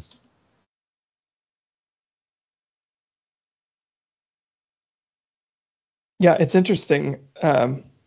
It's interesting to see the mood shifts from different reports that I'm looking at. Like I've been monitoring CNN and the New York Times and NBC, and of course these are just reports about what's happening at the different headquarters. But this was just released from the New York Times about the Harris campaign. It said the Harris campaign just shut off the sound on their TVs at a watch party and replaced it with music after a guest on CNN says tonight feels more like 2016 than 2020. So of course, none of these big states that we've all been watching, Pennsylvania, the rest of the blue wall, none of them have been called. And as Billy said, they very well could still flip. There are still paths for both of them to end up in the White House come January 20th. But it's interesting to see some of the reported mood shifts between the two races. Trump's campaign headquarters earlier on was very quiet, and they were very tenuous about the outcome of the election. Now they're much more excited, according to some New York Times reporting, whereas the Harris campaign started really excited, and it has kind of dulled down, especially since Trump was able to pull off a win in North Carolina. So all of this still doesn't necessarily matter until the race has been called, but the mood shift certainly, I think, is worth noting. It's interesting. It is. I mean, you look at these New York Times numbers, and I'll just run through them quickly. Again, this is not, it's not something you can look at and say it's definitive, but they've got Trump at a 90% chance of likely victory. Keep in mind, they had Hillary Clinton at 98, 99% in 2016, but they have him estimated at 301 electoral votes with Harris at 237. And when you look through those states, Georgia, they have very likely going to Trump, Pennsylvania leaning right. Same with Wisconsin, Arizona, and Michigan leaning right. Nevada, where polls are closing at 10, closed at 10 p.m. Eastern time. People were still voting. So we don't know. These things could change, but it is interesting looking at these numbers. Yeah, sure is. Let's bring back in John Stolnis. John, welcome back. And listen, a lot has happened since you left, including Georgia getting 2% more in. And they're up to, but actually in that 2%, it actually did inch ahead for Trump. It's at 50.8 to 48.5.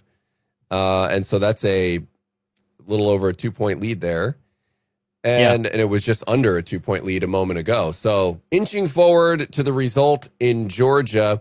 And ladies and gentlemen, inching forward to my voice holding up till the end of this broadcast. But we'll stay on for a little bit here until a couple more states come in. But nevertheless, we've had a little movement. Yeah, I mean, I think with Virginia getting called for Donald Trump, I think that, I mean, for Kamala Harris, that certainly staved off disaster for Kamala Harris, and so that was the first thing is that she was able to at least hold there and not lose that state that was widely believed to be a gimme for her to be able to take. But now we just sit and wait. And what we're seeing in Wisconsin and in Michigan right now is she's not getting the support in the suburbs that she was hoping to get. She's not getting the support with suburban women that she was hoping to get. We talked about, I think she was really hoping that the abortion issue would drive voter turnout for her, would drive enthusiasm for her in the suburbs, and she's underperforming in those different areas in Michigan and in Wisconsin. And so there is still time. Like we're talking about Wisconsin, 75% of the votes are in. You're running short here. Now, if you're looking at the Electoral College, she can trade Wisconsin for Arizona here. If for whatever reason Wisconsin doesn't go her way, if she wins Pennsylvania and Michigan, she can swap out the 11 electoral votes for Arizona with the 10 electoral votes for Wisconsin. It would be better for her if she won Arizona over Wisconsin, just in terms of the numbers. And it is a dead heat in Arizona with half the vote in. 4/10 of a percentage point separates the two candidates. So she has a good shot at Arizona. So she doesn't need the whole blue wall necessarily, but she's got to have Pennsylvania, and that number is frozen at 82% of the vote counted so far, which leads me to believe that it's just been stuck at that number. Maybe there are some counties that are late in reporting, but that also could be the early vote that they need to start counting, the other ballots that they need to start counting. And if there's that many, which I have a hard time believing that's, only 83% of the vote were votes that took place today, that another 17% of the voting in Pennsylvania took place before today. Maybe that's true. Maybe that's what happened. And if that's the case, I don't think Trump has a big enough lead. I think Harris will probably overtake him in Pennsylvania if that is truly the case. We won't know probably until tomorrow or the next day. In Michigan, you're still just at 44% of the vote tallied so far, but I mean, that's a 5-point lead for Donald Trump, 51.8 to 46.5%. I mean, that is a healthy lead in Michigan. She will have to make up a ton of ground in some of these other locations in Michigan in order to overcome that. And if she loses 2 of Michigan, Wisconsin, or Arizona, it's over. Donald Trump has this. Even if she wins Pennsylvania, if Trump wins Michigan, Wisconsin, and Arizona, he's the president. He gets to 270. So I think Trey mentioning what they're seeing at the Harris camp and turning off the TV and playing music. It does. I get that. It does have a 2016 feel. None of these numbers went the way I think a lot of people were suspecting over the last week. It felt like more Harris momentum was building, and the numbers, the vote tallies, it's just not bearing itself out right now.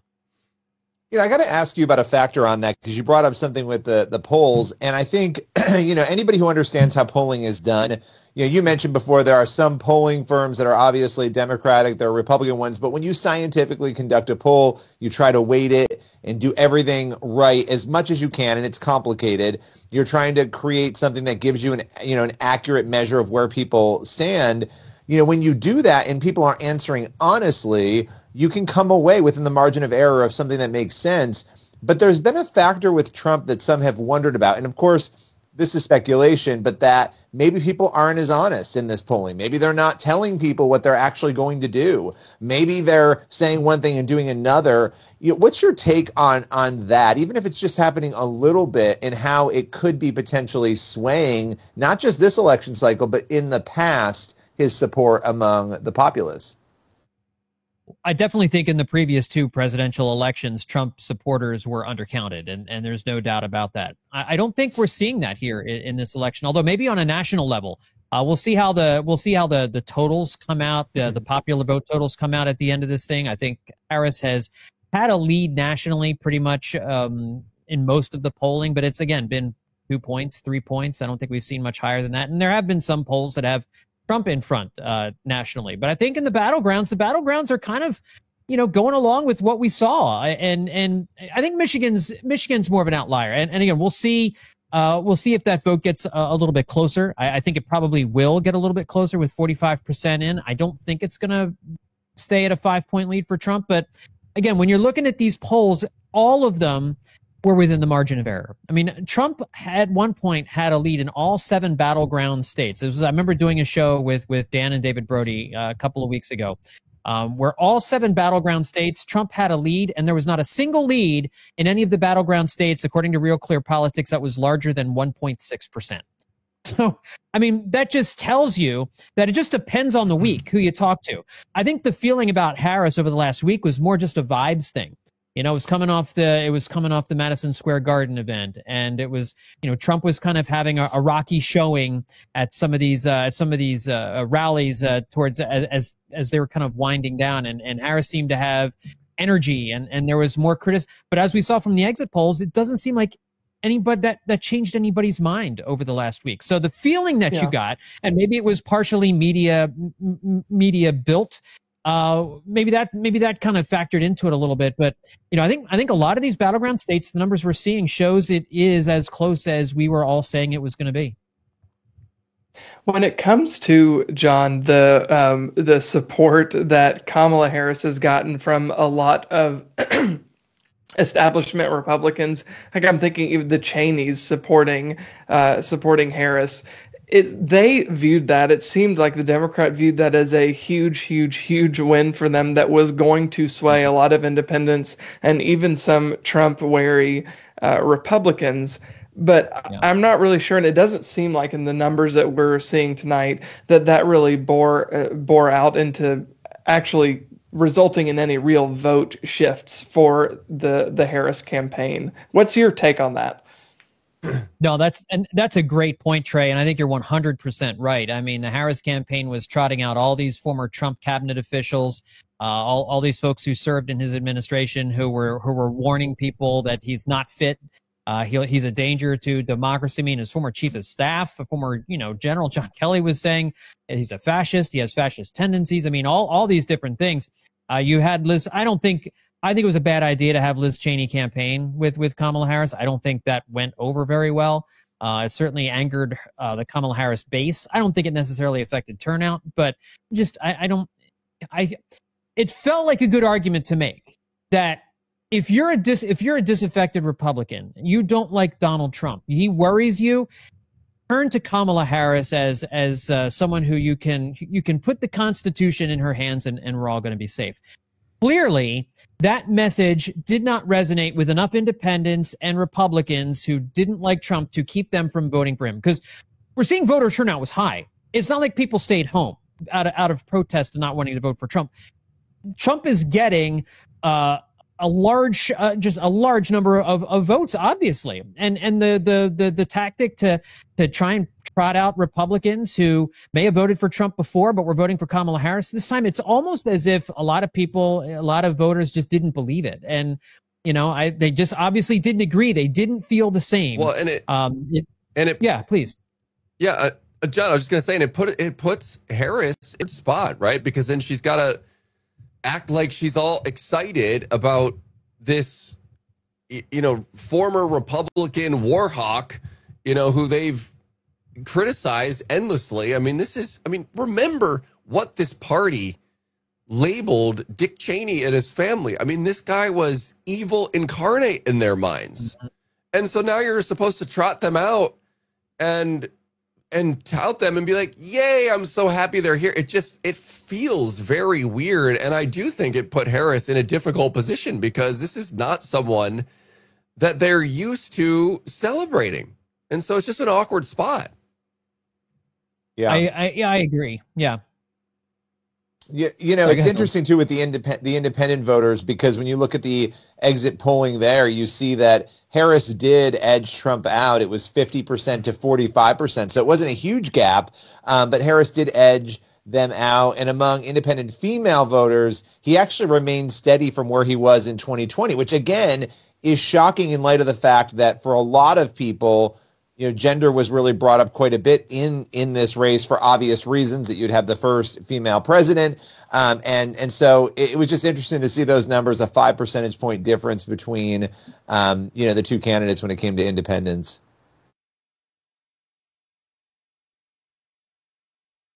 Well, guys, I've been battling it out here to try to outlast these states. I mean, Georgia, it's like they're trying to see if they can outlast America, and before everybody decides to go to bed here. 93% in, they're still staying. I mean, John, are these things how long is it going to take for these things to, I mean, I know the West Coast states, obviously it's a little different. They've had a later start, but yeah, Pennsylvania, Georgia, I mean, I don't remember 2020, like the timing. I mean, are we at a stalemate here? Yeah, I think we are. I think they're kind of wedged here. I think Pennsylvania, I don't think we're going to get any clearance on Pennsylvania at all tonight, and it's probably going to be well into tomorrow. Wisconsin and Michigan, they're still coming in, but it's slow. And I think it's going to be a little while. I don't think it's like, there's a clog that you need some Drano and all of a sudden, the water pressure is going to come back. I think we're kind of just stuck here, and it could be well into the overnight, because I mean, Wisconsin's coming along. They've got about 75% of their vote in, but you're still under 50% in Michigan. It's coming along pretty slowly there. So it's probably going to be another few hours before Wisconsin and Michigan are called. And certainly Pennsylvania, we're not going to know anything about till tomorrow. Right. All right. Well, then I think what we need to do, gentlemen, since we're a little over time here of when we planned, I think we got to do what we always do on these streams, and let's close it out in prayer. We can just kind of go around the horn And before we do that, I just want to say I'm thankful for all of you who have hung out with us on this stream tonight. I wish more of the states came in that we were waiting to see, but we got a lot of information so far, and so we did get a lot of information about where things are going, and we'll see what happens overnight here. We're going to be back on the Quick Start podcast at 7 a.m.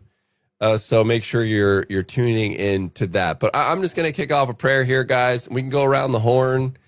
I'll just call out the order so it's like not awkward popcorn prayer where people don't know what to do. So Billy, Trey, then John, and then I'll close it out. Does that sound good? Sounds good. Yeah. All right, let's do it. All right. Heavenly Father, thank you so much for this day. I thank you for each and every one of the people who joined us on the stream today. I pray for them and their days as they go about their sleep tonight and about the rest of their week. I pray for the country, Lord. I just pray that no matter what happens, no matter who ends up winning this race and taking the White House, that you would just remind believers to be encouraged because you are still on the throne. You are still sovereign over all. And we don't have to fear. We don't have to be anxious about anything. We just got to pray and trust in you, and help us to keep our eyes fixed on you in all that we do.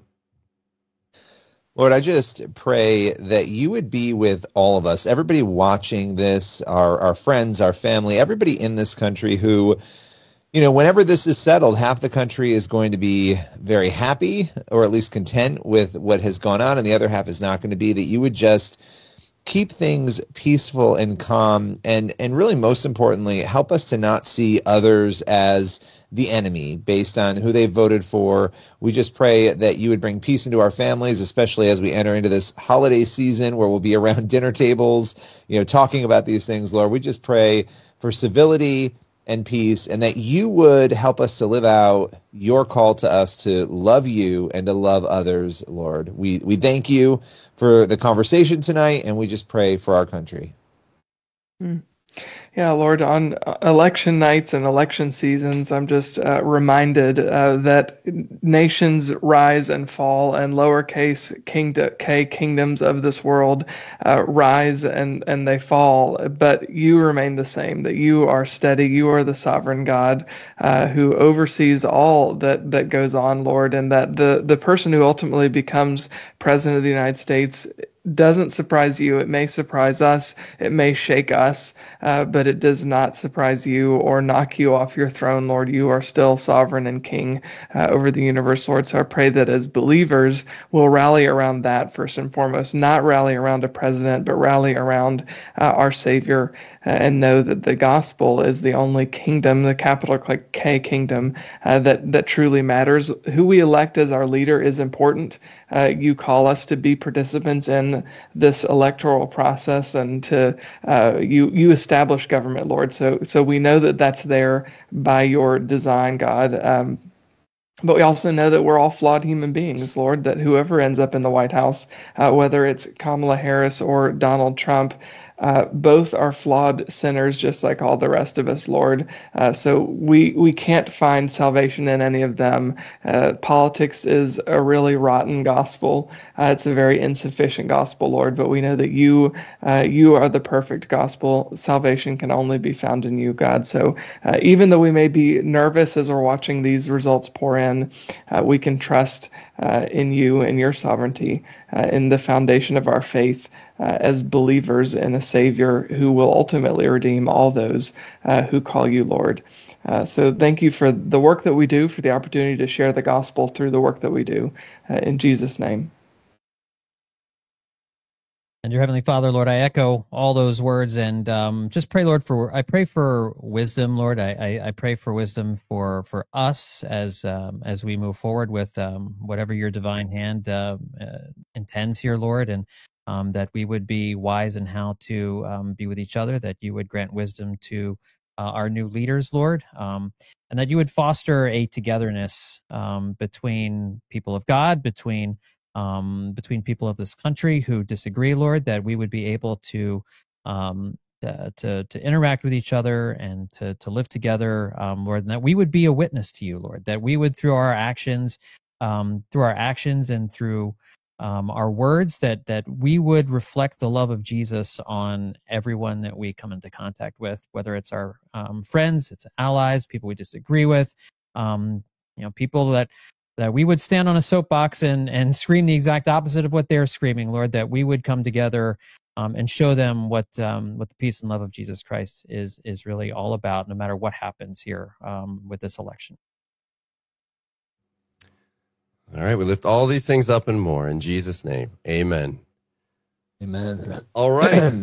Guys, thanks so much for that. I appreciate y'all and your time tonight and all of your insights and looking at all of these numbers.